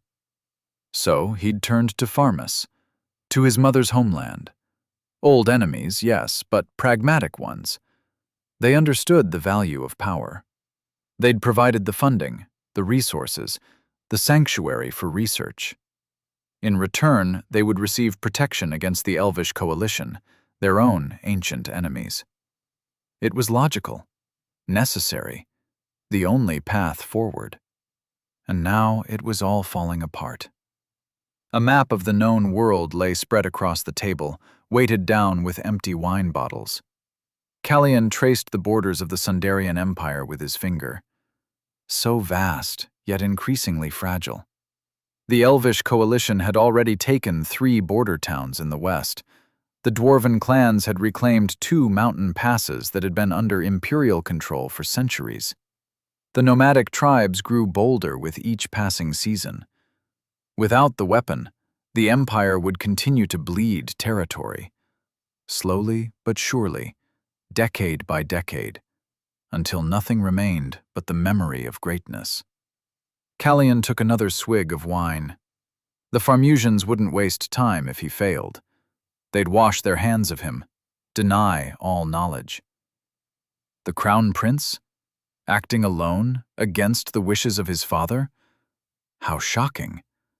No, we had no part in such treachery. His allies would become his accusers. The evidence, whatever remained after tonight, would point solely to him. As intended, of course. That had been part of the arrangement. Plausible deniability for Farmus. But he'd expected to succeed. Callion picked up the spyglass again. More Iron Wolves ships had moved into position. A complete blockade. Commander Scylla wasn't taking any chances. Of course not. Adom's father had always been thorough, if nothing else. That boy. That damned boy. Somehow at the center of everything. Callion had reports about him. Too many coincidences surrounding him. Too many pieces falling into place too perfectly. Something was very wrong there, but he couldn't afford to focus on it now. The walls seemed to close in around him. One farmhouse, with 2 exits, both watched. His elite guards were capable, but the Iron Wolves were better. If it came to direct conflict, no, it wouldn't. Gale would succeed. The professor would be extracted, the prototype secured. There was still a path forward, narrow though it might be. And if not, well, there were contingencies for that, too. Unpleasant ones. A knock at the door pulled him from his thoughts. "Enter." A young soldier stepped in, bowing low. "Your Highness, I bring news from the city." Callion set down his glass. "Speak." "Our forces report heavy fighting in the undertow. Multiple zones breached. Several of our outposts have gone silent." "And Gale?" The soldier hesitated. "We've lost contact, Your Highness. His last message through the pigeons indicated he was with the professor, but then—" Callion closed his eyes for a moment. When he opened them, they were cold and clear. "I see. And our contingency plans?" "The assassins are in position. The Imperial troops await your command to engage the Iron Wolves." Callion nodded slowly. "Very well. Tell the assassins to proceed. No witnesses, no evidence. Everything must be cleansed." "And the Imperial troops, Your Highness?" Have them engage the Iron Wolves' perimeter forces. Nothing dramatic. I don't want this escalating into open warfare between Imperial troops and the Wolves. Just enough to create confusion. Enough to give us a window. "For escape?" The soldier looked confused. "For ensuring nothing remains to be found." Callion walked to the fireplace, watching the flames. "If we cannot secure the professor and his work, then we must ensure no one else can either. Order the fire teams to move in once the assassins complete their work." The soldier paled slightly. "The entire undertow, Your Highness?" "If necessary. That would mean hundreds of—" "I'm aware of the cost." Callion's voice was sharp. "But consider the alternative. If Commander Scylla discovers concrete evidence linking the crown to the weapon, if proof reaches the Emperor—" He shook his head. "Civil war would be the least of our worries. The Empire would fracture. Our enemies would descend like vultures. Millions would die, not hundreds." The soldier bowed, clearly uncomfortable but unwilling to argue. "I understand, Your Highness." "As for our exit strategy," Callion continued, "prepare the fastest ship we have. We'll need to break through the blockade at the narrowest point, near the eastern shore." "But the Iron Wolves have—" "I'm aware of what they have." Callion cut him off. "But we have no choice. Every moment we remain on this island increases our risk of capture." The soldier looked doubtful. "Even our fastest vessel would be intercepted, Your Highness." "Would you prefer to face Commander Scylla and explain your part in all this?" Callion raised an eyebrow. "I thought not. Prepare the ship. We leave as soon as the professor is secured, regardless of what happens in the undertow." "Yes, Your Highness." The soldier bowed again and retreated. Alone once more, Callion returned to the window. He could almost feel the noose tightening. The Formusians would deny him if he was captured. The Emperor, his father, would have no choice but to make an example of him. The weapon would remain unfinished, and the Empire would continue its slow decline. Unless he could salvage something from this disaster. If he could reach the mainland with even fragments of the professor's research. He lifted the spyglass again, counting Iron Wolves' ships. Too many. Far too many for a simple retrieval operation. Scylla knew something. Something important enough to deploy the bulk of his forces. Something important enough to risk the Emperor's displeasure by breaking the truce. What did he know? And how? His hand tightened on the spyglass until he heard a faint crack. He set it down carefully before he broke it completely. No time for paranoia now, only action. The next few hours would determine everything. The fate of the professor, of the weapon, of his own future, and possibly that of the Empire itself. If Gale succeeded, there was still hope. If not... Callian glanced at the map again, eyes lingering on the Elvish Coalition's territories, the Dwarven clans' mountain strongholds, the vast plains controlled by the nomadic tribes. Enemies on all sides, closing in year by year. He'd taken this path for the Empire, for its survival. History would understand, even if the present condemned him. Assuming, of course, that he lived long enough for history to render its judgment. Bootsteps on wooden floors. Your Highness! Report! Chapter 47. The Promised Day. Part 3. The Hour of the Wolf. Coldest, darkest part of the night, when even the stars seem to dim and huddle together for warmth. When old folk say evil spirits walk freely. When madmen hear their demons clearest. When the world belongs more to monster than man. A blizzard ripped through the air, winds screaming between trees and hills, snow cutting sideways like shards of glass. The cold was the kind that burned, that crept into bones and stayed there. It had turned Arcos into a city of ghosts, and through all this mess moved the wolves.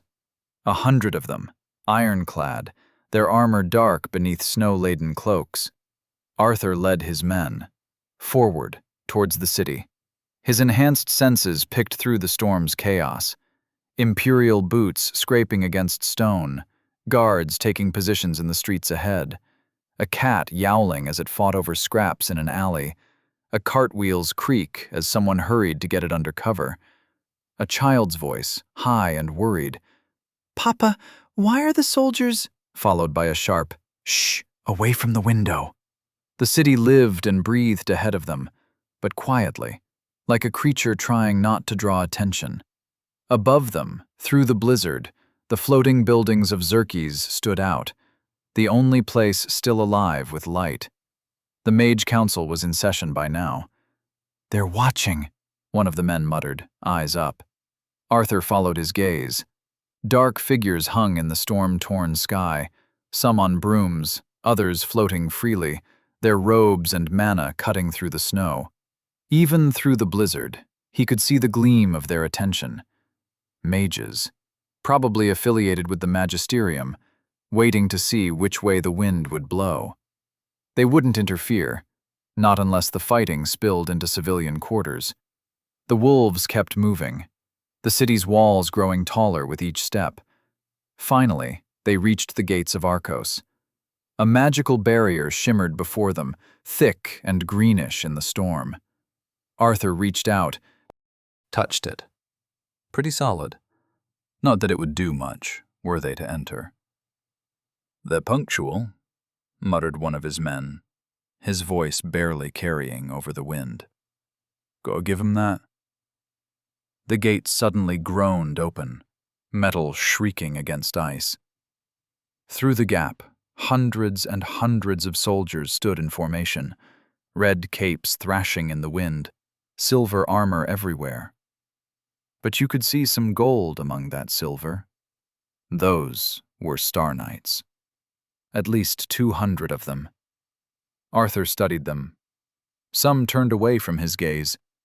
One barely had stubble on his chin. Another's hands shook on his sword hilt. Through his enhanced senses, he could hear rapid heartbeats, shaky breaths. A lot of them weren't hardened warriors, just boys in silver armor. In a few years, Adom would be their age too. Young adults. They were all so damn young. A single golden-armored figure stepped forward from their ranks. Tall, broad-shouldered, moving with the easy confidence of someone used to command. "Commander Arthur Silla, It is an honor to meet the leader of the Iron Wolves again. His voice carried clear despite the wind. Though I wish it were under better circumstances. Captain Darius. Arthur's voice was flat. Heard you made quite a name for yourself in the southern campaigns. And you in the north. Darius gestured at the gathered forces. Shame we had to meet like this. Is it? When dawn comes, Darius said, and the morning bell rings, if you're still at these gates, he shrugged. Well, the Empire doesn't look kindly on rebels. Rebels? Arthur's laugh held no humor. That what they're calling us now? That's what you'll be, and we'll have to deal with you accordingly. I'd like to see you try. Neither man moved. Behind them, soldiers and knights stood ready, hands on weapons, breath frosting in the air. The storm raged around them, but here, in this moment, everything was still.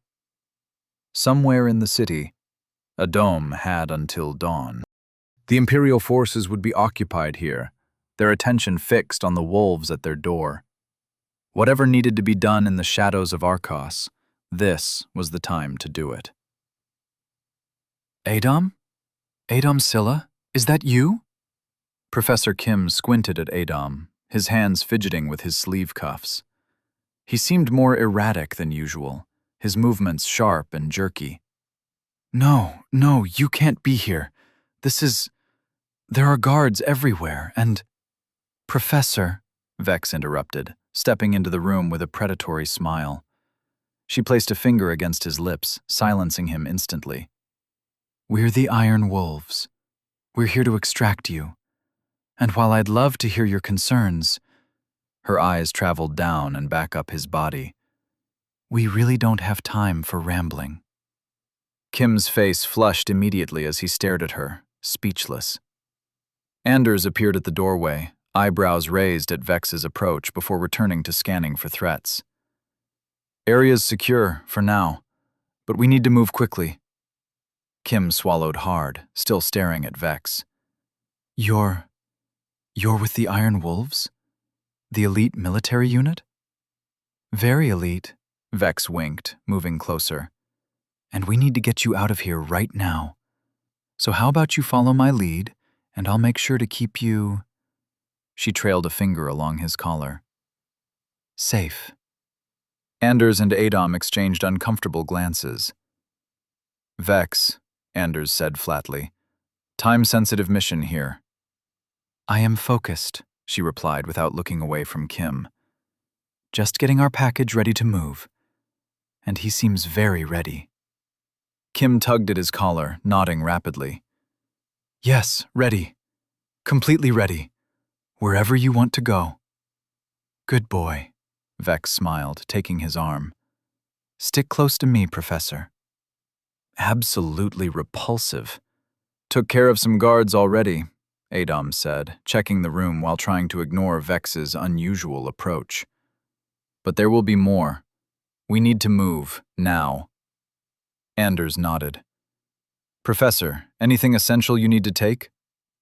They took everything when they brought me here, Kim said, still visibly flustered by Vex's proximity.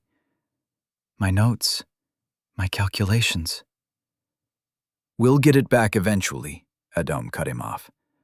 But first, we need to get you out safely.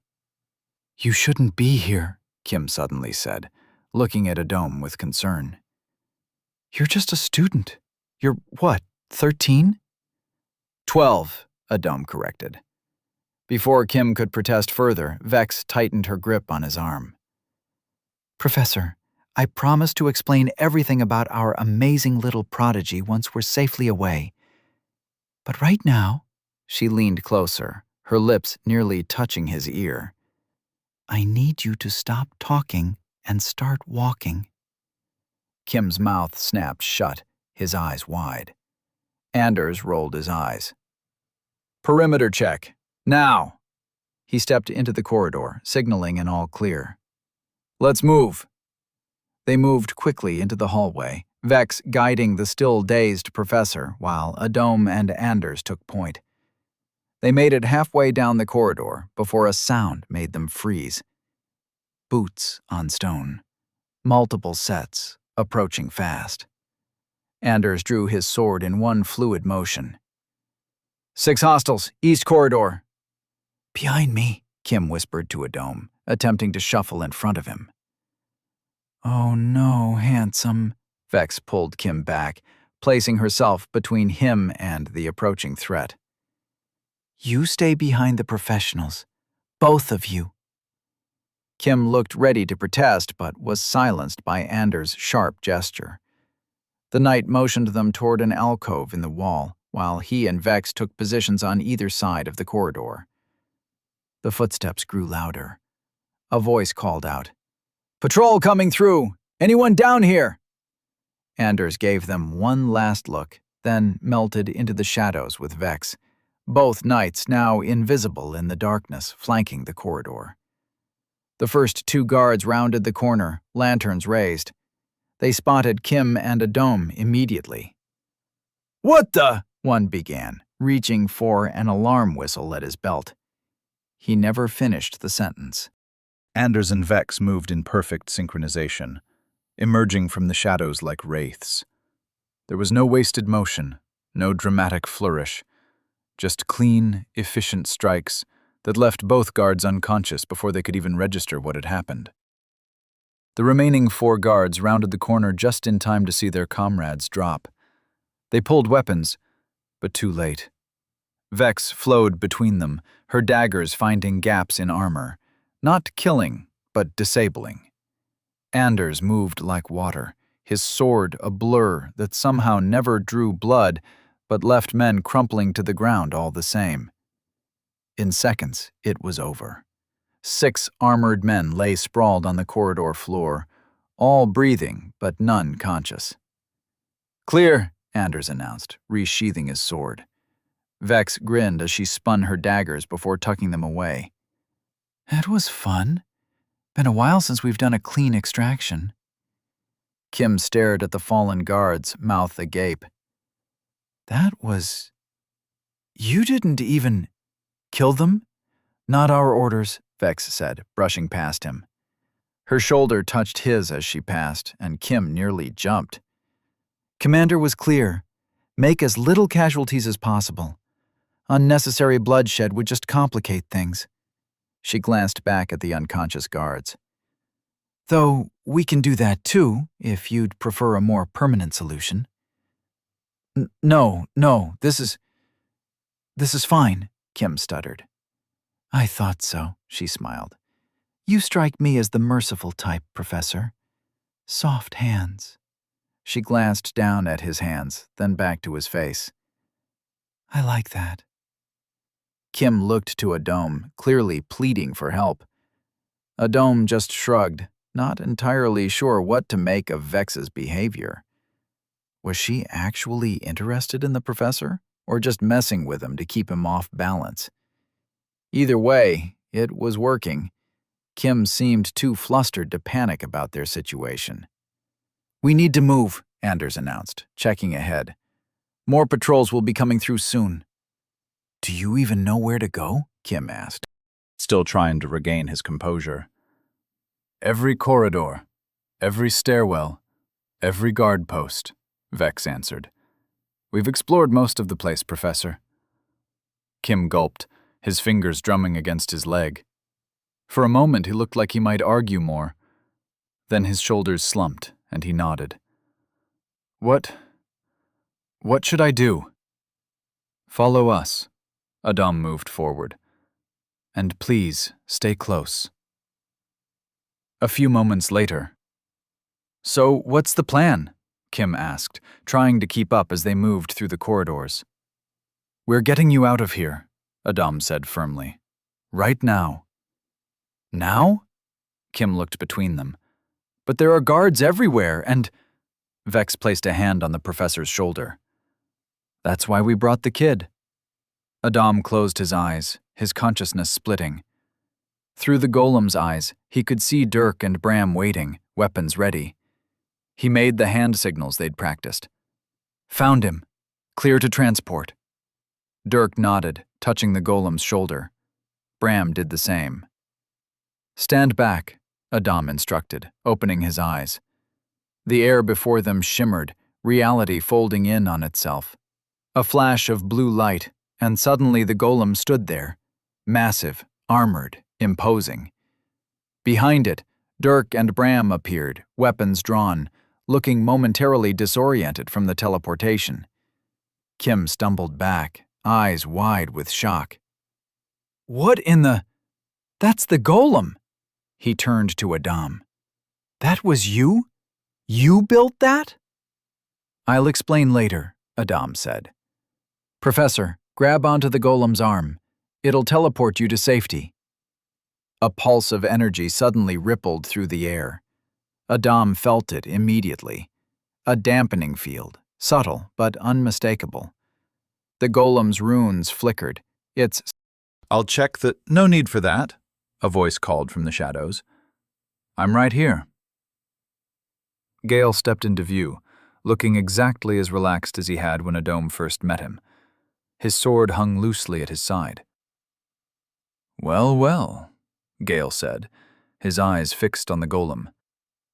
Didn't think I'd see this beauty again so soon. His gaze shifted to Adam. Twice now you've used it to escape me. Quite the clever trick. The iron wolves moved as one, forming a protective semicircle around Adam and Kim. Dirk and Bram flanked the left, Vex and Anders the right. The golem stood center, its massive frame dwarfing everyone. Oh, hi everyone, Gale called out, spreading his arms wide. I'm Gale. Pleasure to meet you all properly. Dirk's grip tightened on his sword. We know who you are. And we know what you've done, Vex added. Perfect, Gale clapped his hands together. Then we can skip the introductions. Good, because I've been preparing this monologue for a while now, and I'd hate to waste it. He cleared his throat dramatically, rolling his shoulders and taking out a piece of paper. You see, there's an old saying where I come from in Fraug that goes, "Fool me one time, shame on you." He kept reading. Fool me twice, can't put the blame on you. Fool me 3 times? His smile turned cold. Fuck the peace signs. Complete silence followed. The iron wolves exchanged baffled glances. Anders's eyebrow raised slightly. Vex tilted her head. Dirk and Bram looked at each other, then back at Gale. Even the golem seemed to stare blankly, if that was possible. Gale's confident expression faltered at their reaction. No? Nothing? He gestured vaguely with his sword. I thought it was cool. Did I not look cool saying that? I practiced it in the mirror and everything. Adam's mind raced. The mana dampening field. That's what was interfering with the golem's transportation ability. Gale said, Teleportation magic is fascinating stuff. So convenient, until someone introduces the right countermeasures. He pointed at them. I was kind of hoping to see this golem again. His eyes then drifted to Adam. Adam, how ironic. I've been searching for you all this time, and you were right under my nose. At the academy I visited so many times. Anders shifted his stance. 6 against 1, Gale. Not great odds, even for you. Oh, I'm well aware, Gale replied, not looking the least bit concerned. But your extraction window is closing fast. He tapped his ear. I heard there's a full battalion moving this way as we speak. Was he stalling for time? The iron wolves may be at the gates, Gale continued. But down here? This is still our territory. And you're about to be very, very outnumbered. Bram stepped forward, his warhammer held ready. Then we'll just have to finish this quickly. I wouldn't, Gale warned, gesturing to the walls around them. This section of the undertow is structurally unsound. Start throwing around that kind of force, you might bring the whole thing down on our heads. His gaze fixed on a dome. And I'm guessing you wouldn't want anything to happen to the professor. Kim's hand gripped Adom's shoulder. Don't listen to him, he whispered. Just go. Take your people and go. Adom did not listen. Riddler's Bane activated, the world sharpening into focus as he saw the mana structures around him. Adom scanned the corridor. Something about the dampening field felt familiar. Not natural mana interference, but engineered, precise. Then he saw it. Tiny crystals embedded in the stonework, barely visible except for their faint purple glow. Arranged in a geometric pattern that created overlapping fields of disruption. Modified amethyst crystals, he muttered. Hexagonal arrangement. They're creating a counter-resonance field that disrupts teleportation by inverting the harmonic frequency. Vex glanced at him. What? The walls, Adom pointed. Those crystals. They're creating the dampening field. But they're interdependent. If we damage enough of them... Anders caught on immediately. The whole network collapses. Exactly, Adom nodded. Hit them hard enough, create enough structural damage, and we can teleport again, Dirk finished, gripping his sword tighter. So we just need to break things, Bram grinned. That I can do. Gale interjected. Well, this is... Anders didn't let him finish. The knight launched forward, his sword a silver blur. The blade connected with Gale's parry so hard it sent him flying backward, slamming into the wall. Stone cracked. Dust rained down. The wide corridor shook. Crazy. Choke point! Anders roared, silver fluid erupting around him. Dirk and Bram converged from opposite sides, floor cracking beneath them. Dirk's blade sliced toward Gale's hamstring, while Bram's hammer came down with bone-crushing force. Both weapons connected, shockwaves rippling through the corridor. A purple glow pulsed beneath Gale's shirt. The weapons didn't penetrate. Fuck! Gale spat, counterattacking. His sword whistled toward Dirk's face, but the knight rolled beneath it. Bram blocked the follow-up, the impact shattering stone around them. Adom yanked Kim backward as fragments whistled past their heads. Something's protecting him, Bram growled through bloody teeth.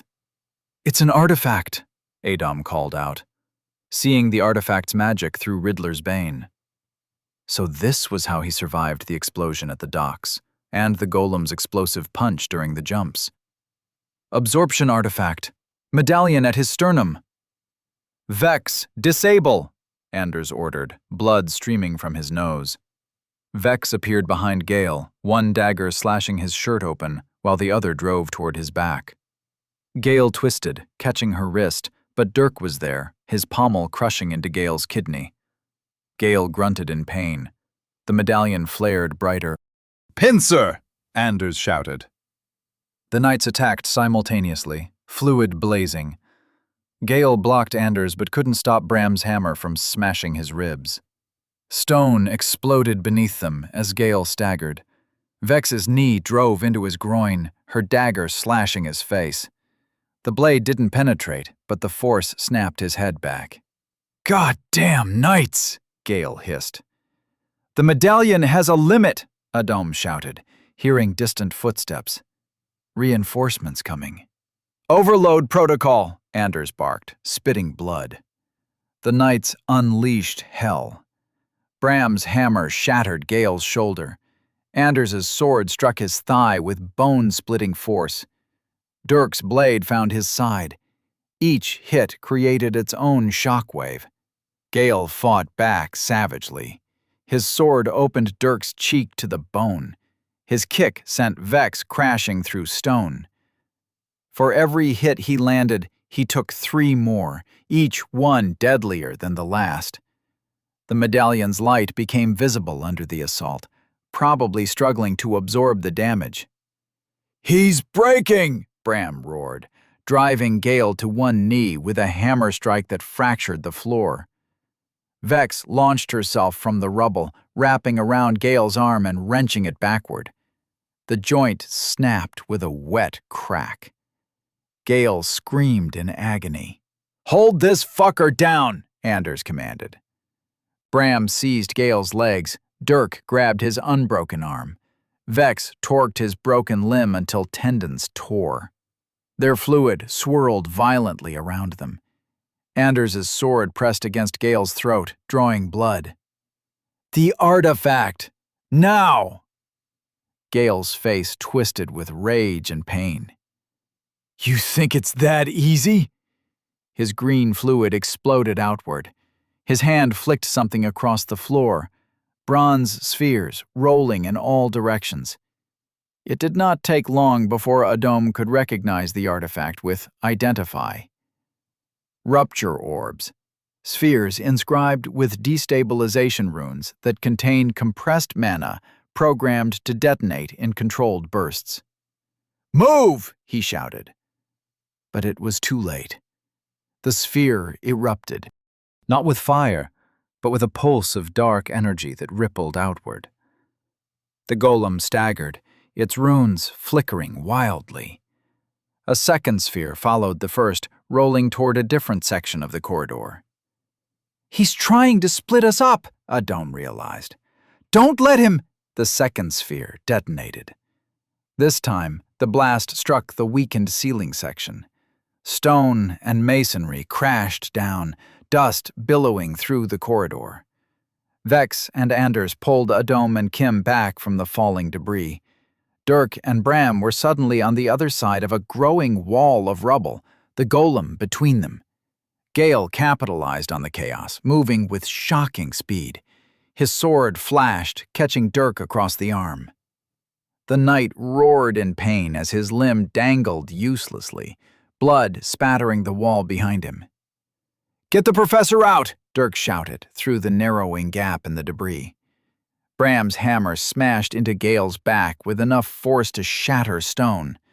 The mercenary barely flinched, that strange glow beneath his shirt pulsing brighter. He turned and drove his knee into Bram's chest, sending the larger man crashing into the wall. Gale moved again, creating chaos after managing to escape. "You guys broke my fucking arm!" He flicked his wrist, and a third sphere rolled across the floor, directly toward Adom, Vex, Anders, and Kim. Anders lunged for it, but Gale was already there, driving his elbow into the knight's temple. Anders crumpled. "No!" Vex cried, moving to intercept Gale. Her daggers slashed in tight arcs, driving him back momentarily. The sphere detonated, and the floor beneath them collapsed. Adom grabbed Kim's arm as they fell, twisting to take the brunt of the impact. They landed hard on cold stone, a level below the main corridor.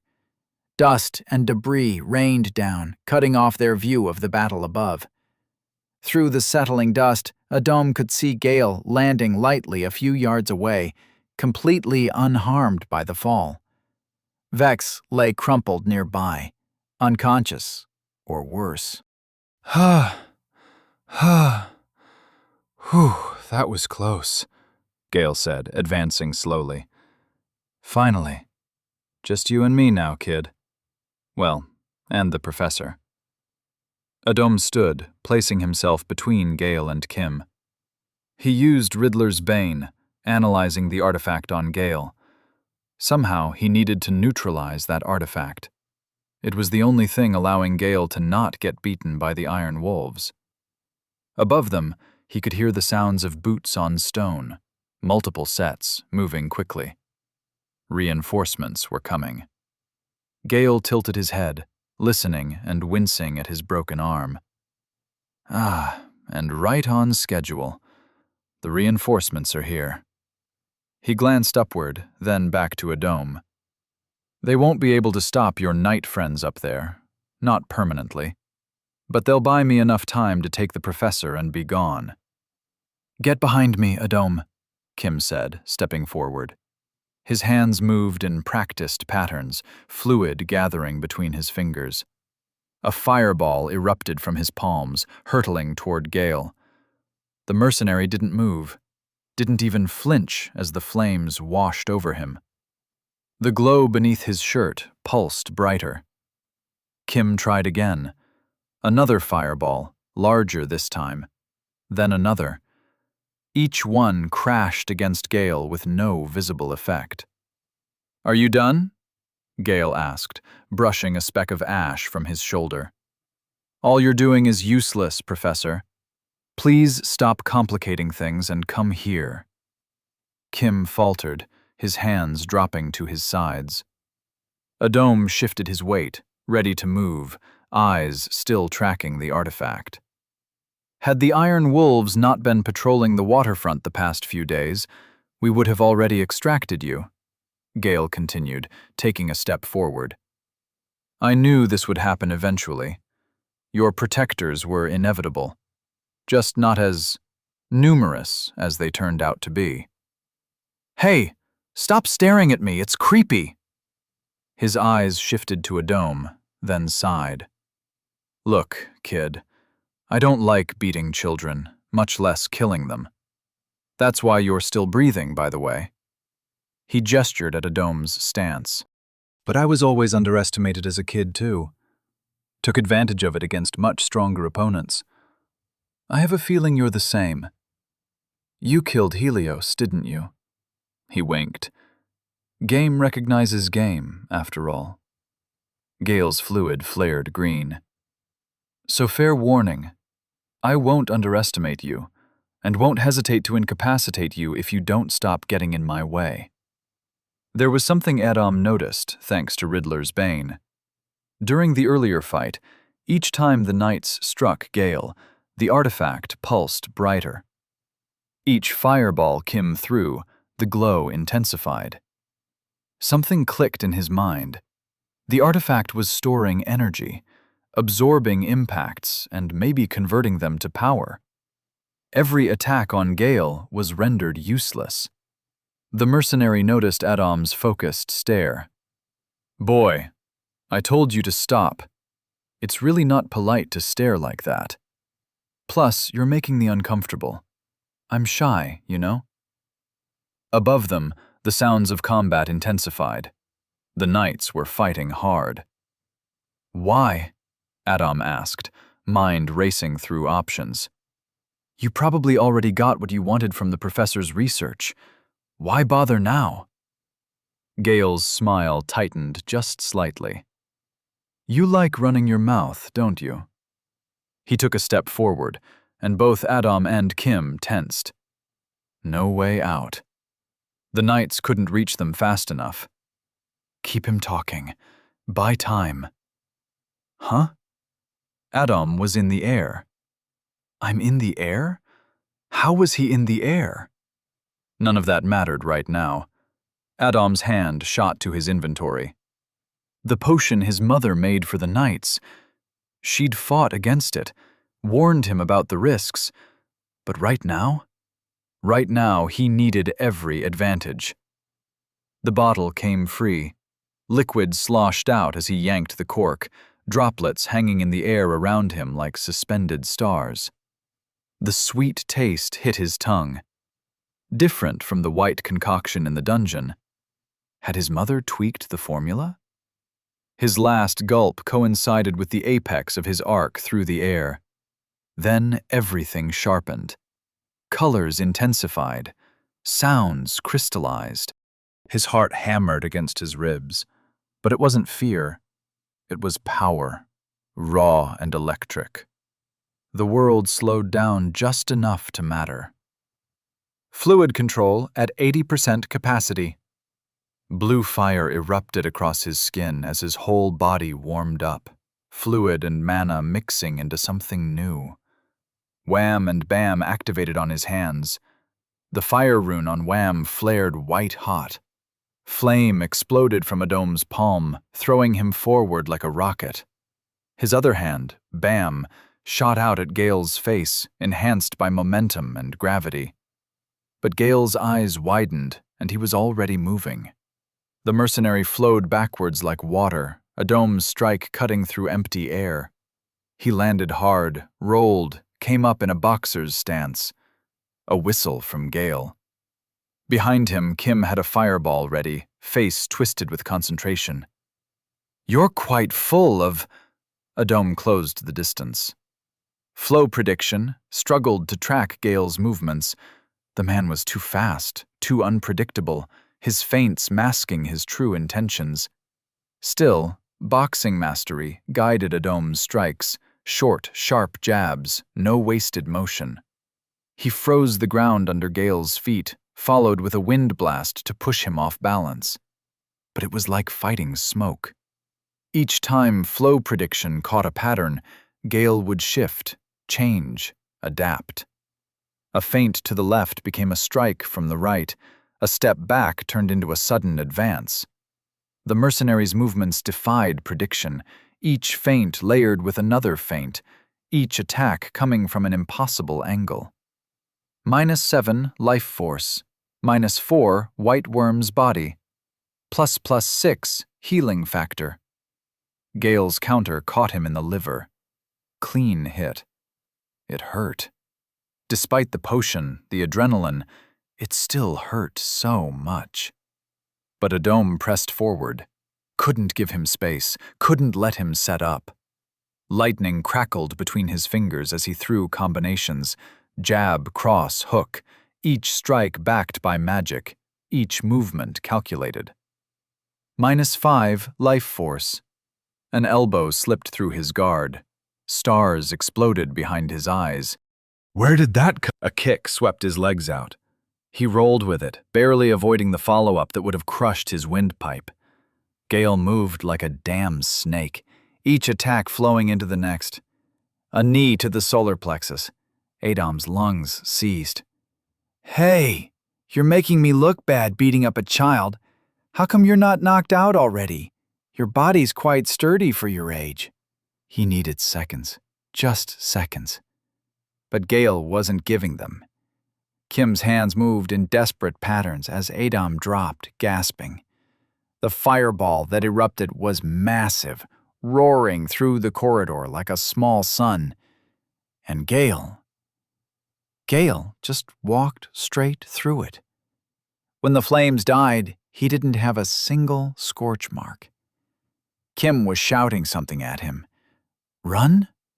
The word seemed to come from far away, like he was underwater, and then Gale appeared in front of Kim. One punch. The professor folded like paper, body convulsing violently as he dropped. Retching. Adom's palm immediately ignited.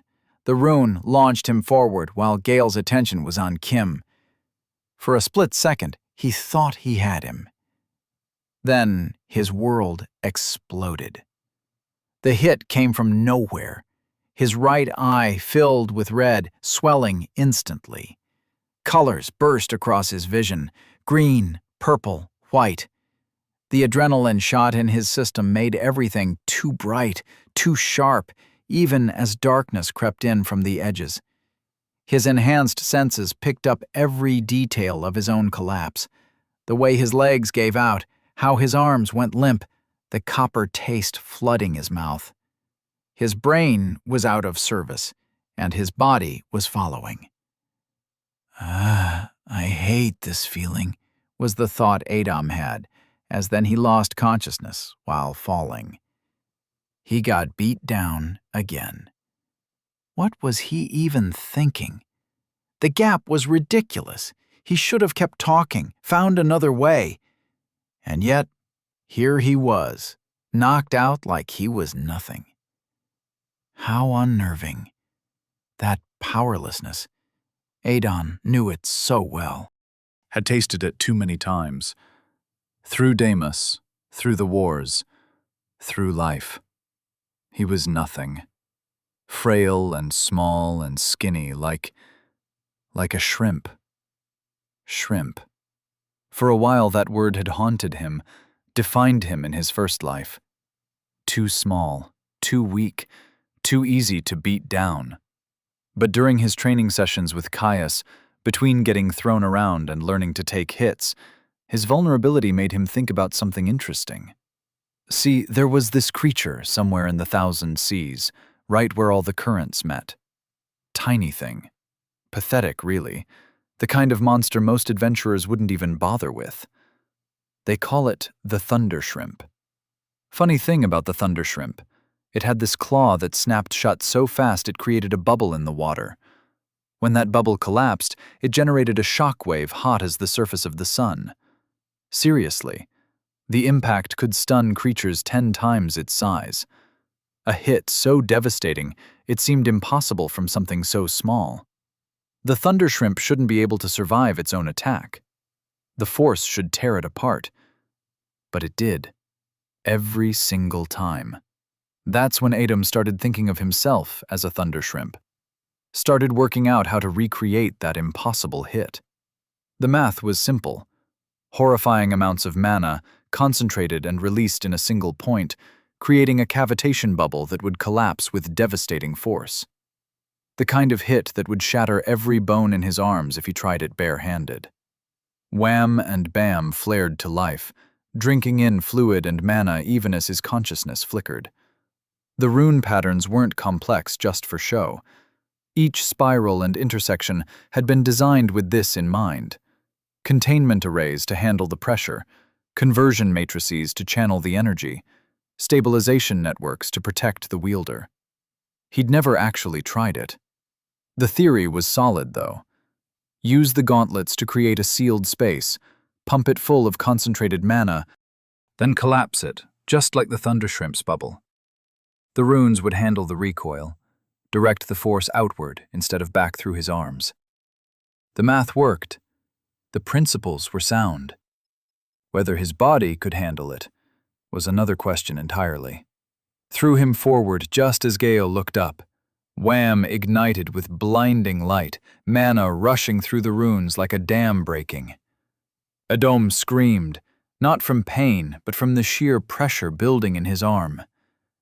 Time seemed to slow in Gale's eyes widened, the first real surprise Adam had seen on his face.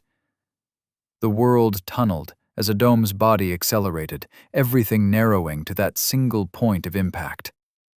Wham! At long last, his fist connected, and there it was. Blink and you'd miss it. A shimmering barrier materialized around Gale, emanating from something glowing beneath his clothes. The artifact's effect. The thunder shrimp's punch met the barrier. For a split second, nothing happened. Then, crack! The barrier shattered like glass, the concentrated force finding its target. The boom was deafening, contained and focused into a single point of impact. Physics bent as the cavitation bubble collapsed, unleashing force that should have spread through the tunnel, but instead drove straight into Gale's chest. But something else happened. Through Riddler's bane, Adam could see the overloaded artifact couldn't absorb this new surge of energy. Its capacity had probably been reached, pushed beyond limits. The artifact itself fractured, releasing all its stored energy at once. The mercenary flew backward, smashing through the tunnel like a cannonball. The sound echoed for seconds afterward, stone cracking and settling in his wake. Wham went dead, suddenly heavy as lead. Adam stripped it off. The gauntlet had channeled more power than it was ever meant to handle. The runes were burnt out, scoring patterns into the metal like acid. A hit that would have leveled half the tunnel, compressed into a space smaller than his fist. The math had worked. The theory had held. Ha! Are you okay? Kim's voice came from behind, shaky and raw. The professor was trying to stand, clutching his stomach where Gale had hit him. Adam's fingers fumbled with WAM, finally managing to store it in his inventory. The gauntlet had served its purpose, maybe too well. He grabbed Kim's arm, hauling him up. "We need to move, now!" His own arm tingled where he'd thrown the punch, but the pain was manageable. Without the gauntlet's protection, that hit would have liquefied his bones. "What about Vex?" Kim looked back at the fallen knight. "Priority is your extraction," Adam said, already moving toward the corridor. "The knights know the risks." The professor hesitated, then nodded, following Adam's lead. They had made it halfway down the corridor when a sound stopped them, shifting rubble from where Gale had been thrown. A ragged, wet cough echoed through the tunnel, followed by disjointed, mumbled curses. That's impossible," Kim whispered. "No one could survive that kind of impact." That familiar chill ran down Adam's spine. He couldn't waste any more time. "Move!" he urged, pushing Kim ahead of him. "We need to reach the others before—" Gale staggered into view, collapsing against the wall for support. His shirt was torn open, revealing the shattered remains of what had been his protective artifact. The medallion was completely fractured, hairline cracks spreading across its surface as wisps of purple energy escaped from its core. Blood trickled from his nose and mouth, and his breathing came in shallow, rapid gasps. His chest showed deep bruising where Adam's punch had landed, ribs visibly shifting with each labored breath. His left arm hung at an awkward angle, the joint wrenched from its socket by Vex's earlier attack. But it was his eyes that had changed the most. Dilated, unfocused, darting around with the 1,000-yard stare of someone whose body had just processed how close to death they'd come. His skin had taken on an ashen, clammy pallor, and a fine tremor ran through his limbs. Shock. Holy fucking shit. Gale wheezed between bloody coughs, eyes wide with stunned disbelief rather than anger. What the actual fuck was that? He slid further down the wall, seemingly unaware he was even moving. His good hand pressed against his injured ribs, but the movements were uncoordinated, almost drunk. Shock was setting in fast. The fact that Gale survived the Thunder Shrimp at all proved how dangerous his artifact was. Had the knights not already pushed it so far with their relentless assault, the medallion might have absorbed even this devastating attack completely. "Keep going," Kim told Adam. "I'll hold him off." "Don't be ridiculous, Professor," Adam said. "He's still dangerous." Though, looking at Gale now, Adam wasn't sure the mercenary was even fully aware of where he was anymore. Gale's gaze wandered, taking too long to focus on them. "The artifact. He coughed again, wincing as if surprised by the pain. "Did I just die?" The question came out slurred, genuinely confused. "I think I died for a second there." His breathing quickened even more. "Can't feel my fingers. That's not good." He looked down at his hands as if they belonged to someone else. Adam tensed to move, but he knew he'd be too slow. His body was reaching its limit, and Gale, despite his deteriorating condition, was still unpredictable. The air crackled. 3 attacks sliced through the space between them. A warhammer materializing from nowhere, a bolt of lightning that made Adam's hair stand on end, and a fireball that turned the tunnel's humidity to steam. Gale flinched away from them reflexively, movements clumsy and uncoordinated. The dodges were instinctual rather than calculated, his training taking over while his mind struggled to process what was happening. "Too old," Noss's voice echoed from the tunnel entrance, heavy with exertion. "Too damn old for running around like..." The words cut off. Oi! Boy, are you… What did he do to your face?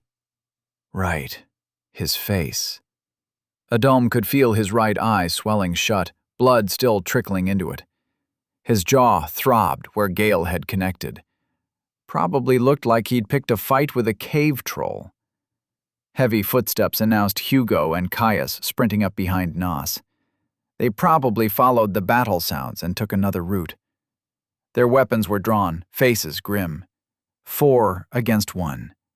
Better odds, especially with Gale in shock and Nos present.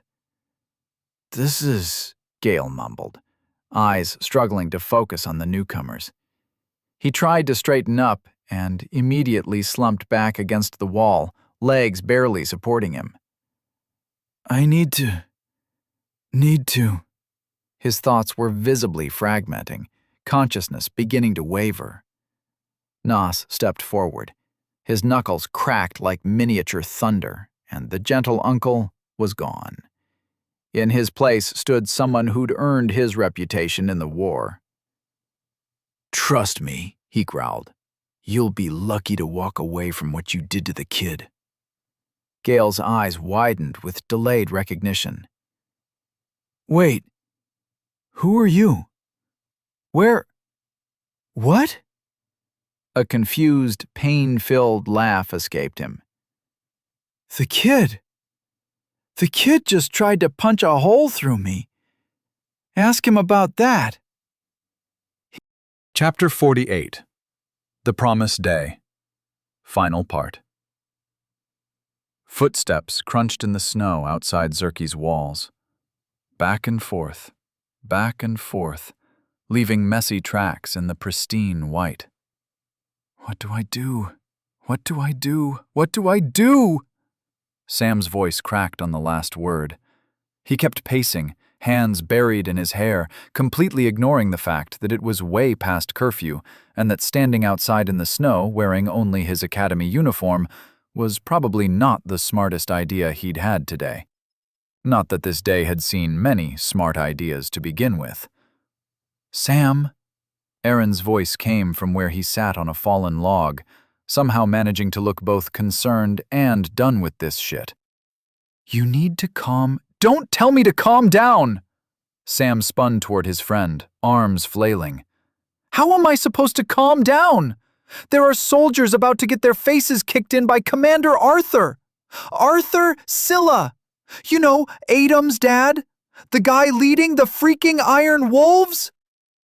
That's a bit… And Adam's probably in trouble right now, and it's all my fault. And what if he dies, and then his dad kills everyone, and then kills me, and then brings me back to kill me again, and…" Sam's voice rose with each word until it was practically a squeak. A chunk of snow fell from a nearby tree. Sam jumped about 3 feet in the air. "You're being dramatic," Aaron said, in the tone of someone who knew perfectly well that pointing this out wouldn't help, but felt compelled to try anyway. "I'm being realistic." Sam resumed his pacing, leaving even messier tracks in the snow. "This is bad. This is so bad. This is the worst thing that's ever happened in the history of bad things happening." Another chunk of snow fell. This time, Sam didn't even flinch, too busy having his breakdown to notice.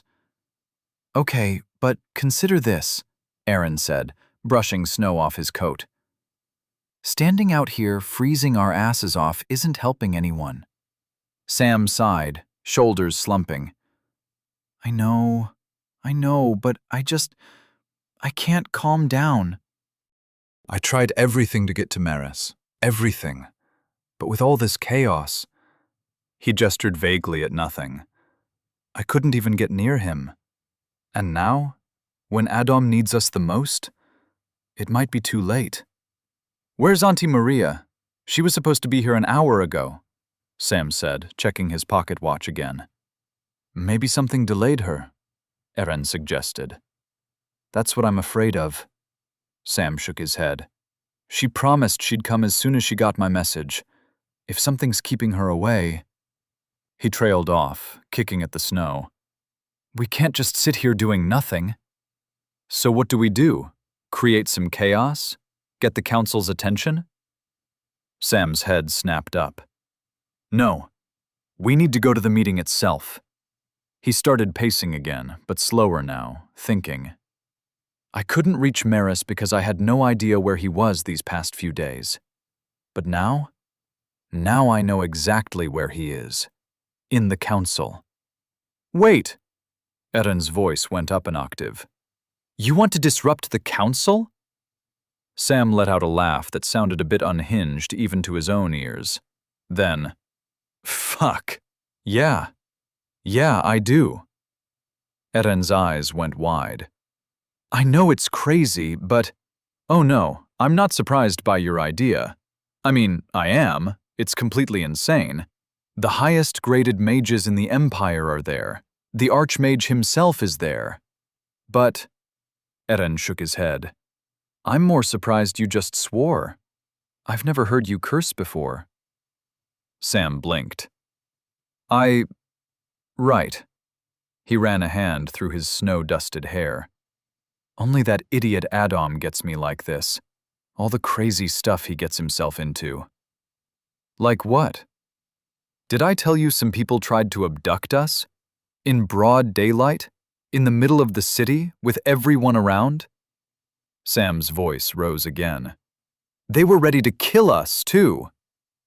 Well, he did kind of start a war between two prominent factions in the undertow. Eren scratched his head. Which then escalated into an all-out war with multiple factions, from what I heard. Of fucking course he did. Sam threw his hands up. What the fuck is wrong with this guy? Look, I'm not a student here. Maybe I could… Eren started. We're all going. Sam's voice had that tone. The one that meant his mind was made up. Consequences be damned. All? Sam pulled out his pocket watch, checking the time. I told the club members everything. They're helping us. He snapped the watch shut. They'll be here in about 20 minutes. Then we're getting to the council, guards or no guards, and telling Maris what's happening. And if Maris can't do anything? Eren shifted on the log. I mean, yeah, he's the headmaster, but there are way more powerful mages in there. The council isn't exactly known for listening to… Adam told me something the last time we talked. Sam stopped pacing, looking at the academy's towers rising against the night sky. He said if anyone would listen about a student of this academy being in danger, it would be Maris. He shoved his hands in his pockets, shoulders set. We have to try. That's all we can do. 30 minutes later, the wind had picked up. Snow whirled through the air, obscuring the academy's towers. Sam hadn't stopped pacing. The Iron Wolves are at the gates! The shout cut through the howling wind. A man ran past, repeating the warning to anyone who'd listen. Sam's breath caught in his throat. His hands were shaking. From cold or fear, he couldn't tell anymore. Everything felt wrong. The snow, the wind, the screaming. His heart beating too fast. Adam could be dying right now. The thought hit him like a physical blow. His friend could be dying, and here he was, standing in the snow, doing nothing. What if they were too late? What if they couldn't reach Maris? What if they did reach him, and he couldn't help? What if… Psst! Sam spun around.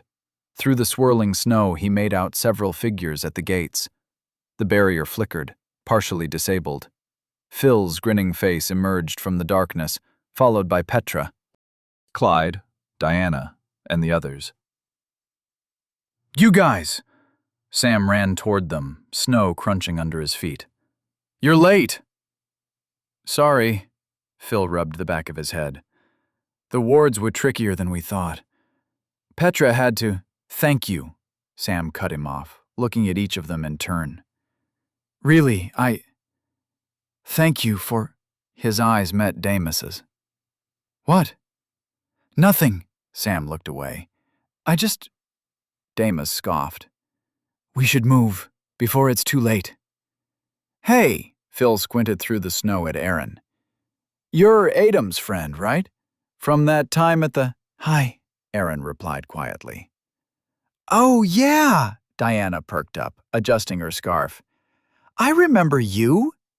You should come too, Petra said, already moving to include him in their huddle against the wind.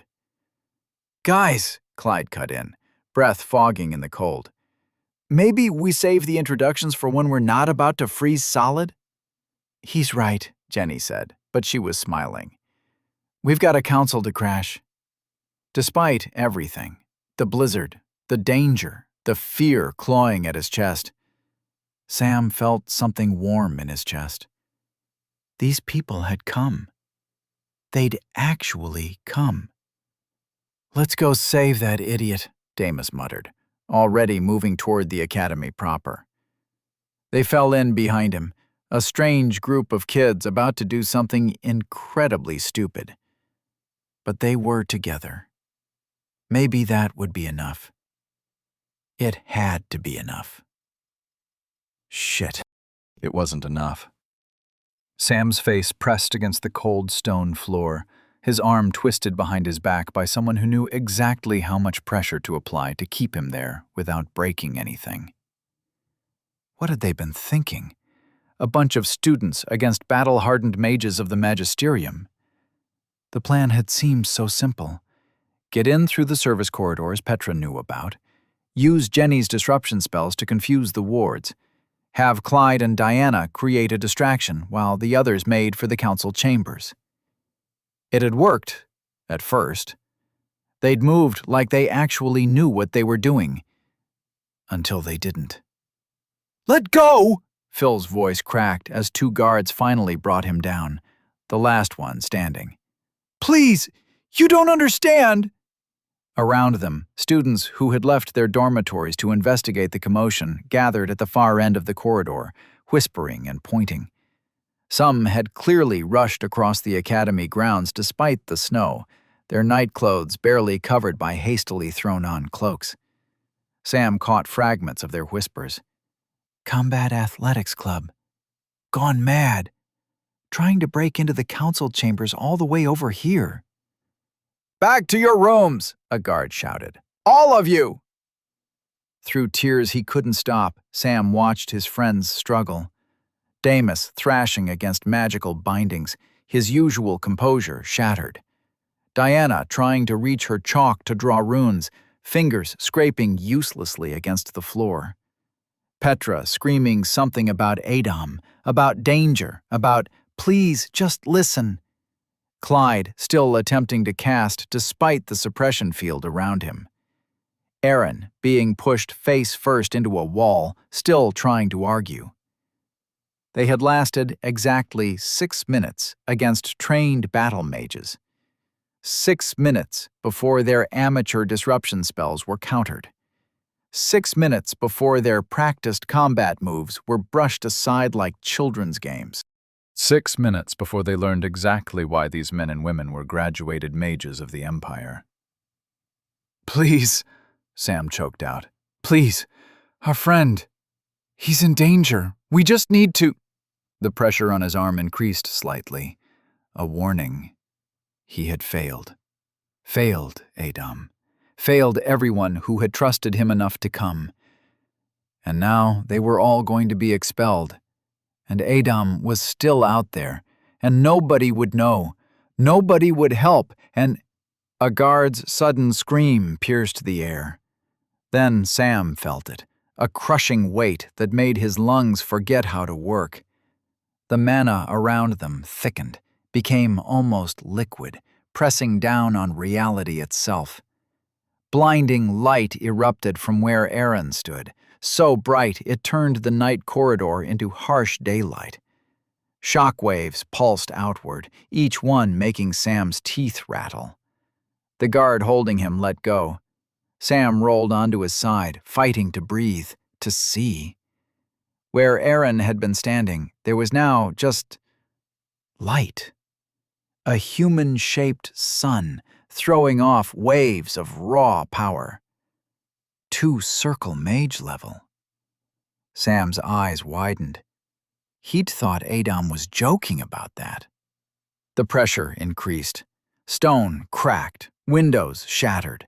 Several students who'd been watching collapsed where they stood. Some, literally, lost control of their bladder. Sam had felt this before. Not this strong, never this strong. But he knew what was happening. Loss of control. The same thing that happened to those who learned mana manipulation, but were still not good enough to not let their emotions take over. The same thing that had put his mother in that hospital bed. The same thing that had made his sister flinch away from him for months. The same thing he'd seen reflected in his father's careful, wary eyes.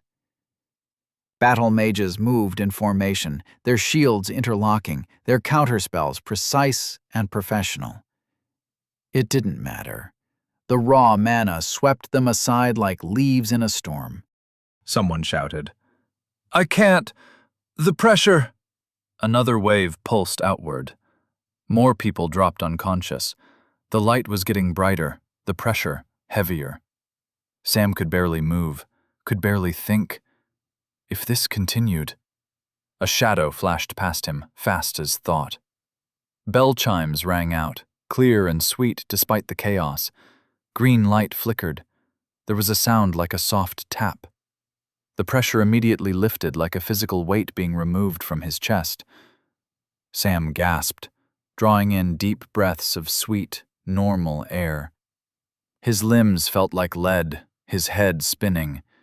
He tried to push himself up, failed. Tried again, his arms gave out. On the third attempt, hands caught him before he could fall, gentle but strong. "I got you." That voice. Sam looked up into Maria's face, her familiar smile somehow both worried and reassuring. "You came." The words came out weaker than he intended. "Sorry it took so long." She helped him sit up properly. "Imperial soldiers surrounded the Vaishar camp. We had trouble getting out without raising alarms." "I nearly had to turn 3 of the bastards into toadstools before they backed off," Bob added, adjusting his grip on Aaron. Sam's head snapped toward the second voice.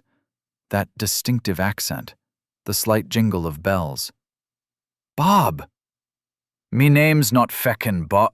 "Oh, hello, laddie."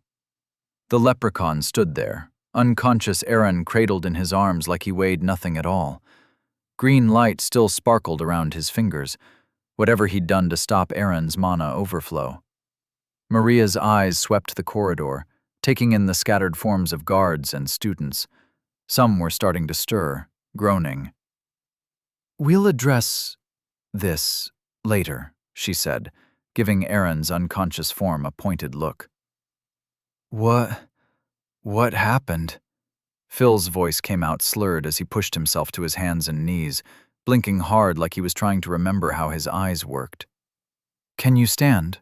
Maria asked Sam, already shifting to support more of his weight. He nodded, though his legs felt like jelly. "Yeah, I think so." "Good." Her voice turned sharp, urgent. "We need to move before those guards wake up properly." She gestured toward the massive doors at the end of the corridor, the entrance to the council chambers. "Now." "I'll take this one outside," Bob said, adjusting his grip on Aaron's unconscious form. "Poor lad's mana is still all twisted up. Best get him far from here before he wakes. Wouldn't want another light show, would we?" Sam nodded, remembering the crushing pressure, the blinding light. "Will he be okay?" "Aye, nothing a bit of rest won't fix. But trust me, laddie, you don't want him anywhere near these wards when he comes to.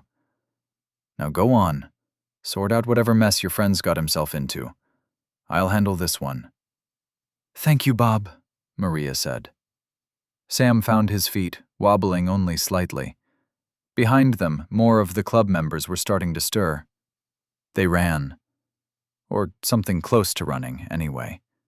Sam's legs weren't quite working right yet. Maria's hand glowed soft blue against Sam's shoulder as they ran, healing magic seeping into his muscles. The exhaustion melted away, replaced by renewed strength. His legs steadied, his mind cleared. Phil! Sam called back to his friend, who was still struggling to rise. We'll go ahead! Phil managed a shaky thumbs up before collapsing back down with a groan. The council doors soon towered before them, wood bound in steel, covered in intricate ward patterns that pulsed with quiet power. The magical barriers were probably why no one inside had reacted to the chaos in the corridor. 2 guards stood at attention, snapping to alertness at their approach. Halt! Both guards raised their staffs. I need to speak with Headmaster Maris about my son. Maria's word was polite, but brooked no argument. Please, step aside. The guards exchanged glances. Ma'am. The council is in session and cannot be. My family. Maria's voice remained perfectly level, but the wards on the door flickered. Is in danger. Please, step aside. Ma'am, step back or we'll be forced to. One guard began weaving a spell. Sam, dear. Maria's voice was gentle, like she was about to serve him cookies. Would you cover your ears for me? Just for a moment? Something in her tone made Sam comply instantly. He pressed his palms against his ears.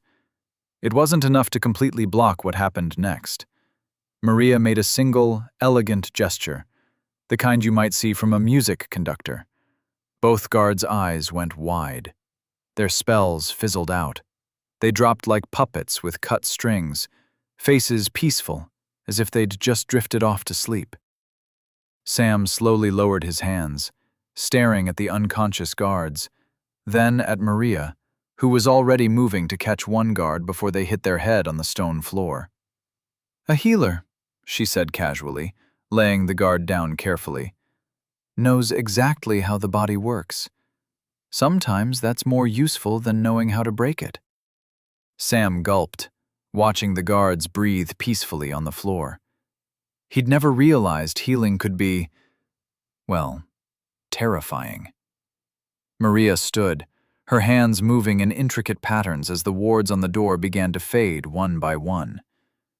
Sam, dear, you've gotten into enough trouble tonight. Let me handle this. I'll speak to Maris, explain everything.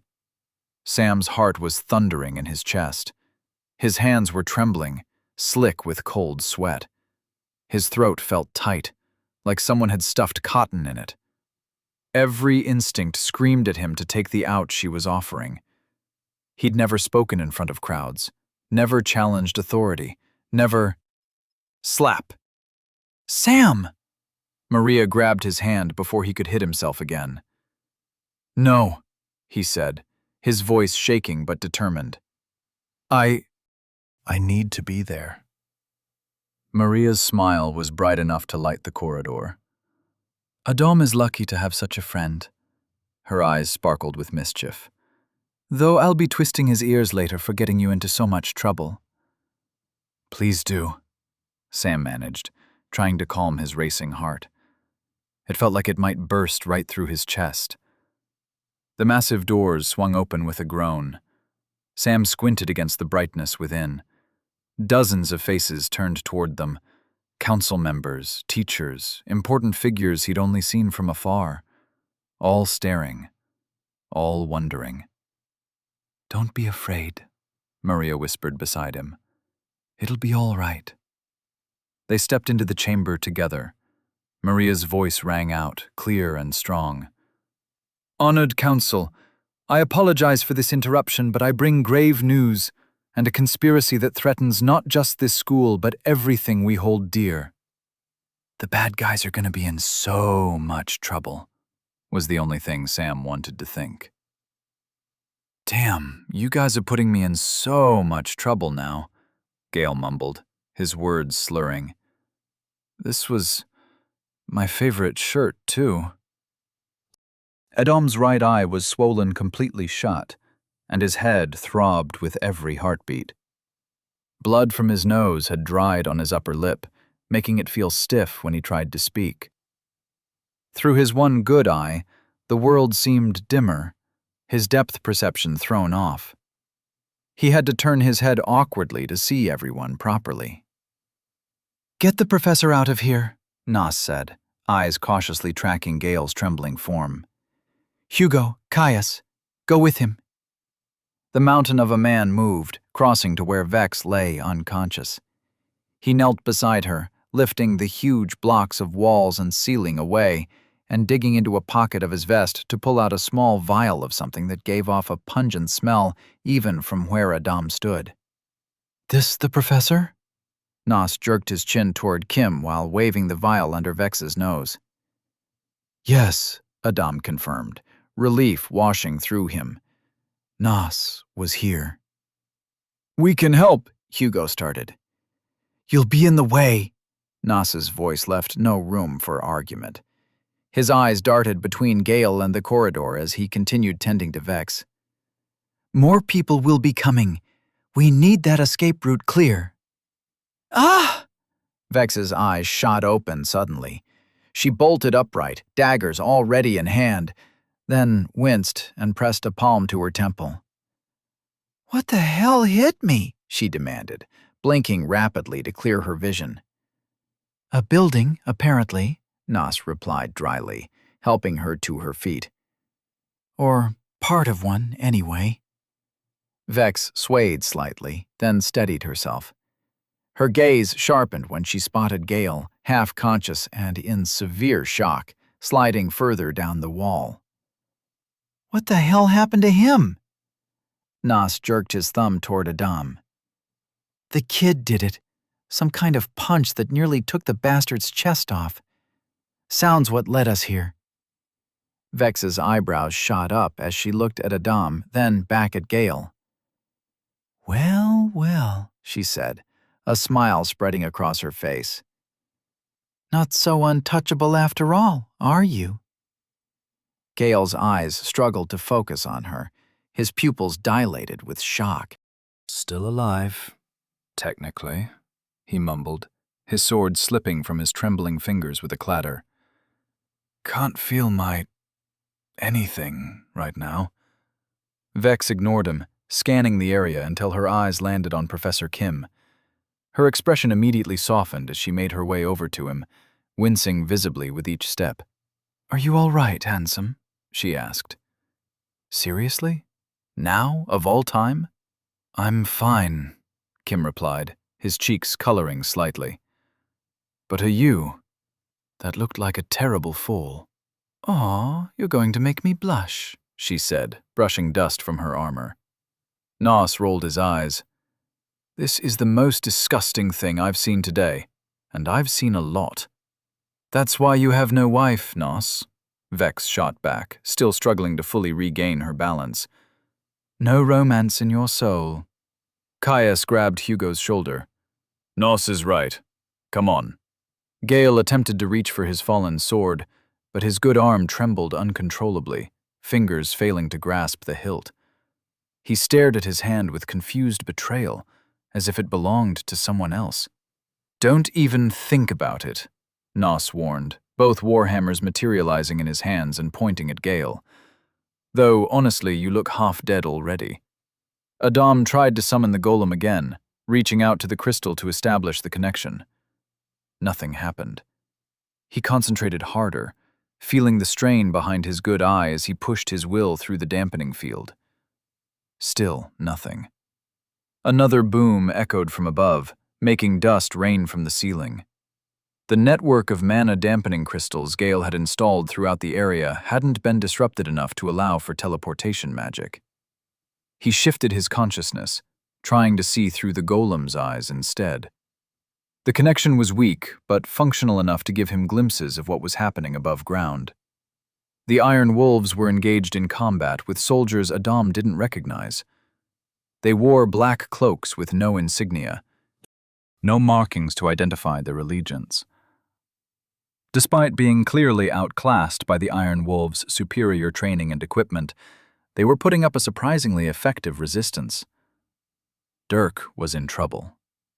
Blood soaked his sleeve where his arm had been injured, and his movements were growing sluggish.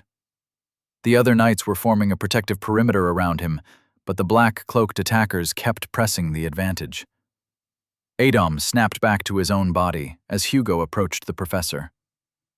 "Professor Kim," Hugo said, concern etched on his face. "Are you all right? Can you walk?" Kim's face brightened at the sight of his student. "Hugo, what are you doing here?" Relief quickly transformed into stern disapproval. "You shouldn't be here. None of you should. This is far too dangerous for students." "With all due respect, Professor, we're the ones rescuing you," Hugo replied, helping Kim to his feet. "That doesn't make it right," Kim insisted, brushing debris from his clothes. "You're still students, and this is war. I never intended for any of you to be caught up in this." "Too late for that," Caius muttered, keeping a wary eye on Gale's slumped form while edging toward the exit. "Let's go while we still can." The group began moving toward the corridor, Hugo supporting Kim while Caius took point. Adom followed, his vision still limited by his swollen eye, but he could already open it slightly. Was doing its work. "Not," Gale's voice was barely audible as he tried to push himself upright. "Not so fast." Despite his broken arm, traumatic shock, and battered body, the mercenary attempted one last desperate move. His hand swept weakly through the air, trying to channel fluid. Green energy flickered pathetically around his fingers, sputtering and dying before it could coalesce into anything dangerous. Gale stared at his hand in confused disbelief. "That's not right," he mumbled, eyes unfocused. "Why won't you work?" Vex was already there, placing a boot on his chest and pushing him back against the wall without much effort. "Stay down," she said, almost pitying. "You're done." The tunnel groaned ominously above them, more debris raining down from the damaged ceiling. "We need to move," Nas said urgently. "Now! This whole place is coming down." They began moving toward the exit, Nas leading the way, with Vex covering their retreat. The professor leaned heavily on Hugo's shoulder, still weak from his ordeal. "What about him?" Caius asked, nodding toward Gale. "Bring him," Nas ordered, after a moment's hesitation. "Command will want to question him." Vex sighed dramatically before hoisting Gale over her shoulder. The mercenary offered no resistance, his limbs hanging limply as he drifted in and out of consciousness. Adams suddenly flared to life, sending warning signals down his spine. Without thinking, he lunged forward, tackling the professor and Hugo to the ground just as a fireball screamed through the space where they'd been standing. The heat seared his back as it passed, crashing into the tunnel wall with a deafening explosion. "What the?" Hugo began, then fell silent as shadows moved at the far end of the corridor. They emerged from the darkness like wraiths, 6 figures, then 10, then 12, and more, in black cloaks, their faces hidden beneath hoods and helmets. Let the professor go," Gale murmured from over Vex's shoulder, his voice barely audible. "No one else needs to get hurt."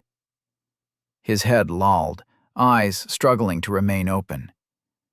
"Just leave him with me." "Shut up," Vex hissed, adjusting her grip. "You're in no position to negotiate." There was no time to think further. The first warrior attacked without warning, moving with deadly precision toward their group. Nas didn't even bother with his warhammers. A casual backhand sent the attacker flying into the wall with bone-shattering force, the impact leaving a bloody outline against the stone. "Huh," he muttered, eyeing the corridor as more black-cloaked figures appeared. "There's a lot of them." 3 more rushed forward. Vex, despite balancing Gale's limp form over her shoulder, dispatched the first with a flick of her dagger across his throat. The second received Nas's hammer to the chest, which pulverized ribs and organs with a wet crunch. The third fell to a precise strike that separated head from shoulders. "They're not very good for us, that's good," Vex observed, almost bored despite the blood spray decorating her armor. "But they're persistent and not afraid to die. That's bad." More figures emerged from the shadows, moving in unison. A fireball streaked toward them from the back ranks. Nos batted it aside with his hammer like he was swatting a fly, the deflected magic exploding against the ceiling, sending rubbles down. "Yeah, definitely quantity over quality," said Nos, casually crushing another warrior's skull.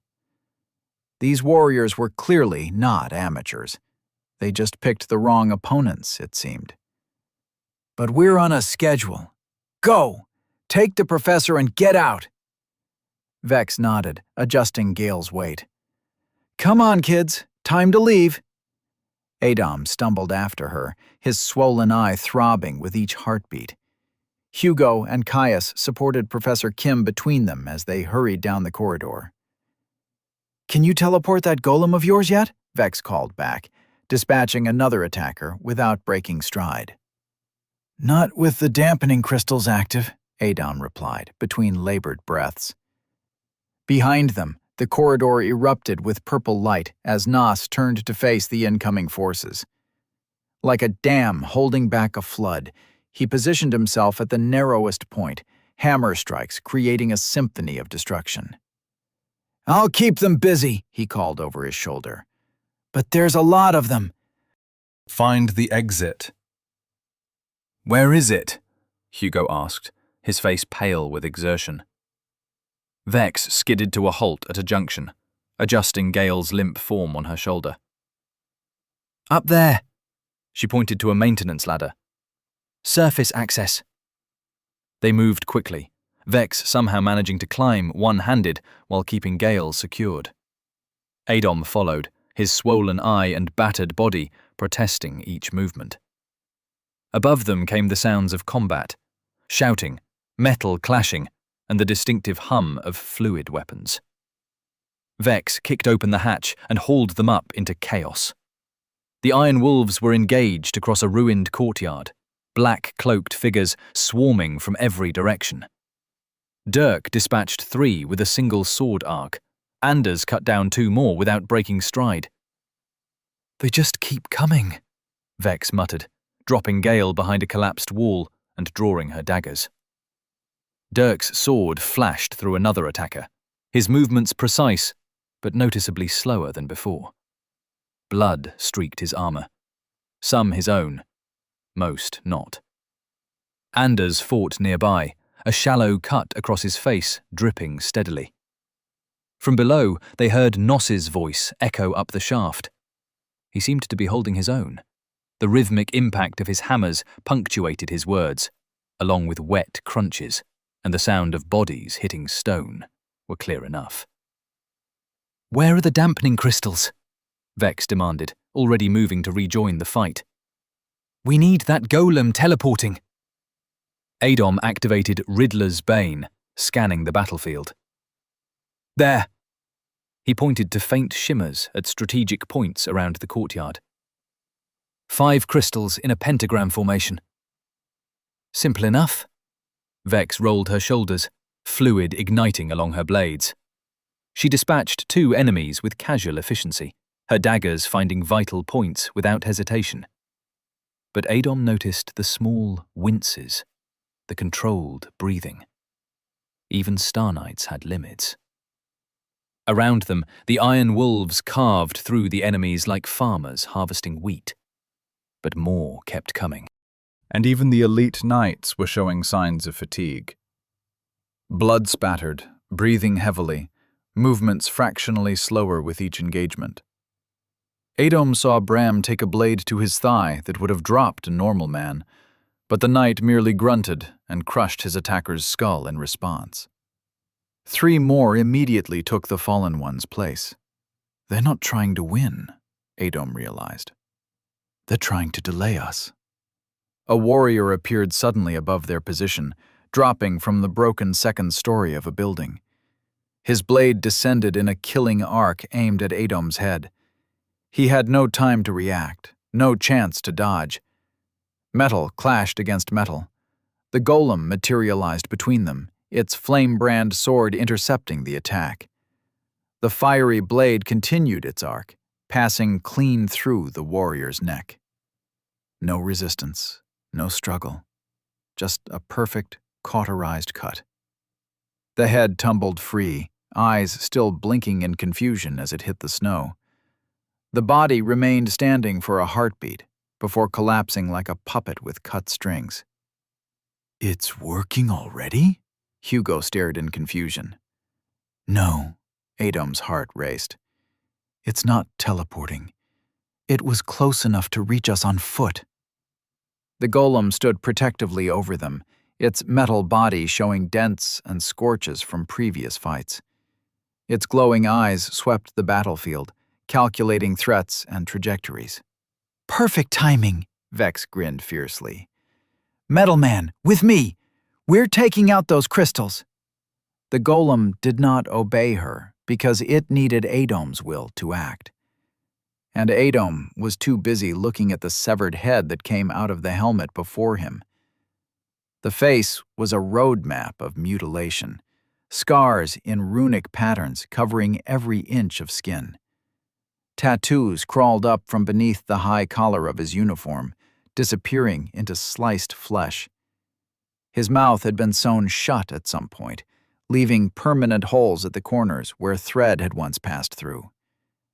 But it was the eyes that made Adom's stomach turn.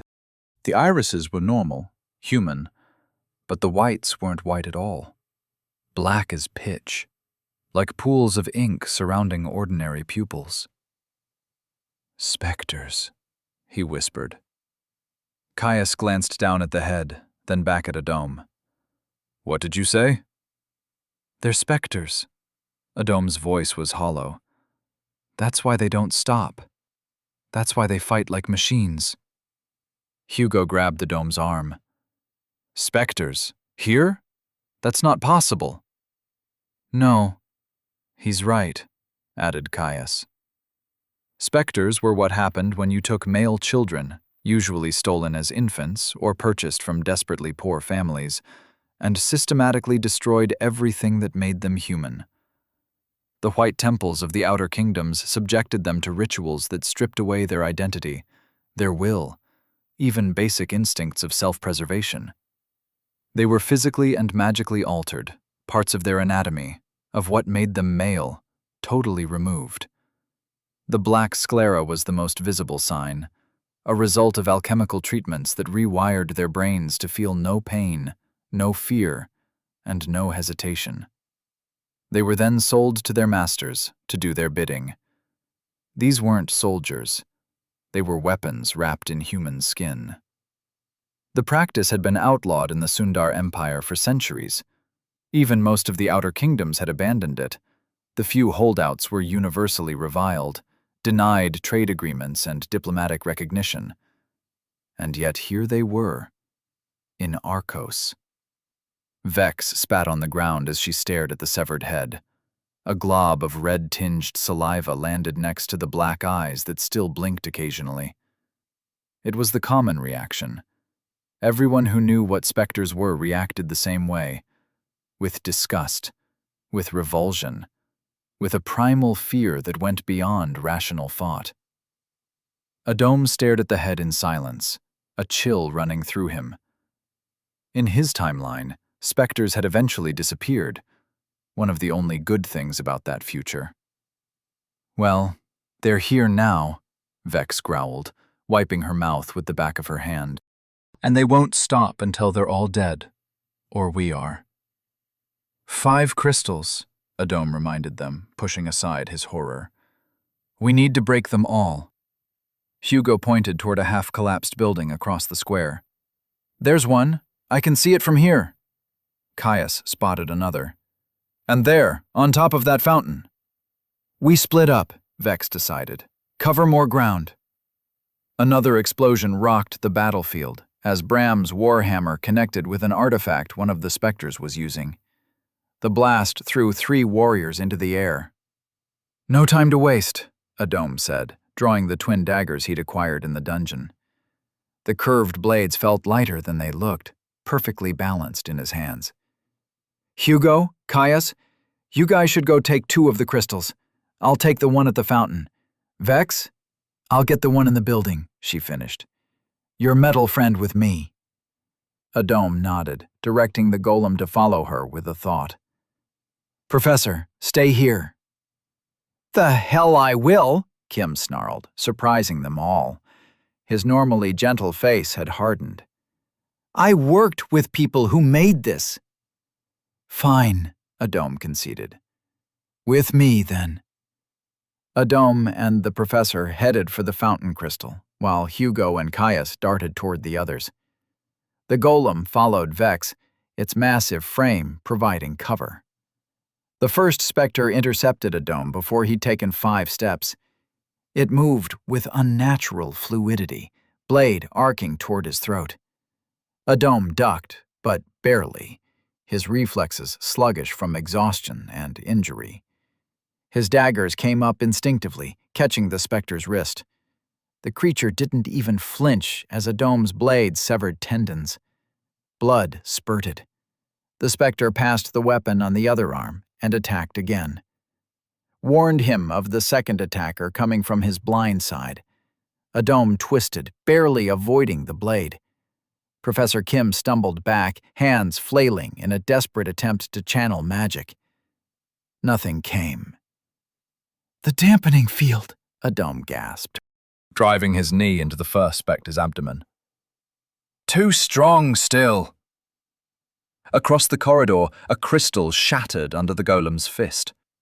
Blue light pulsed outward like a shockwave. Instantly, the air felt lighter. Mana flowed more freely. Kim's eyes widened as he felt it. His hands traced a quick pattern, and a small fireball, weak but functional, erupted from his palms. It caught a spectre in the face, blackening flesh and melting an eye. The creature didn't even pause. "It's working!" Hugo shouted from somewhere to their left. "Keep going!" Adon channeled fluid through his limbs. Strength surged. His next strike sent the spectre staggering back, but 3 more took its place.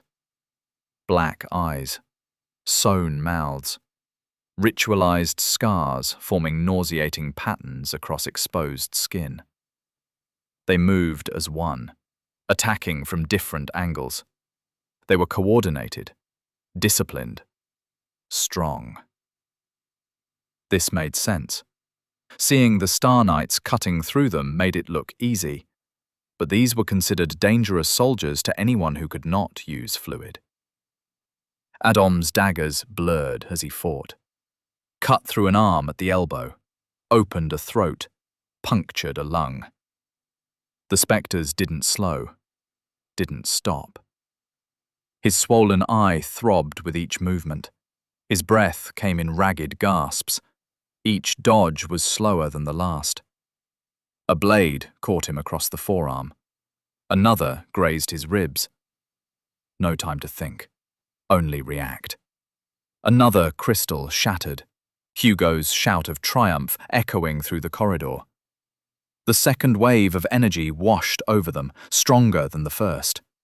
Magic surged back, like blood returning to a numb limb. Kim's next fireball roared like a small sun, incinerating a spectre completely. The professor's eyes widened in surprise at his own power. "2 down!" Caius bellowed from somewhere behind them. He unleashed a gale-force wind that sent 3 spectres crashing into the wall. Adon leaped toward the fountain, daggers leading. A spectre rose to meet him. Too fast. Too close. Push was weaved, propelling him over the creature's head. He twisted in midair, bringing both blades down into its shoulders as he landed. The fountain crystal gleamed 10 feet away. 5 specters formed a wall between him and the target. "Professor!" Adom shouted, ducking a slash that would have opened his throat. "Cover me!" Kim nodded, face taut with concentration. Wind gathered at his fingertips, forming a cyclone that swept 2 specters aside. Adom charged through the gap. A blade caught his thigh. He felt it, felt warm blood soaking his pants. He didn't stop. Another specter appeared before him, sword raised. Adom didn't try to dodge. Blue fluid blazed from his limbs as he tackled the creature head-on, his momentum carrying them both into the fountain's edge. Stone cracked against the specter's spine. Water sprayed around them. Adom's vision tunneled to a single point. The crystal. Just keep moving. His dagger struck true, connecting with the crystal's surface. Once, twice, 3 times. Nothing happened. Not enough force. Across the corridor, the 3rd crystal exploded under Vex's blade. Power flooded back into the air. Magic sang through Adom's veins. He channeled everything he had left, fluid, mana, raw desperation, into his arm. The dagger's runes ignited with borrowed power. The crystal shattered like glass. The magic wave knocked him backward, tumbling through water and blood. His lungs burned. His limbs felt like lead. But the dampening field was weakening. Hugo appeared above him, face pale but determined. "One more," he gasped, extending a hand to pull Adom up. "Caius is going for it now." Adom staggered to his feet, water streaming from his clothes. Around them, the corridor glowed with magic as Kim wove fire and wind into devastating combinations. Specters burned and fell, only to be replaced by more emerging from the shadows. "There's no end to them," Adom realized. The ground shook as Caius unleashed a concentrated earth spell, collapsing part of the ceiling onto a group of specters. In the chaos, he sprinted toward the 4th crystal, visible now atop a fallen column. 3 specters converged on him. Caius bellowed in defiance, wrapping himself in a barrier of swirling air. He slammed into the crystal and... "Adom!" Kim shouted, his voice sounding distant despite only being a few feet away. "Behind you!" Adom tried to turn, his movements sluggish as exhaustion claimed him. His flared weakly, showing him what was coming, but offering no solution, no escape. 2 specters converging on his position, one with a curved blade aimed at his spine, the other with a war axe raised high for a killing blow. He couldn't dodge both, could barely stand, let alone fight. His fingers fumbled for his remaining dagger. Too slow. Much too slow. The world seemed to slow down as the specters closed in. Adom could see the exact trajectory of their weapons, could calculate precisely how many seconds he had left to live. Not many. The specters were 3 steps away. 2. 1. Boom! The wall behind them exploded inward. Stone and metal went flying as something massive broke through. The pressure wave knocked everyone off their feet. Through the dust and debris, Adom caught glimpses of movement. "Adom!" That voice. He'd know it anywhere. Through the settling dust and debris, Maria appeared, mana already blazing around her hands. Behind her, Bob's bells chimed as he stepped through the ruined wall, followed by Professor Crowley, Maris, and several mages wearing magisterium robes. They moved like a coordinated unit, spreading out across the corridor. The remaining attackers immediately shifted stance, their blades coming up. Too late. Crowley's spell hit the first one like a freight train, slamming him into the wall hard enough to crack stone. 2 Magisterium mages caught the others in binding spells that lit up the corridor with harsh blue light. The attackers thrashed against it, movement still precise, even as the magic crushed inward. "Hold that one!" Crowley barked, striding forward. He grabbed the pinned attacker's helmet, yanked it off. The gasps echoed through the corridor. "Spectres." Maris's voice dripped contempt. "The ghost warriors of the southern lands." "Ah, that's too bad," Gale choked out from under the rubble. "I guess we lost, huh?" "Don't move!" Noss appeared out of nowhere, wounded from head to toe, and he kneeled, lifting the rubble away from Gale. "Maria, need you over here. We need him alive." But Maria was already at Adom's side, her hands gentle on his swollen face. "Look at you," she muttered, healing magic flowing into him. "I'm okay, Mother." The words came out slurred, partly from his busted lip, partly from relief. "Really, I'm—" She tilted his head, examining the damage. "This eye, what did they hit you with?"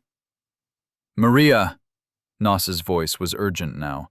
"Please, Gale first. He knows things. Important things." "Hang on just a moment, son," Maria told Adom, squeezing his hand before rushing to Gale's side. She knelt beside him, hands hovering over his body. Gale's eyes had rolled back, consciousness finally slipping away.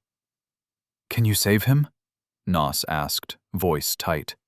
"His testimony is important to not get us and Arthur executed for rebellion." Maria's face was grim as her magic probed the damage. "There's still a chance, yes. But I need to work quickly. He's in critical condition due to internal bleeding and intense shock." Her hands began to glow with healing energy, and she set to work. Professor Kim had backed himself into a corner, looking green. Every time his eyes landed on one of the specter's exposed faces, he made a small, choking sound. Maris knelt beside Hugo, Caius, and Adom, handing them potion to help close their wounds. "You boys did well," he said quietly. "Better than anyone could have expected." Through the hole in the wall, Adom caught the first light of dawn breaking over the city. His eye widened. His father would be there already, the Iron Wolves facing down the Imperial army. Once the first blood was spilled, there'd be no turning back. Proof or no proof. "We need to move," he tried to stand, legs shaking. "Now, before the bells, before they start fighting." "The boy's right," Maris nodded, helping Adom up. "Madam Scylla, can that young fellow be moved?" Carefully, she maintained the healing flow. Very carefully. "Kid," Bram called to Adom, "can you get to the gates faster? We're running out of time." Adom reached into his pocket, fingers searching for the familiar shape of the crystal. His heart leaped when he felt it whole and intact. When he pulled it out, the crystal was glowing with inner light, as if pulsing in rhythm with his heartbeat. "It's working," he said, hope flooding through him. "The dampening field is completely gone." In the distance, a bell began to toll. Its deep, resonant sound carried clearly through the morning air. The first bell. Adom felt his pulse quicken. By now, the Imperial soldiers would be forming up along the city walls, checking their weapons one last time. "Professor," Adom called, urgency in his voice. "Come here, quickly. I need you." Kim looked up, his face still pale from what they'd witnessed. He made his way over, stepping carefully around the bound specters. Second bell. Fear clenched in Adom's stomach. His father would be at the front of the Iron Wolves, perhaps giving a final speech to his men. Hundreds of elite warriors against more than 1,000 Imperial soldiers. "What is it?" Maris asked, already helping Maria stabilize Gale for transport. "I can get to the gates faster," Adom said, clutching the crystal tightly. "But I need the professor with me. He's the witness to everything that happened." Third bell. Somewhere, an officer would be checking the time, calculating when to give the order to advance. Tensions would be rising with each passing moment. "You're in no condition," Crowley began, eyeing Adam's wounds with concern. "There's no time," Adam cut him off. "Please, take care of things here. We'll be fine." Fourth bell. The streets would be emptying now, citizens locking their doors and closing their shutters. Many would be praying. Some would be weeping. None would be sleeping. Nos exchanged a look with Maria, who gave a slight nod. "Go," he said. "We'll follow as fast as we can." Fifth bell. His father would be standing at the head, that massive sword planted in the snow beside him. Even at this distance, Adam could feel the man's presence. Was it his imagination? Had to be. "This way," he told Kim, already limping toward the exit. "Hurry." Sixth bell. By now, the Imperial commanders would be giving final orders. Young soldiers would be shaking in their armor, veterans checking their blades, resigned to their fate. "Where are you going?" Hugo called after them. "To stop a war," Adam replied without turning back. Seventh bell. The Iron Wolves would be spread out in their battle formation by now. Fluid would flare. Blood would spread. They found the golem standing motionless in the shadows, its eyes dimmed to conserve energy. Adam had teleported it here just now to avoid others seeing it. Not that it mattered much, but still. It came to life as they approached. Eighth bell. He could see it, feel it. Archers would be knocking arrows. The air would be thick with tension, brittle as ice. "Touch it," Adam instructed, placing his own hand on the golem's cold metal chest. "Please don't ask questions. Just trust me." Ninth bell.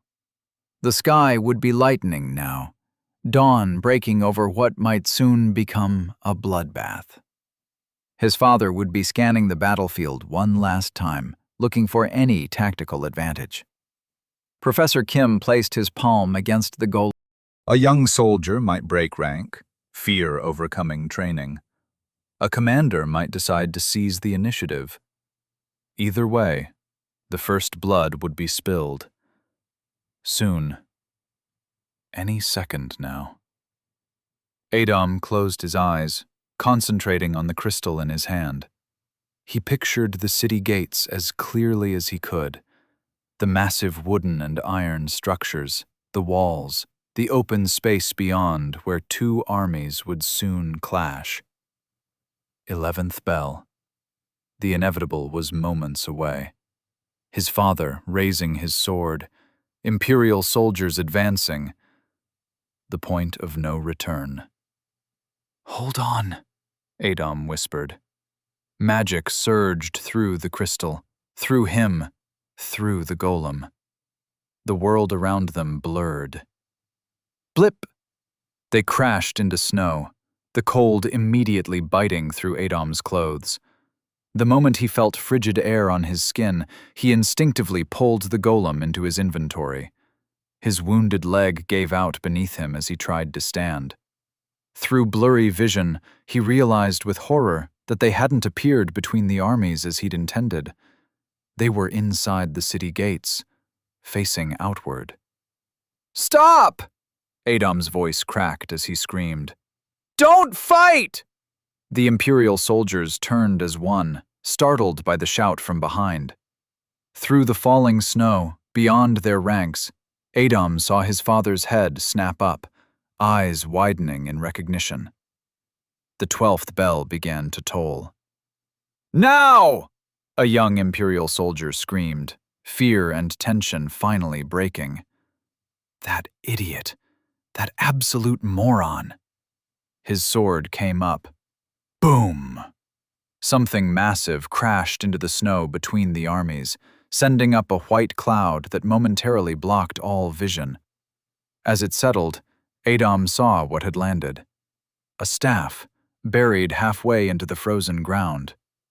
Dozens of magisterium mages descended in their distinctive robes, floating down between the armies. Their magic made the air thick, heavy. The snow itself paused in its fall around them. A throat cleared. The sound echoed unnaturally, reaching every ear despite the howling wind. Ahem! Another clearing of the throat, almost awkward in its normalcy. Then the voice came again, projected from everywhere and nowhere at once. By Imperial Decree 235, Section 12, Paragraph 4, the Magisterium holds authority to intercede in any military conflict, regardless of initial involvement, when individuals under its direct protection become central to said conflict. The voice paused, as if checking notes. Professor Amadeus Kim and student Adam Silla of the Xerkes Celestial Academy of Mystical Arts, both under magisterium authority, have been found to be key figures in this dispute. Therefore, another pause. Someone coughed. By the authority granted to me by His Imperial Majesty, I, Sir Gaius Emrys, 235th Archmage of the Sundarian Empire, demand that all hostile actions cease immediately. Adam was still panting, trying to catch his breath, when movement caught his eye. A figure walked past him, heading toward the space between the armies. Sir Gaius. The man had appeared without a sound, like he'd simply materialized from the falling snow. "We hear and obey!" The sound thundered across the field as hundreds of Imperial soldiers dropped to one knee, weapons falling into the snow. The clatter of steel became a wave, rippling through their ranks. From beyond the gates, the iron wolves followed, not kneeling but performing their own salute, fists crossed over their hearts. His father among them, that familiar smile breaking through his stern facade as he looked at Adam. The sun finally broke over the city walls, painting the snow in shades of gold. Its light caught on armor and weapons now lying harmless in the snow, on the magisterium robes still settling from their descent, on the frost crystals hanging in the air. Adam smiled back at his father, even though his split lip made it hurt. Snow had definitely gotten into his boots.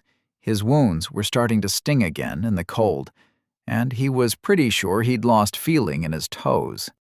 But standing there, watching the sunrise paint the battlefield that wasn't going to be a battlefield after all, he felt the weight lift from his shoulders. The promised day had come. And for once, things had actually worked out exactly as they were supposed to. Chapter 49. Just the beginning. Ding, dong, ding, dong. The bells of Arcos sang their victory song, each chime carrying across the snow-laden city. People emerged from their homes like cautious animals after a storm, first in ones and twos, then in crowds. Their voices rose with the bells, a chorus of relief and joy echoing off the walls. "No blood! No blood!" The chant started somewhere in the merchant district, spread like wildfire through the streets. "The wolves stand down! Peace! Peace!" High above the celebration, where the cliff face caught the morning sun, Prince Callion sat alone in the snow. His fingers trembled slightly as he lifted the wineglass to his lips. Expensive stuff, from his personal collection. The kind meant for celebrations, not whatever this was. The crunch of footsteps behind him barely registered over the distant sounds of the city's joy. "My prince, the specters failed?" Callion didn't turn around. The wine tasted bitter now. A moment of silence. Snow fell softly between them. "Yes, Your Highness." Callion lifted the bottle, studying how the rising sun caught the deep red liquid within. Then he brought it to his lips and drank deeply, steadily, until the last drop was gone. The empty bottle made a soft sound as he set it in the snow beside him. Below, the crowds were growing. More voices joining the chorus of celebration. More people emerging to share the news that there would be no battle today, no blood in their streets. How wonderful for them. "Is my boat ready?" "Yes, Your Highness. Everything is prepared as ordered." Callion nodded absently, his mind already drifting through the wreckage of carefully laid plans.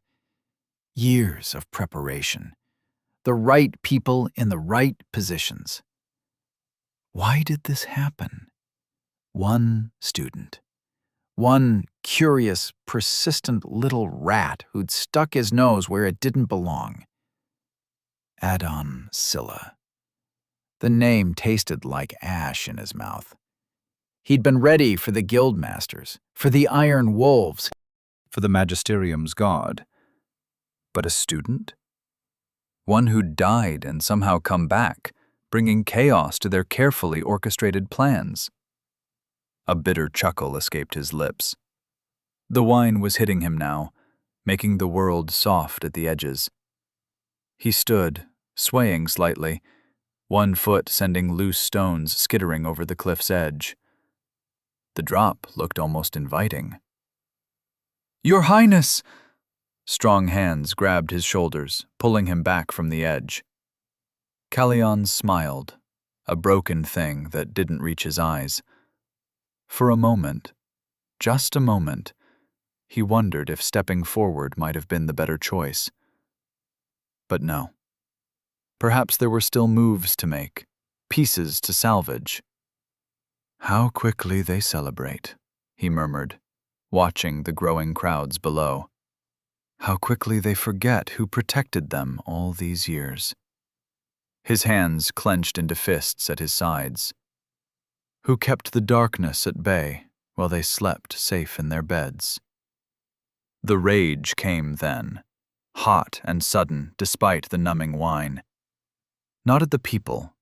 They were sheep, following whatever shepherd looked strongest. No.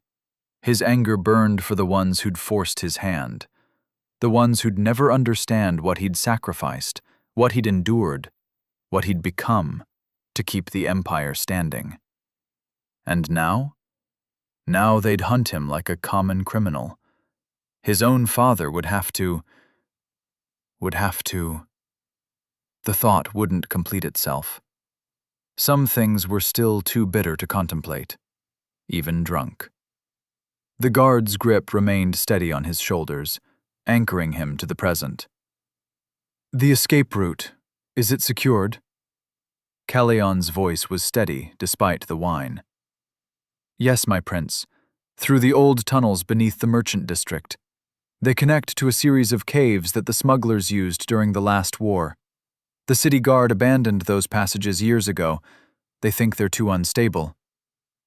"And you're certain no one else knows?" "Only the handful of men we trusted with the preparation, Your Highness. They'll search the docks first, then the main gates. By the time they think to look in the caves, we'll be far at sea." Callion nodded slowly. "The remaining spectres?" "Already aboard the vessel, secured in the lower hold."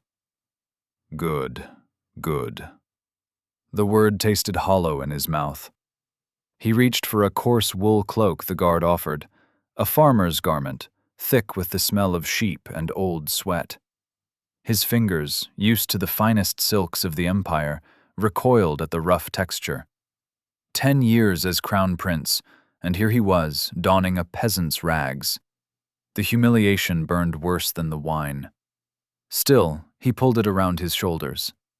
What choice did he have? The tunnels eventually led them back to street level, where they had to cross a small section of the lower city. Callion kept his head down, the rough farmer's cloak pulled tight around him.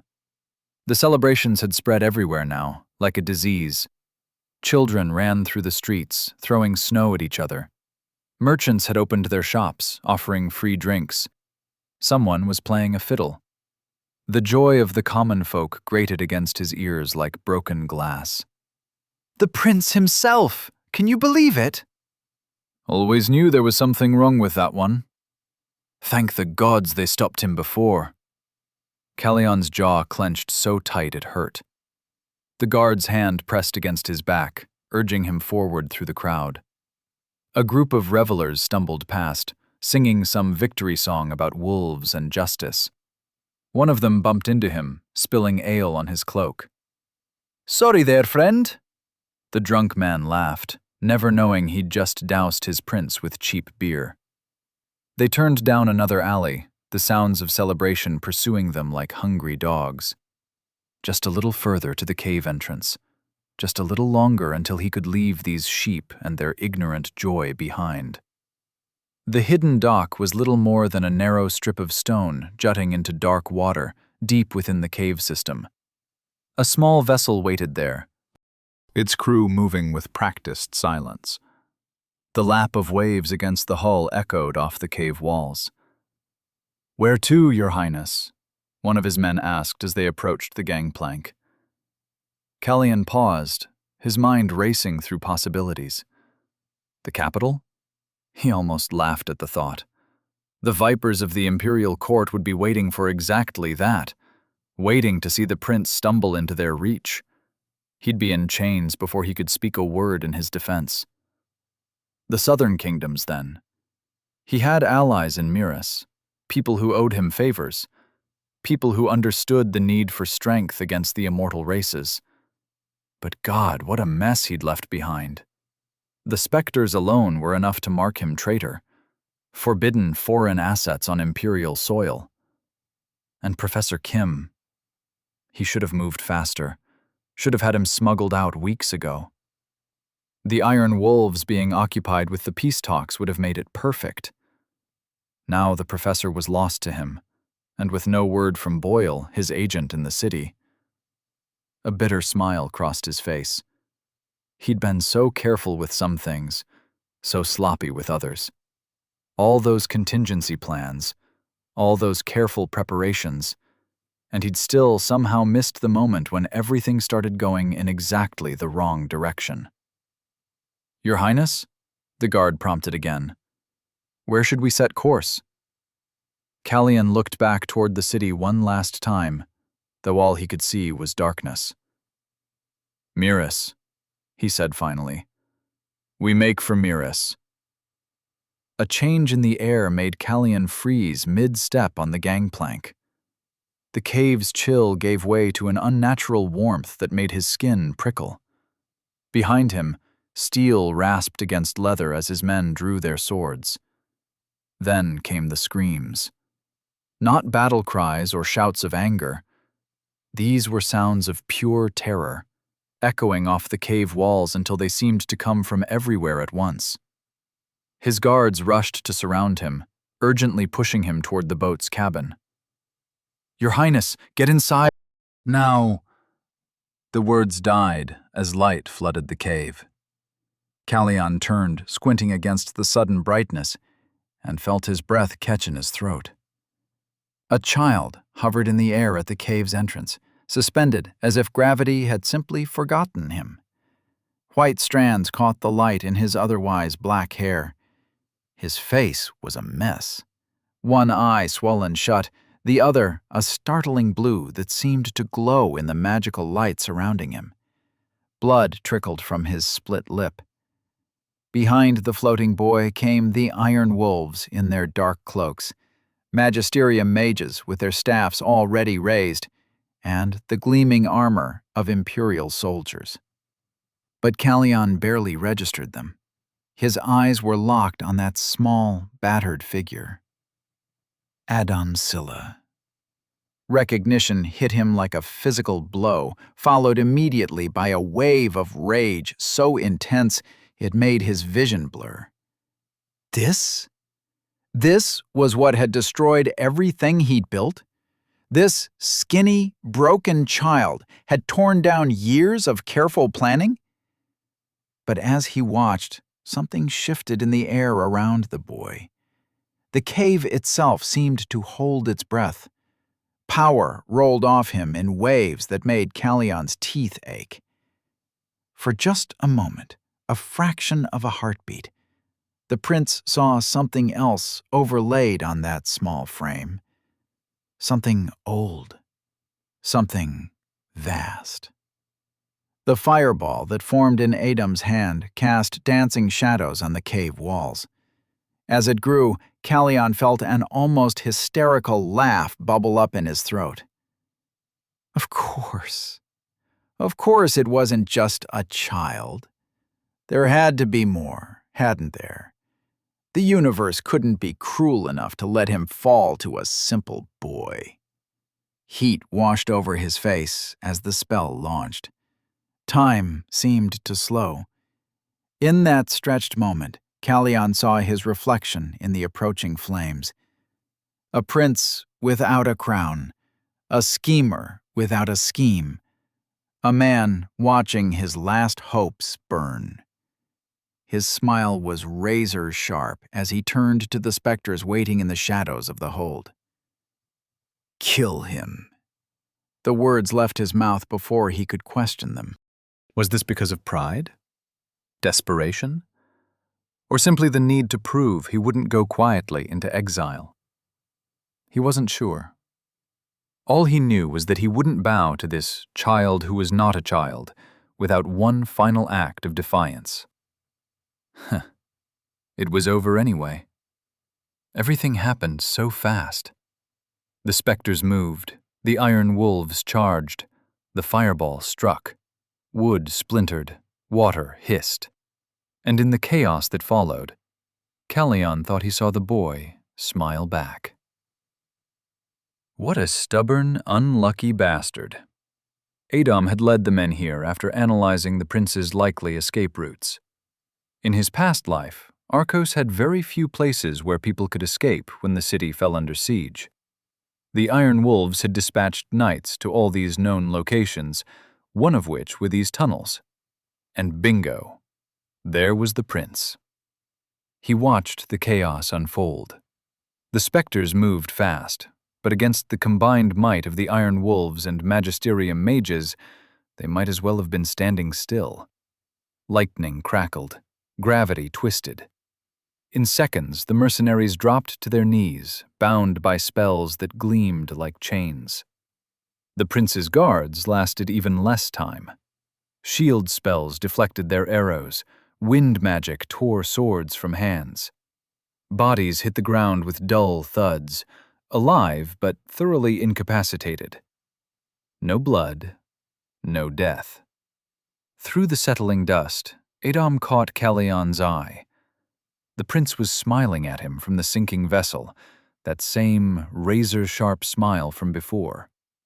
Something about it made Adam's skin crawl. He smiled back anyway, letting a touch of smugness show. We've got you now. Then he saw the flash of steel. Callion had grabbed a dagger from one of his fallen men. The blade rose toward his own throat. No! Several voices shouted at once.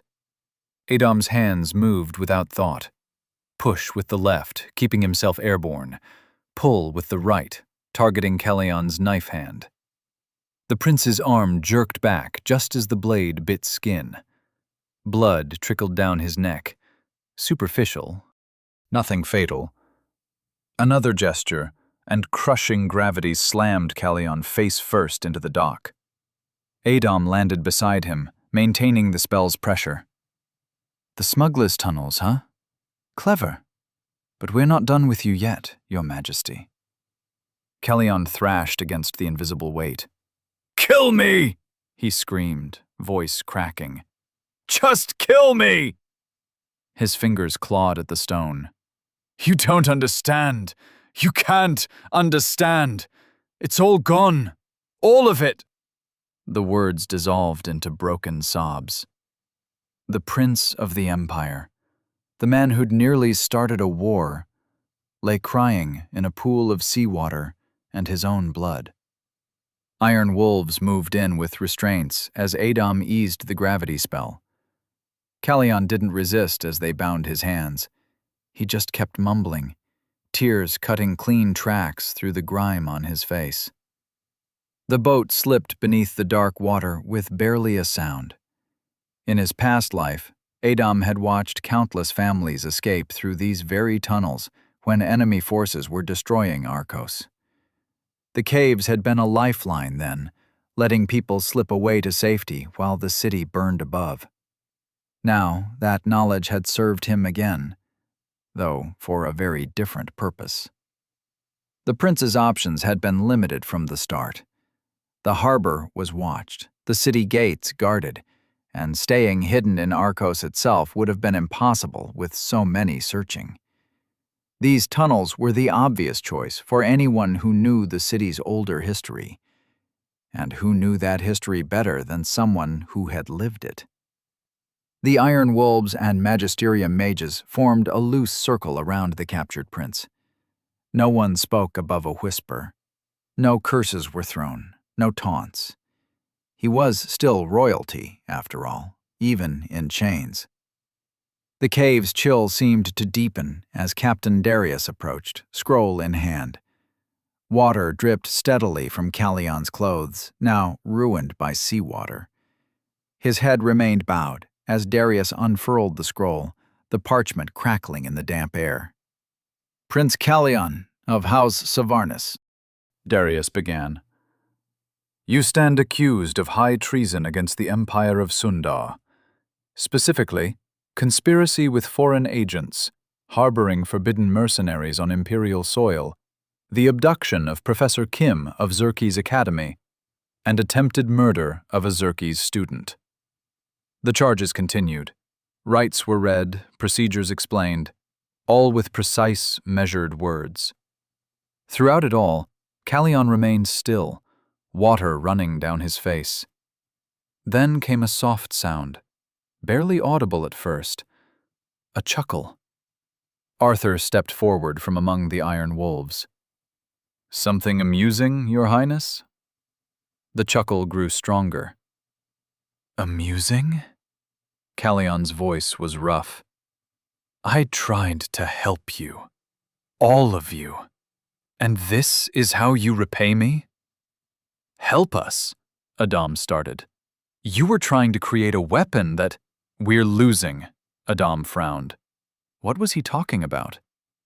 "We've been losing battles for 12 years, boy."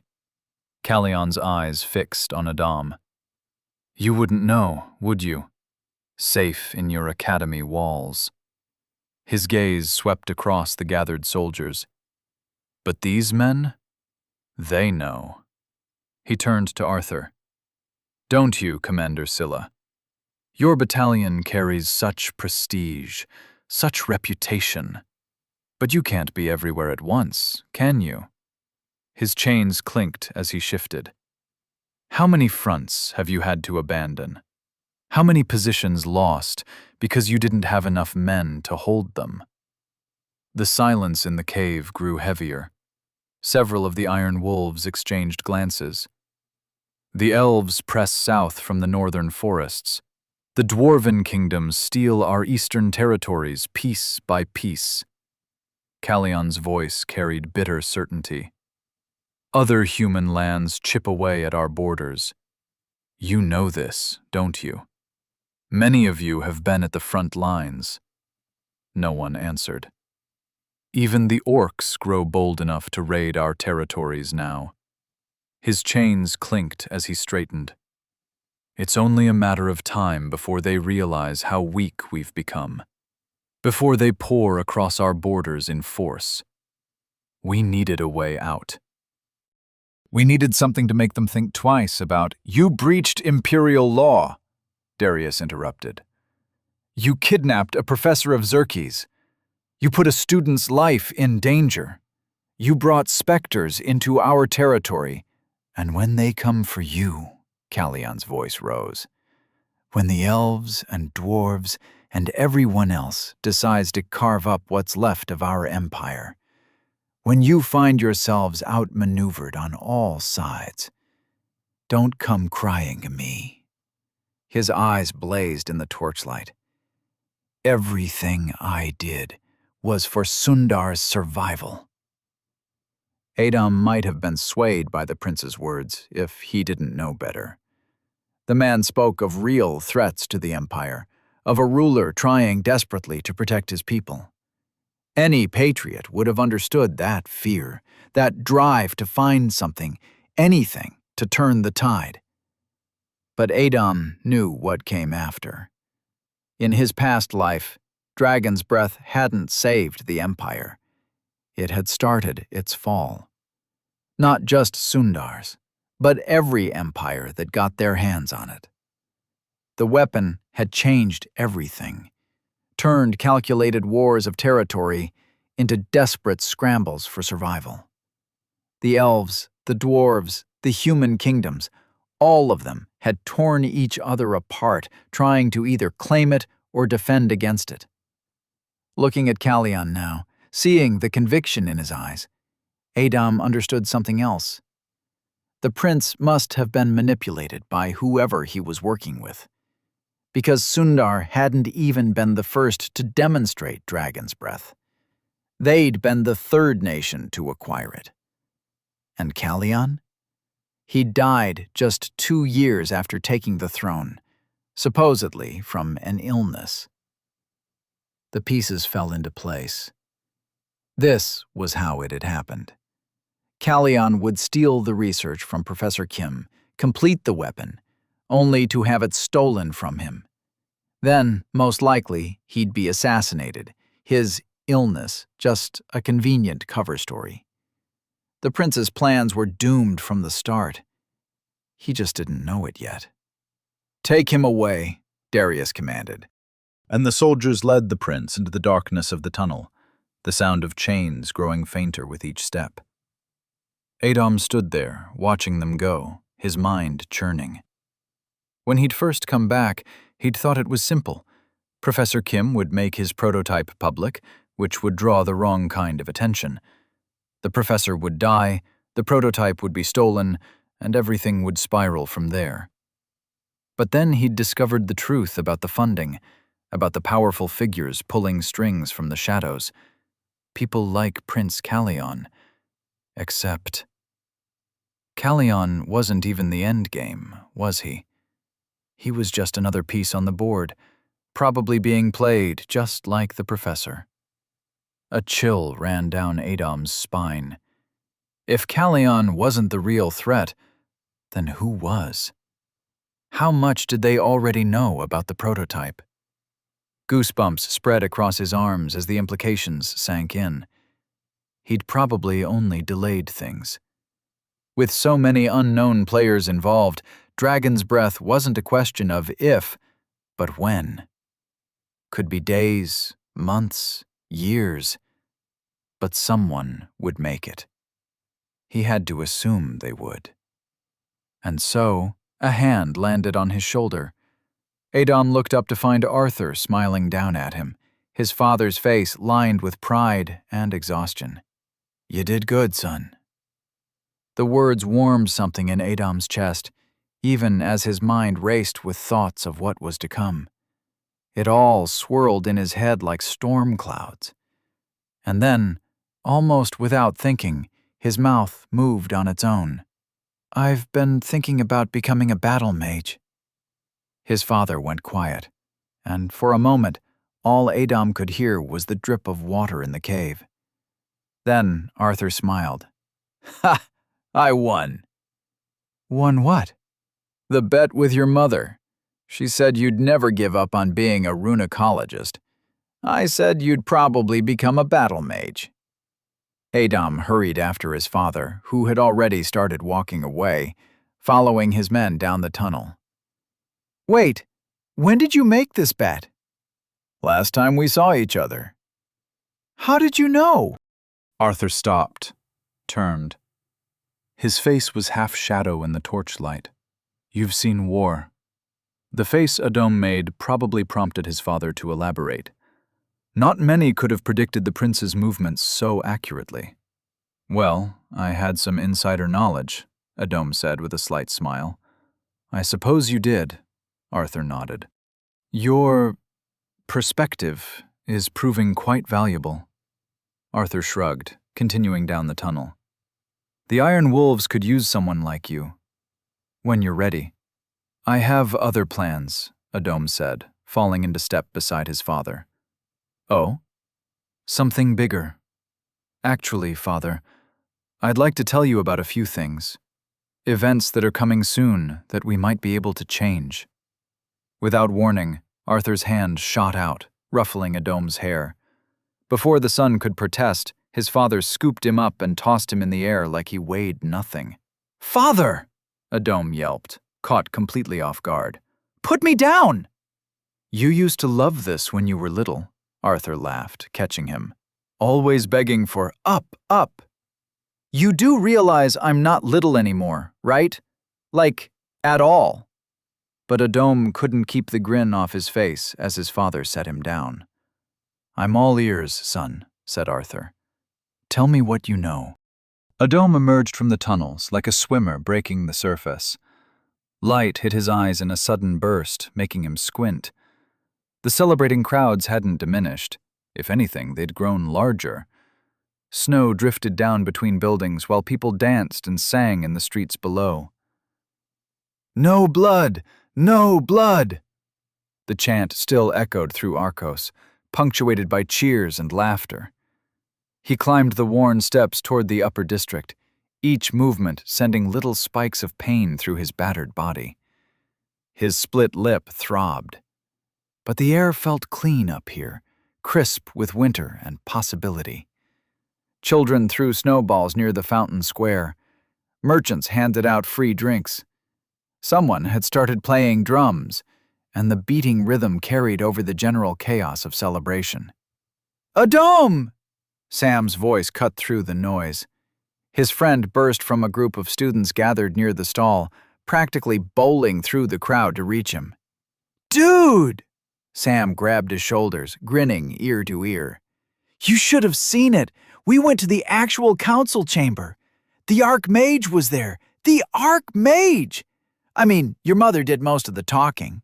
All of it, really. But still, we were there and—" "Thank you, Sam." "Don't sweat it. What are friends for if not storming into highly restricted government meetings, right?" Adom smiled, then winced as the motion pulled at his split lip. "No, really. I know I've been saying it a lot lately, but I want you to know I mean it. I'm grateful. For everything."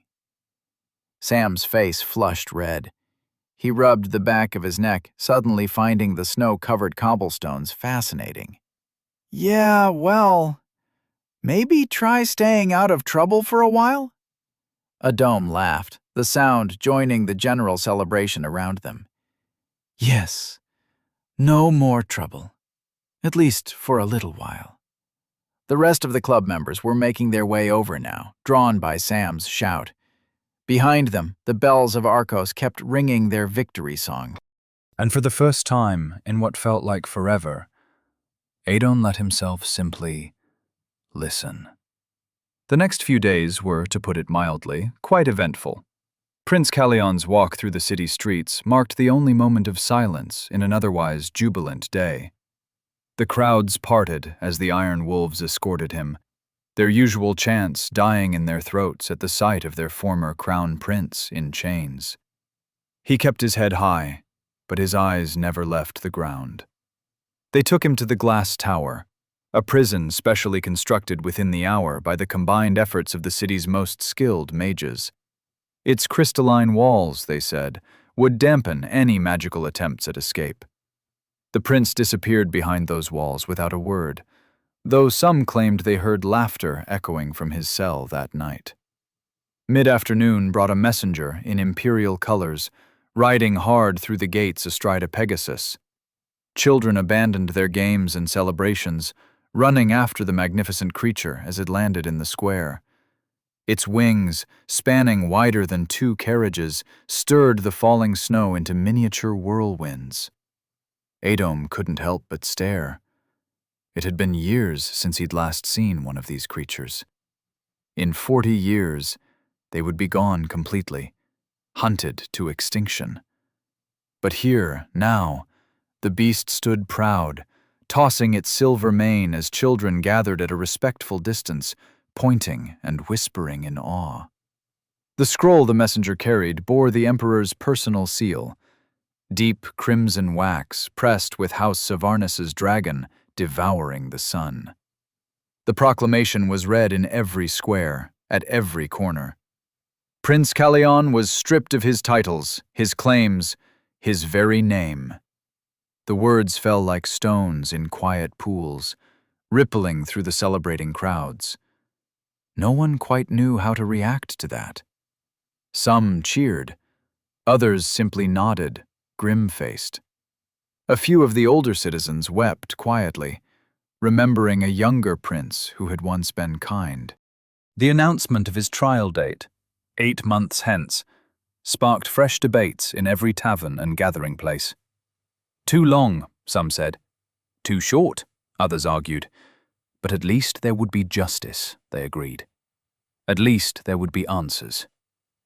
The swelling around Adom's eye had already greatly subsided.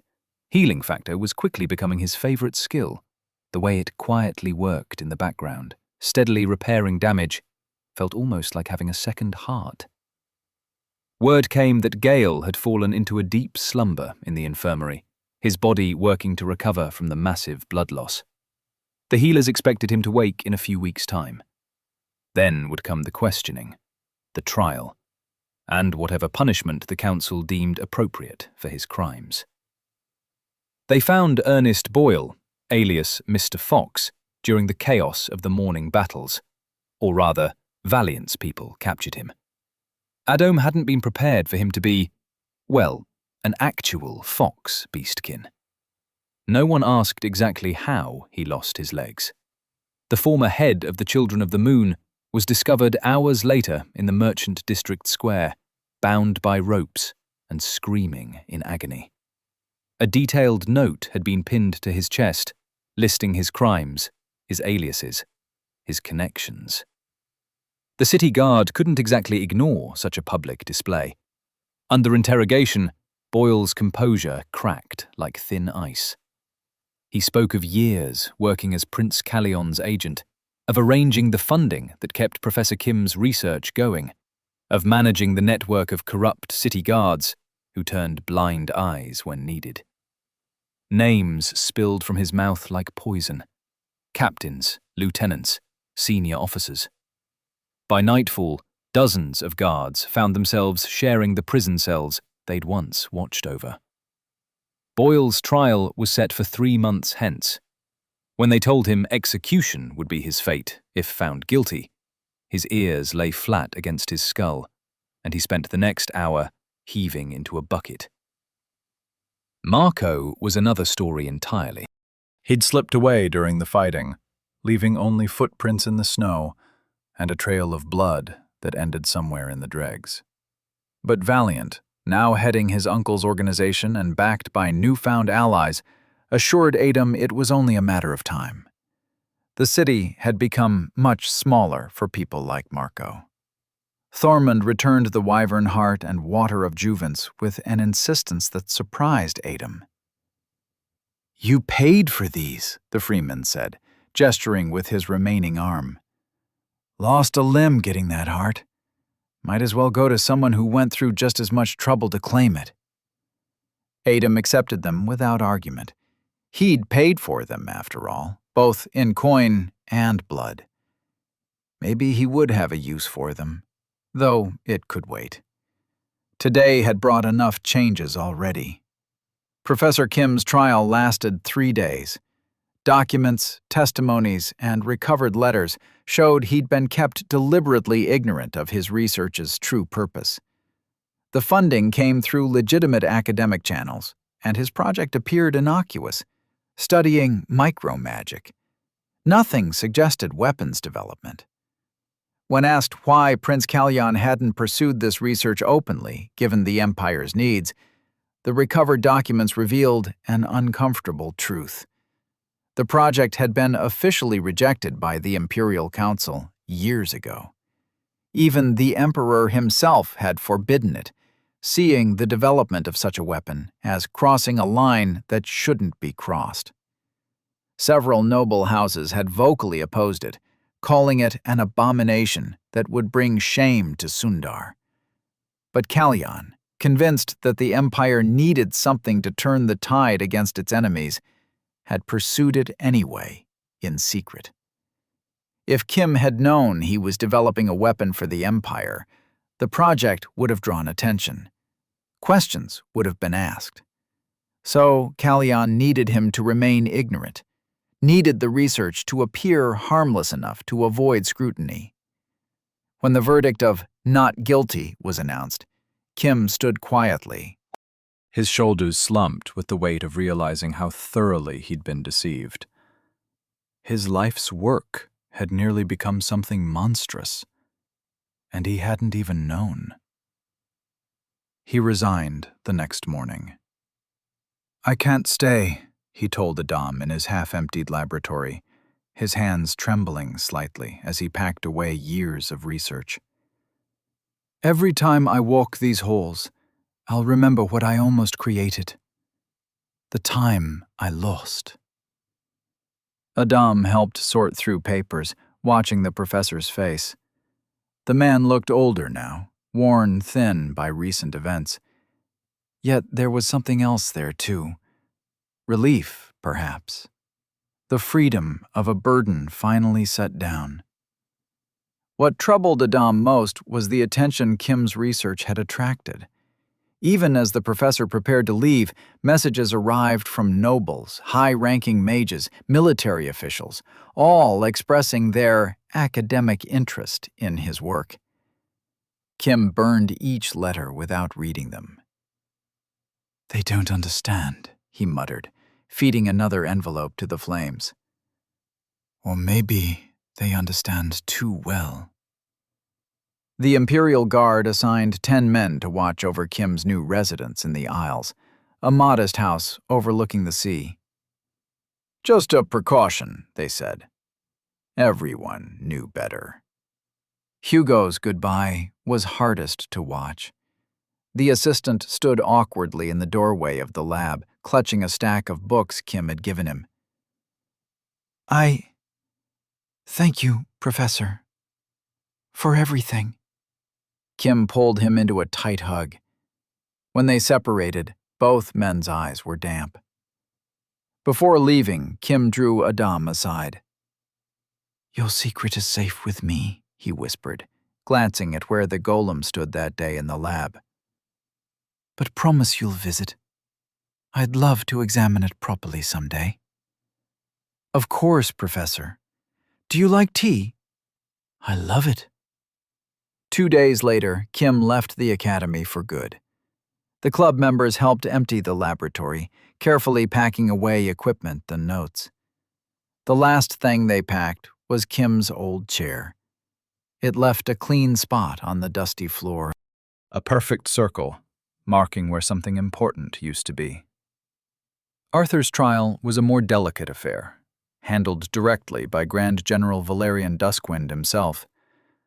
The charges, mobilizing troops without imperial sanction and laying siege to a major city, would normally carry severe penalties.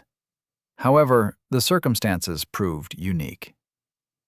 A father, seeking his missing son, found obstacles at every turn from the Crown Prince himself, Duskwind stated to the military tribunal. When official channels were blocked, he acted, perhaps rashly, but not without cause. His actions, though technically treasonous, inadvertently exposed a genuine threat to the empire. The verdict recognized both the breach of protocol and the justified cause.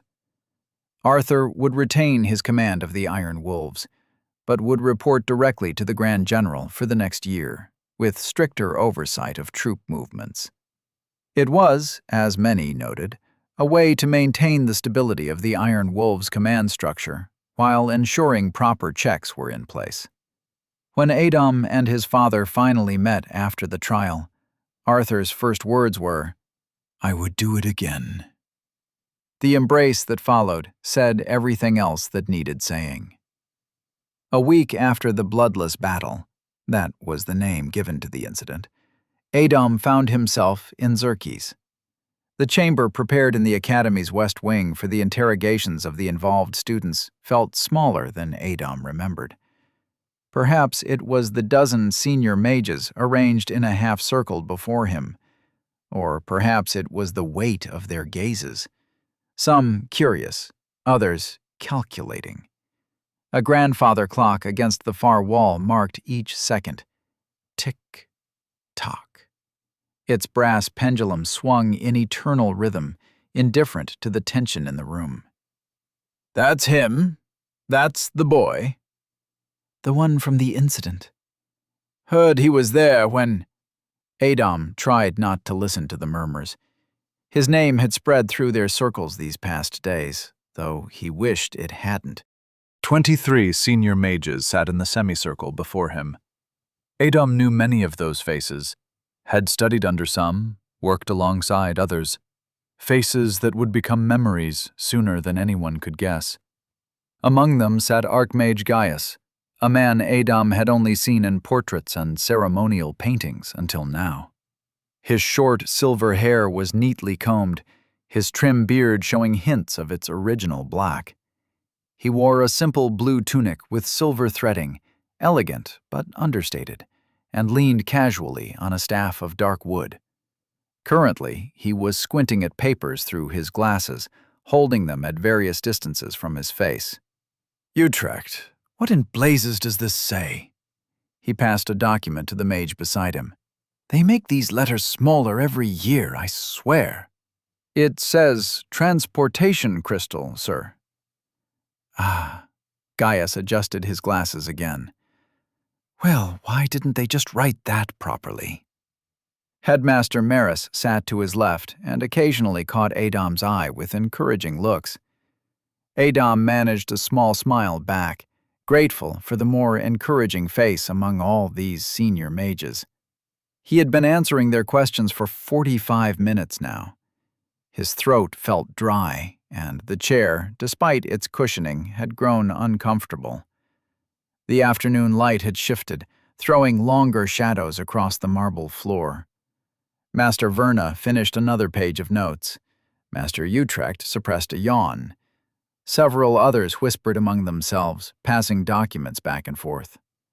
Gaius lowered his papers and really looked at Adom for the first time. He glanced back at the documents, then at Adom again, adjusting his glasses with a finger. "You went into a dungeon alone and made it back alive? You?" "Yes, sir." Adom kept his voice steady. The whispers started again. "Must have gotten lucky," someone muttered. "Most definitely," another added. It was hard not to roll his eyes. Gaius cleared his throat, and the chamber fell silent. "Well, young man." Our investigations support your testimony. The timeline matches, the witnesses confirm your account, and... He squinted at another paper. "Ah, yes. The crystal merchant remembered you quite clearly." "Thank you, sir." Adom started to rise. "I believe we're finished here," Master Verna announced, gathering her papers. Several mages stood, their chairs scraping against marble. Headmaster Maris approached, placing a hand on Adom's shoulder. "Well done, my boy." His grip tightened slightly. "Young man." Adom turned back to Gaius just as something sailed through the air. Sparked unbidden, his hand moving before his mind could catch up. Several mages gasped. He looked down at the object in his palm. An apple? "You look skinny," Gaius said, eyes twinkling behind his glasses. "Should eat that. Special variety from you-know-where." He blinked at Adom. "You? That was..." Adom said as the realization dawned.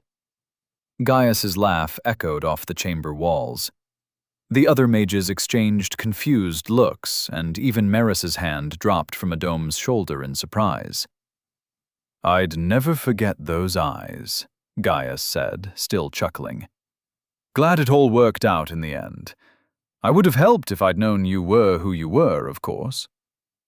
Adom stood silent, mind racing. The old man with the apples. It had been him? The illusion spell must have been masterful. He hadn't detected a trace of magic. Sir, Utrecht leaned toward Gaius. You knew this boy? In a manner of speaking, Gaius waved his hand dismissively. Sometimes the best way to understand a city is from its streets, wouldn't you say? A laugh escaped Adom's throat. Thank you, sir. Go on now. Gaius waved him away, clearly enjoying his colleague's confusion. Looking between Gaius and Adom, mouth slightly open. The Vaishari were preparing to leave Arcos that same afternoon. Their caravans and tents were already packed away, loaded onto the longboats that would carry them south to warmer shores. The air was thick with the smell of sea salt and wood smoke, mixing with the crisp winter breeze. Adom and Sam stood in the falling snow, watching Morgana check the last of her belongings.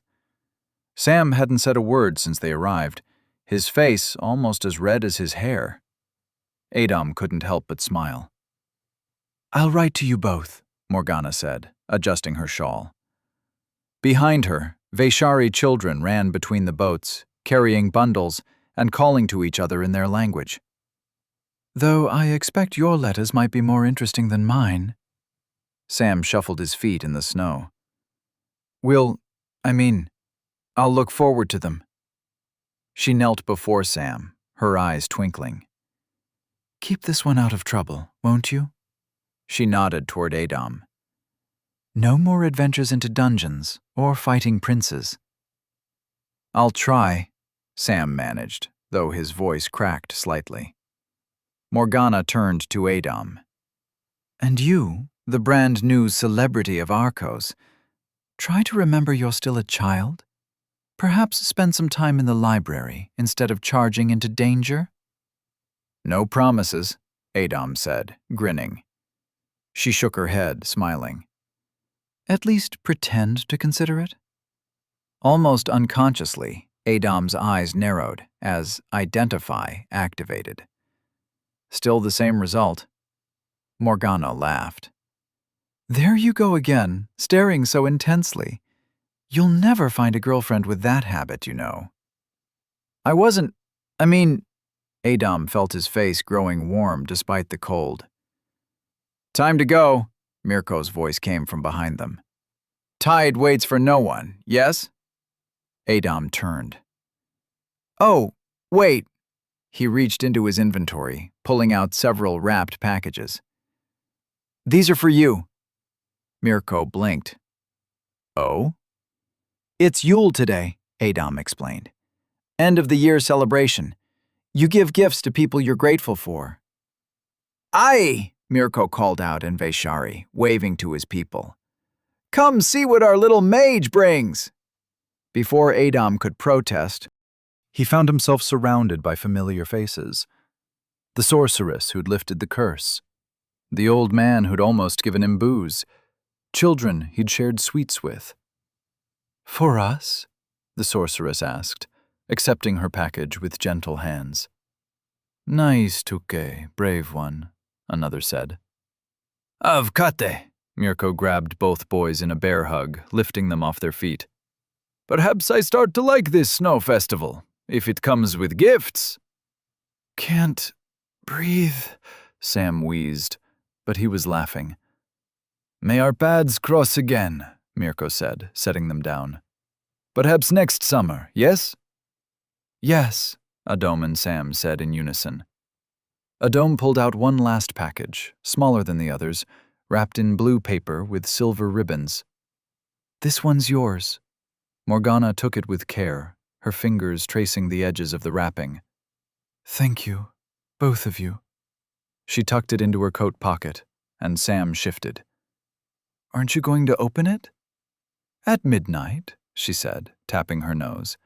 That's tradition, isn't it? We hope you like it, Adom said. I'm sure I will, whatever it. She paused, narrowing her eyes playfully. Wait a moment. This isn't cat food, is it? Because if you two got me cat food, I might have to swim back and hex you both. Their laughter mixed with the sound of waves lapping against the boats. We wouldn't dare, Sam said, finding his voice at last. Morg! Children's voices called from the boats. We're leaving! She exhaled, her breath visible in the cold air, mixing with the wisps of snow that had started falling again. With the setting sun, the clouds were colored in deep oranges and purples. It was the perfect sky for goodbyes. Farewell, little mages, she said softly. Next time we meet, let's hope it's under better circumstances than curses and dungeons, yes? Sam nodded, awkward but sincere. Farewell, kitty cat, Adom said, grinning. They stood at the edge of the water, watching as the Vaishari boats pulled away. Morgana's raven-black hair caught the last rays of sunlight as she stood at the stern, waving until the distance made her figure indistinct. The boats grew smaller and smaller, their colorful sails becoming mere dots on the horizon. The Vaishari's songs carried across the water, growing fainter until they merged with the sounds of waves and the cry of seabirds. Sam sniffed, quickly wiping his nose with his sleeve when he thought Adom wasn't looking. You crying? Adom asked, not looking directly at Sam. No, Sam said quickly, rubbing his face again. Just cold. He was quiet for a moment, watching the last traces of color fade from the horizon. Hope she'll be okay out there. She's a grown woman who can turn into a cat and probably hex people into toads. Pretty sure she can handle herself. Sam shook his head. See, this is exactly what she was talking about. You really need to work on your approach with women. That whole whatever attitude isn't going to get you anywhere. Adom scoffed. Oh, and you're giving me advice on women now? You? The guy who turned redder than a tomato every time she looked at him? I may lack practical experience, Sam said with dignity, but I have extensive theoretical knowledge on the subject. Theoretical knowledge? Adom's grin turned mischievous. From those books you keep under your bed. Sam punched him in the shoulder, hard enough to make Adom stumble. We had an agreement about never mentioning what's under my bed. Ow!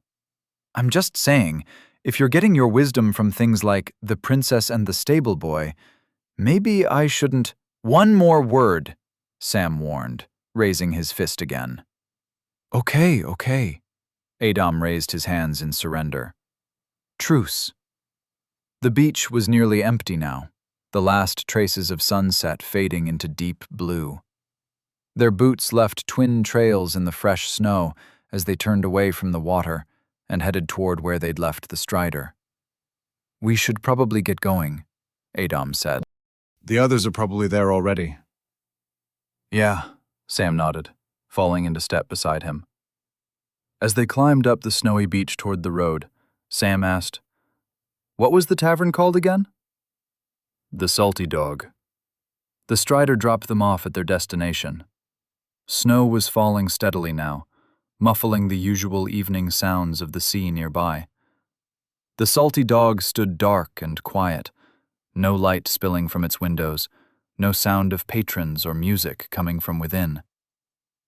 That's odd, Adom said, counting out coins for the driver. Eren said this was the right time. Place should be busy by now. Maybe we should go, Sam suggested, wrapping his coat tighter. Come back later? The Strider trudged away, leaving them standing in the falling snow. Sam approached the door, giving it an experimental push. It's open. Maybe with the weather people are just late? We could wait inside. Adom sighed, his breath visible in the cold air. Fine. They stepped into the darkness. Something shifted in the shadows, a movement too precise, too mechanical. Adam's instincts kicked in instantly, his pulse racing as mana gathered at his fingertips. "Sam!" he shouted, pushing his friend behind him. "Adam, wait!" Activated automatically, tracking the movement of what could only be a "Surprise!" followed by a collective "Whoa!" Light flooded the tavern. Magical sparklers burst overhead, showering the room with dancing lights and glittering confetti. Familiar faces emerged from hiding spots. Classmates, friends, family members, a few unknown people, all wearing expressions that quickly shifted from joy to mild alarm at the sight of Adam's half-formed battle stance. Sam let out a shaky breath. "I knew this was a terrible idea," he muttered, still catching his breath. "Who throws a surprise party for a mage?" "Sorry," Eren called out from behind an overturned table. "We probably should have thought that through better. What's going on here?" Adam muttered. Adam's hands were still crackling with mana as he tried to process what was happening. The tavern, dark just moments ago, was now filled with light and familiar faces. His mother, Maria, emerged from the crowd, followed by his father. "Well," Maria started, smoothing down her dress, "with everything that happened—" "We never got to celebrate your birthday last week," his father continued. "Or Sam's, for that matter." "So we thought," Maria picked up again, "why not do it for both of you during Yule?" Sam shuffled his feet beside him. "I, might have suggested it to Eren, though I specifically said no surprises." "A birthday party?" Adam's mind went blank for a moment. When was the last time he'd had one? When he was 10, wasn't it? Actually 10, not the decades-old 10 he was now. A lifetime ago. Before everything. He looked around the room, really looked. His parents were there, of course. Sam's father stood near the bar with Sam's sister, who was trying to keep Bob away from the drinks already. Nos was grinning from ear to ear with a few other iron wolves beside him. Eren and his mother were by the fireplace. Kern and Feely, the former being free now, cleared of all charges the day the prince was taken into custody, were sitting beside Hugo and Caius. Valiant was there too, looking almost comical in one of those tiny, expensive Cisco suits, surrounded by his men. Thormund was attempting to explain something to Phil and Petra, while the rest of the club members were setting up what looked like party games. Adam laughed. It started as a small chuckle, but something caught in his throat. The laugh turned into something else, and suddenly he felt wetness on his cheeks. "You crying?" Sam asked. "No," Adam managed, wiping his face. "Just cold." His mother wrapped her arms around him, and he could smell the familiar scent of her perfume, that sweet apple and something else. "Look at that!" Nos called out. "The mighty battle mage, taken down by a surprise party." "It's the cold," Adam insisted, but he was laughing now, properly laughing, even as he wiped away another tear. "You try standing in the snow for an hour." The evening blurred into a warm haze of laughter and celebration. Eren's mother had outdone herself with the cookies. "Just like the ones from that time," she'd said with a wink to Adam, while Maria's honey cakes disappeared almost as soon as they were set out. Bob insisted on leading increasingly off-key renditions of traditional Yule songs, with even Valiant joining in after his second mug of mulled wine. Gifts were exchanged with much ceremony and even more teasing. Sam's sister had knitted matching scarves for both birthday boys, though Adam's was deliberately made 2 sizes too small, to match his personality. Nos presented them with Iron Wolf's ceremonial daggers, which prompted Maria to give him a look that clearly said, "We'll discuss this later." As the party continued around them, Adam found himself in a quieter corner with Valiant, carefully pouring steaming tea into a delicate cup. The steam rose in lazy spirals between them. "Here," Adam said, pushing the cup toward Valiant with barely contained anticipation. "Try it." Valiant eyed the liquid suspiciously, adjusting his expensive suit. "This is what you've been so excited about?" "Just try it." Adam watched expectantly as Valiant took a careful sip. "Eh? Eh?" Valiant's face remained perfectly neutral. "Honestly?" He set the cup down. "Leaf juice." "Leaf juice? It's premium Silvercrest blend from the Eastern Mountains." Adam's voice cracked with indignation. "The leaves are picked only during the full moon." "Still, juice. From leaves." "You have no taste," says the kid with old man taste, Valiant smirked. "What's next? Going to start collecting stamps?" "And you have no class," Adam shot back. "Wouldn't know refinement if it hit you in that overpriced suit." At least I don't get excited about hot water with leaves in it. They glared at each other for a moment, before both breaking into grins. They were alive, after all. They made it out of the dungeon. Even if one of them clearly couldn't appreciate good tea if his life depended on it. As the evening wore on, and couples started swaying to Bob's surprisingly decent fiddle playing, Adam found Erin by the window, watching the snowfall. "Ready for Xerkes?" Adam asked, joining him. Erin's fingers drummed nervously on his cup. "As ready as I'll ever be, I suppose." "Hey," Adam bumped his shoulder. "You've got nothing to worry about.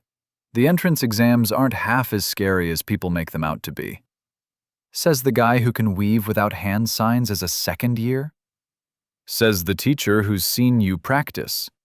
You'll do fine. Erin smiled, some of the tension leaving his shoulders. "Thanks, Adam." "No need to thank me," Adam said, turning to leave.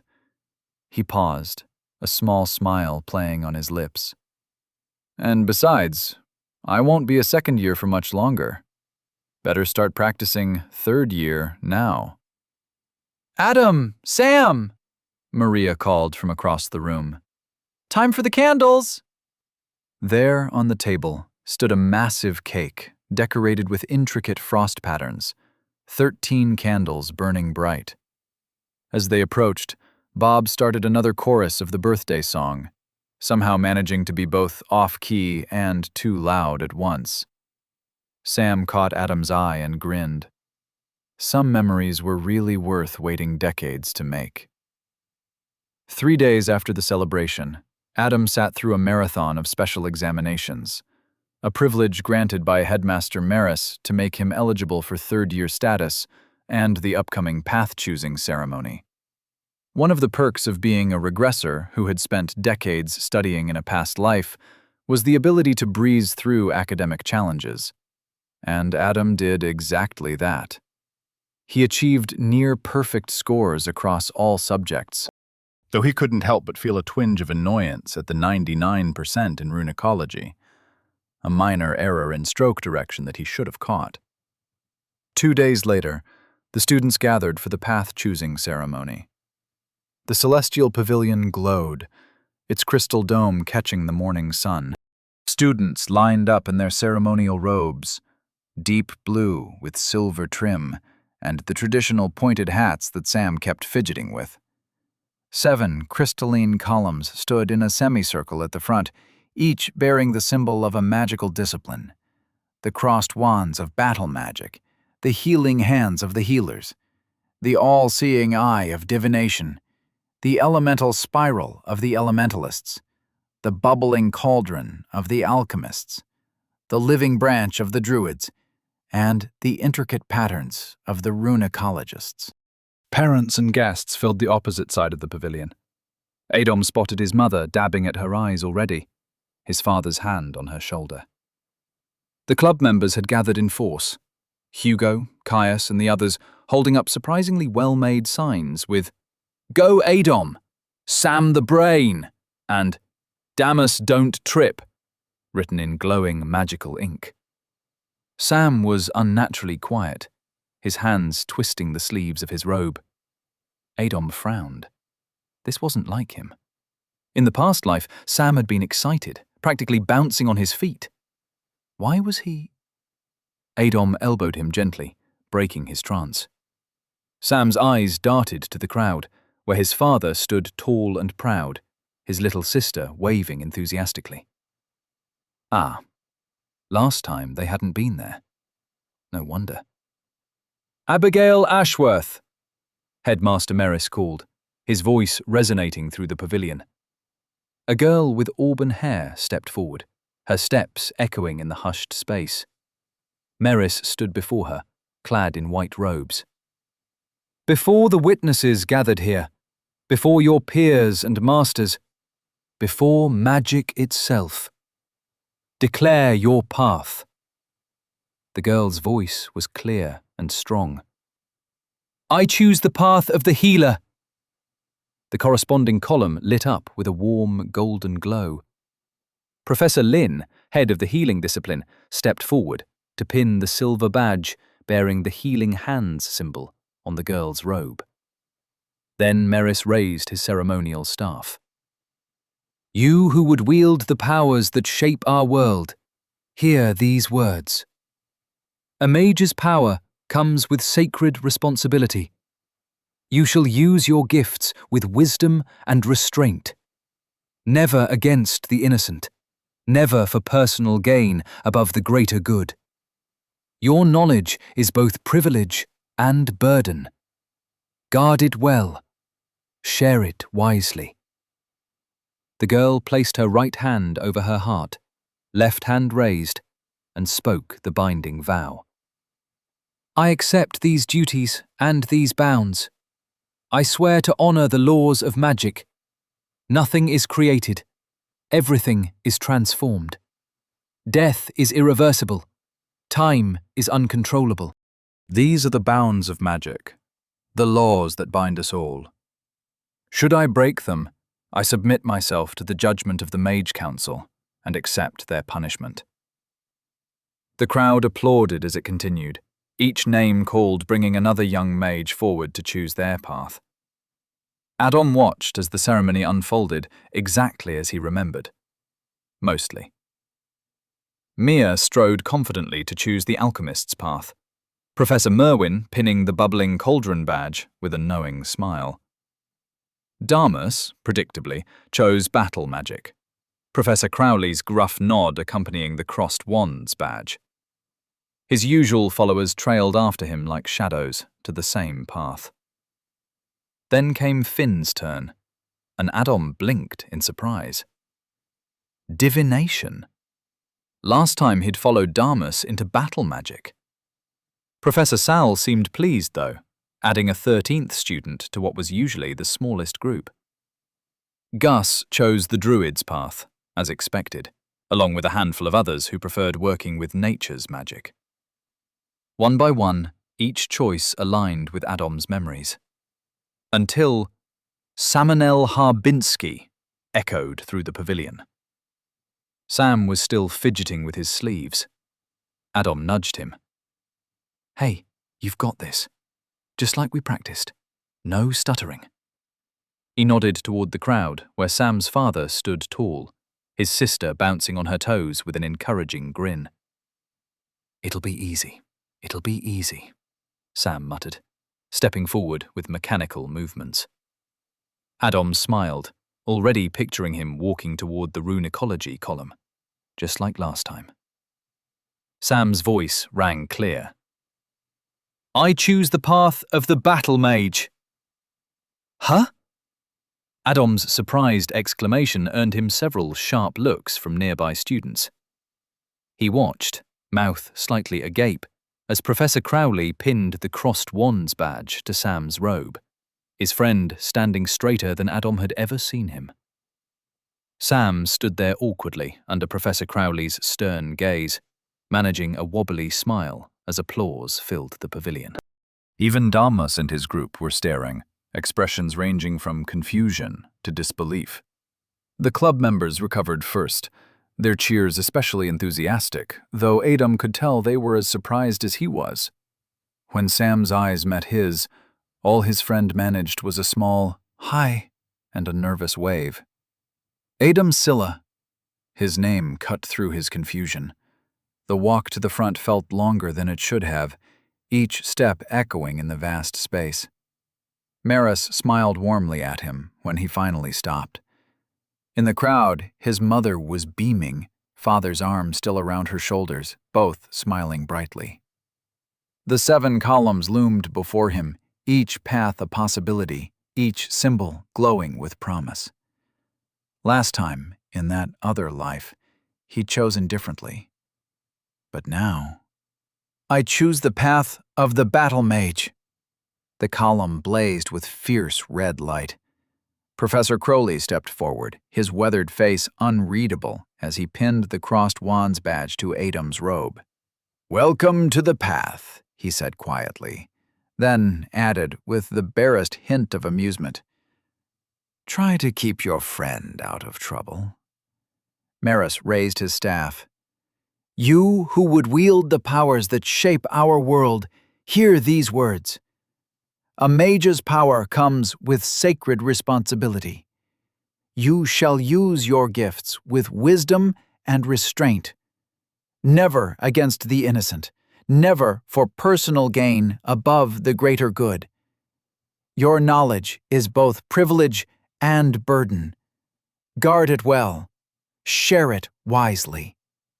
Adam placed his right hand over his heart, left hand raised, and began the vow. "I accept these duties and these bounds. I swear to honor the laws of magic. Nothing is created." He paused. The irony wasn't lost on him. Here he was, swearing to uphold laws he'd seen broken. Death irreversible, time uncontrollable. His very existence contradicted both. For a moment, the world seemed to slow. The applause became distant, muffled, as his eyes swept across the smiling faces, the proud expressions, the enthusiasm of his peers. Friends. Family. Would those same faces twist in horror if they knew? True, he hadn't manipulated time or death himself. He'd only bargained with death. But he'd heard the stories, seen the records of what happened to those who claimed deals with demons or umbras, attempting to bend time. Respected mages, brilliant scholars, reduced to cautionary tales, their legacies erased, their heads separated from their bodies. Even if his parents believed him, and surely they would, what could they do? Would it do them any good?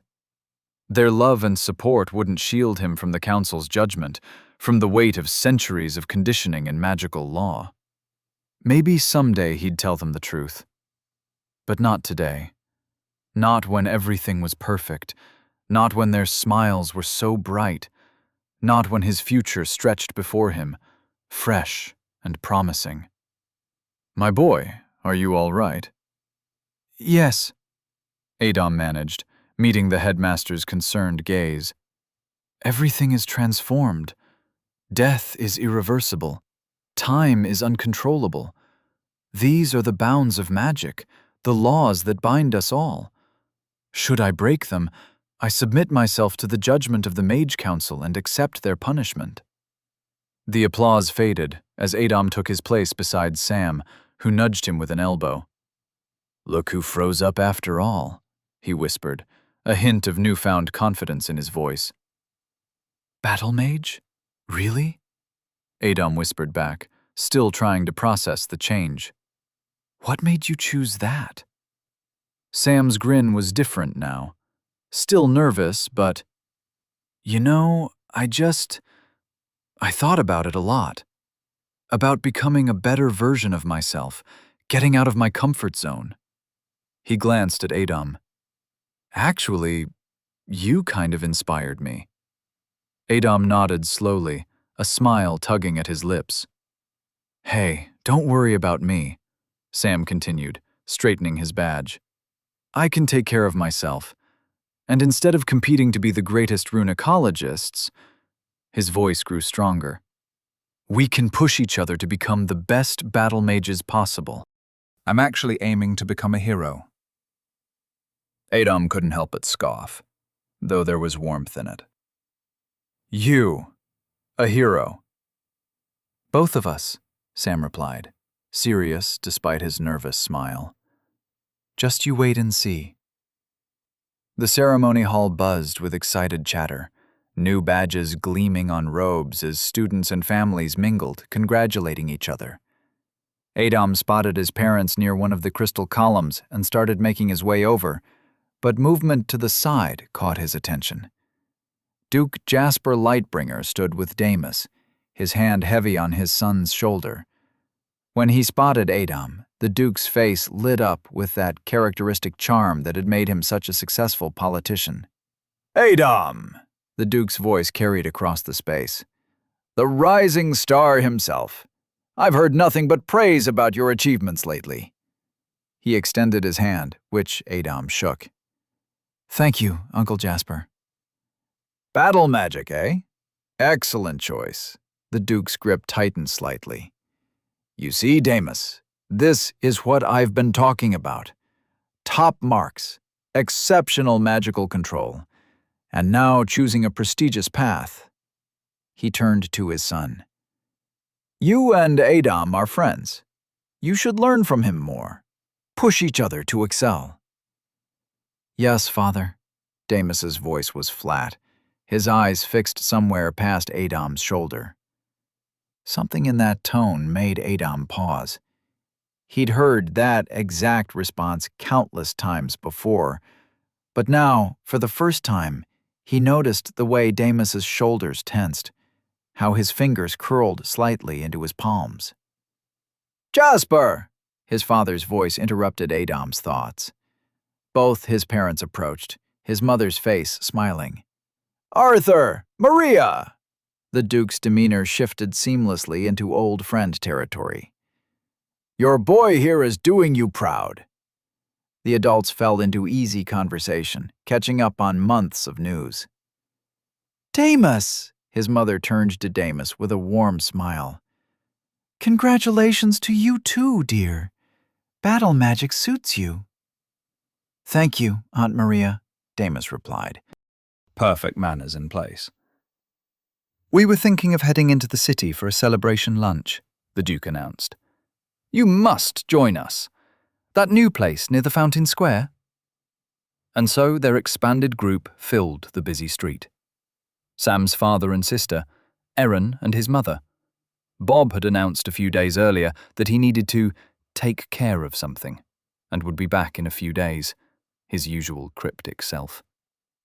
Sam's father deep in conversation with Duke Lightbringer, while his sister Elena skipped ahead, showing off her toy wand to Aaron and his mother. The adults' voices merged with the general bustle of the celebration day, shop windows decorated with magical displays for the new third years. Adom turned at the familiar corner, out of habit more than hope.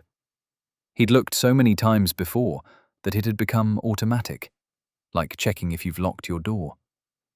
His eyes found the worn shopfront of the Weird Stuff store, and for a moment his brain didn't quite process what he was seeing. The windows were lit. The closed sign was flipped to open. His heart stuttered in his chest. There, behind the dusty window, Mr. Biggins stood, arranging some oddity or another. As if sensing Adom's presence, he looked up, his weathered face breaking into that familiar, crooked smile.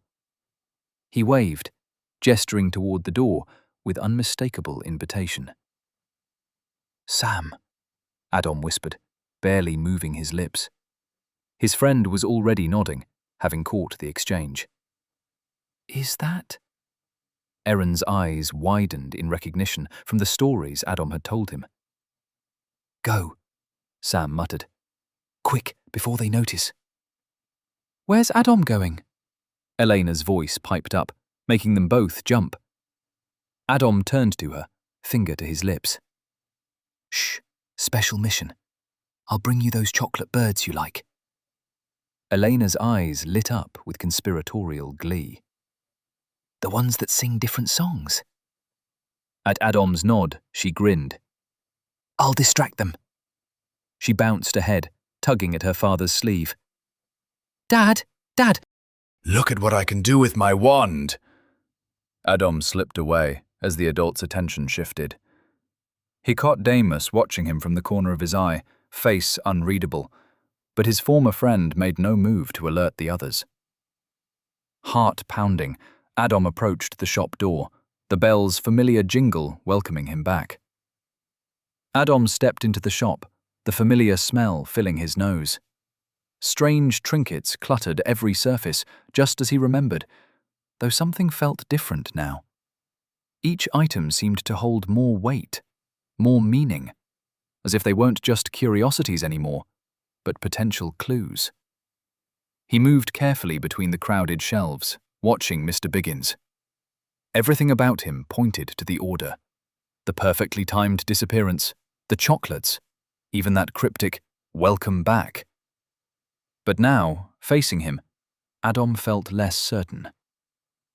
"Ah, young Adam," Biggins smiled, not looking up from his work. "Welcome back." Adam swallowed. "I was starting to think you'd never show up again." "Is that so?" Biggins's eyes twinkled with amusement. "I didn't realize you'd grown so fond of me." The words caught in Adam's throat. Where should he even start? What if he was wrong about everything?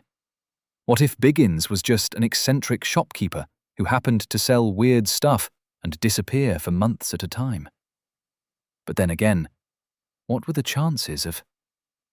"You must have many questions, young Adam," Biggins said, interrupting his spiral of thoughts. "You bet I—" Bang! A tremendous crash from the back room cut him off, followed by muffled cursing and what sounded like several small objects rolling across a floor. "I told you not to try and spy through that thing." A woman's voice, sharp and exasperated, carried through the beaded curtain behind the counter. Biggins sighed, rubbing his temples. "And I told them to wait upstairs." Adam stared at the curtain, confusion written across his face. What was... "Apologies for the commotion," Biggins said. "You might as well come down now. He's here."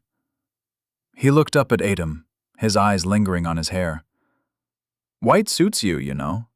More in phase with who you truly are." Ah, that did it. The casual observation, delivered with such knowing certainty, confirmed everything. Biggins had known. All this time, through every visit, every weird purchase, he'd known. "Bah! Listen to that voice!" A gruff voice rumbled from upstairs. "You don't even need to see him to know he's a twig. When you said special ale, I was expecting someone who at least sounded like they could lift a proper warhammer." "Are you certain about this ale?" Another male voice joined in, one that tugged at Adam's memory, though he couldn't place it. "He seems rather... young." Biggins didn't turn around, his eyes still fixed on Adam. "Quite certain." Footsteps creaked on the wooden stairs, and a woman emerged first through the beaded curtain. Her curved horns caught the shop's dim light, and her tail swished behind her as she moved. Despite her demonic heritage, there was something almost graceful about the way she carried herself. "So this is him," she said, studying Adam with keen interest, her red eyes glinting. "I have been wondering what you looked like." Adam shifted under her gaze. "Hi?" The word came out more like a question than a greeting, and he inwardly winced at how young it made him sound. Heavy boots thumped down the stairs, and a stocky figure emerged behind the tiefling. The dwarf was broad as a barrel, with a thick black beard braided with silver clasps, and deep-set eyes that crinkled with amusement as he took in Adam. "Ha! You weren't kidding about him being little." He let out a booming laugh that made several delicate instruments on nearby shelves rattle. "Thorgan," Biggin said mildly, "human children tend to be on the smaller side. It's quite normal." "Normal or not, he's barely bigger than me axe." Still chuckling, Thorgan stepped forward and thrust out a calloused hand. "Thorgan Svartstein, at your service." Adam grasped the offered hand and immediately regretted it. The dwarf's grip was like iron bands closing around his fingers, reminding him instantly of Feely's bone-crushing handshakes. Pride made him squeeze back, though he knew it was futile. Their eyes locked in an impromptu contest of will, neither wanting to be the first to let go. "Careful with the boy's hands, Thorgan," the tiefling said. "We might need those intact." Thorgan released his grip with another laugh. "Got spirit, this one! Combative! I like that. You might have picked well after all, Ale." Before Adam could rub his aching hand, another set of footsteps descended the stairs. His eyes widened as a familiar figure ducked through the beaded curtain. A tall man, easily 6.5 feet, well-muscled beneath his clothes, with long, dark hair tied back in a loose tail. He couldn't have been more than 25. "You!" they both exclaimed in unison. It was the guard from the Sylvester Merchants District, the same one he'd brought those 4 would-be muggers' names to that day.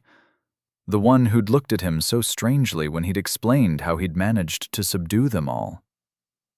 "You two know each other?" the tiefling and dwarf asked, almost in sync, looking between Adam and the guard. "Yeah," Adam said, still processing the coincidence.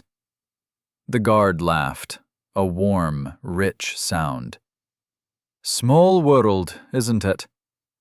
"Not particularly surprising," Biggins commented, adjusting something on his workbench. "You both do live in the same city, after all." The tiefling suddenly straightened. "Oh, where are my manners?" She smiled at Adam, her tail swaying gently behind her. "I've heard so many stories about you since I was a child. It feels strange, finally meeting you in person."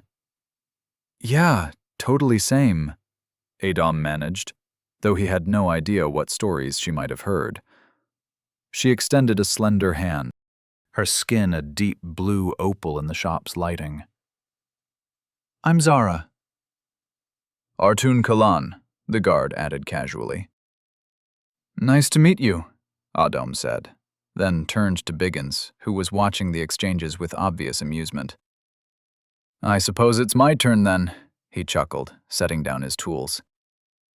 "You know me as Mr. Biggins, but my real name is Ilarion. My friends call me Ale." Adam frowned slightly. Ilarion? That was definitely an elvish name, but looking at Biggins now, he couldn't see a single elvish feature. The man looked entirely human, if a bit unusual. "Are you of elven descent?" he asked. Ilarion, laughed. "Heavens, no. My heritage is a bit more exotic than that." He paused, reaching up to remove his glasses.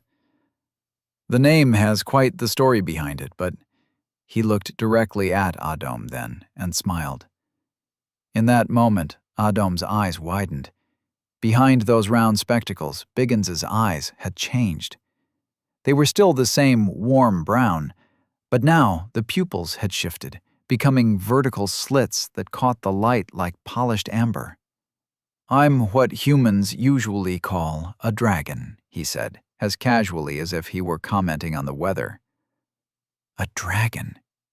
A living, breathing dragon. Dragons had been extinct for over 17,000 years. They were creatures of myth and legend, revered as part of the old pantheon by early humans.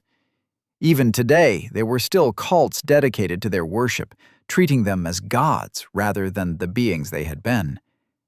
And here was one, casually standing in front of him in a cramped shop, wearing spectacles and tinkering with mechanical devices. Ale! Thorgan sputtered, looking like he might have a stroke. You can't just go around telling people that sort of thing on a whim. What happened to all that secrecy you're always preaching about? Adom's mind was racing, trying to process everything. So, he took a deep breath, steadying himself. I have questions. A lot of questions. And I want answers. Earthen and Thorgan burst out laughing, while Zara smiled. Alarion placed his glasses back on, hiding those reptilian eyes behind ordinary lenses. Of course you do, he said. And you'll get them all. He gestured to the group around them. We all have answers for you.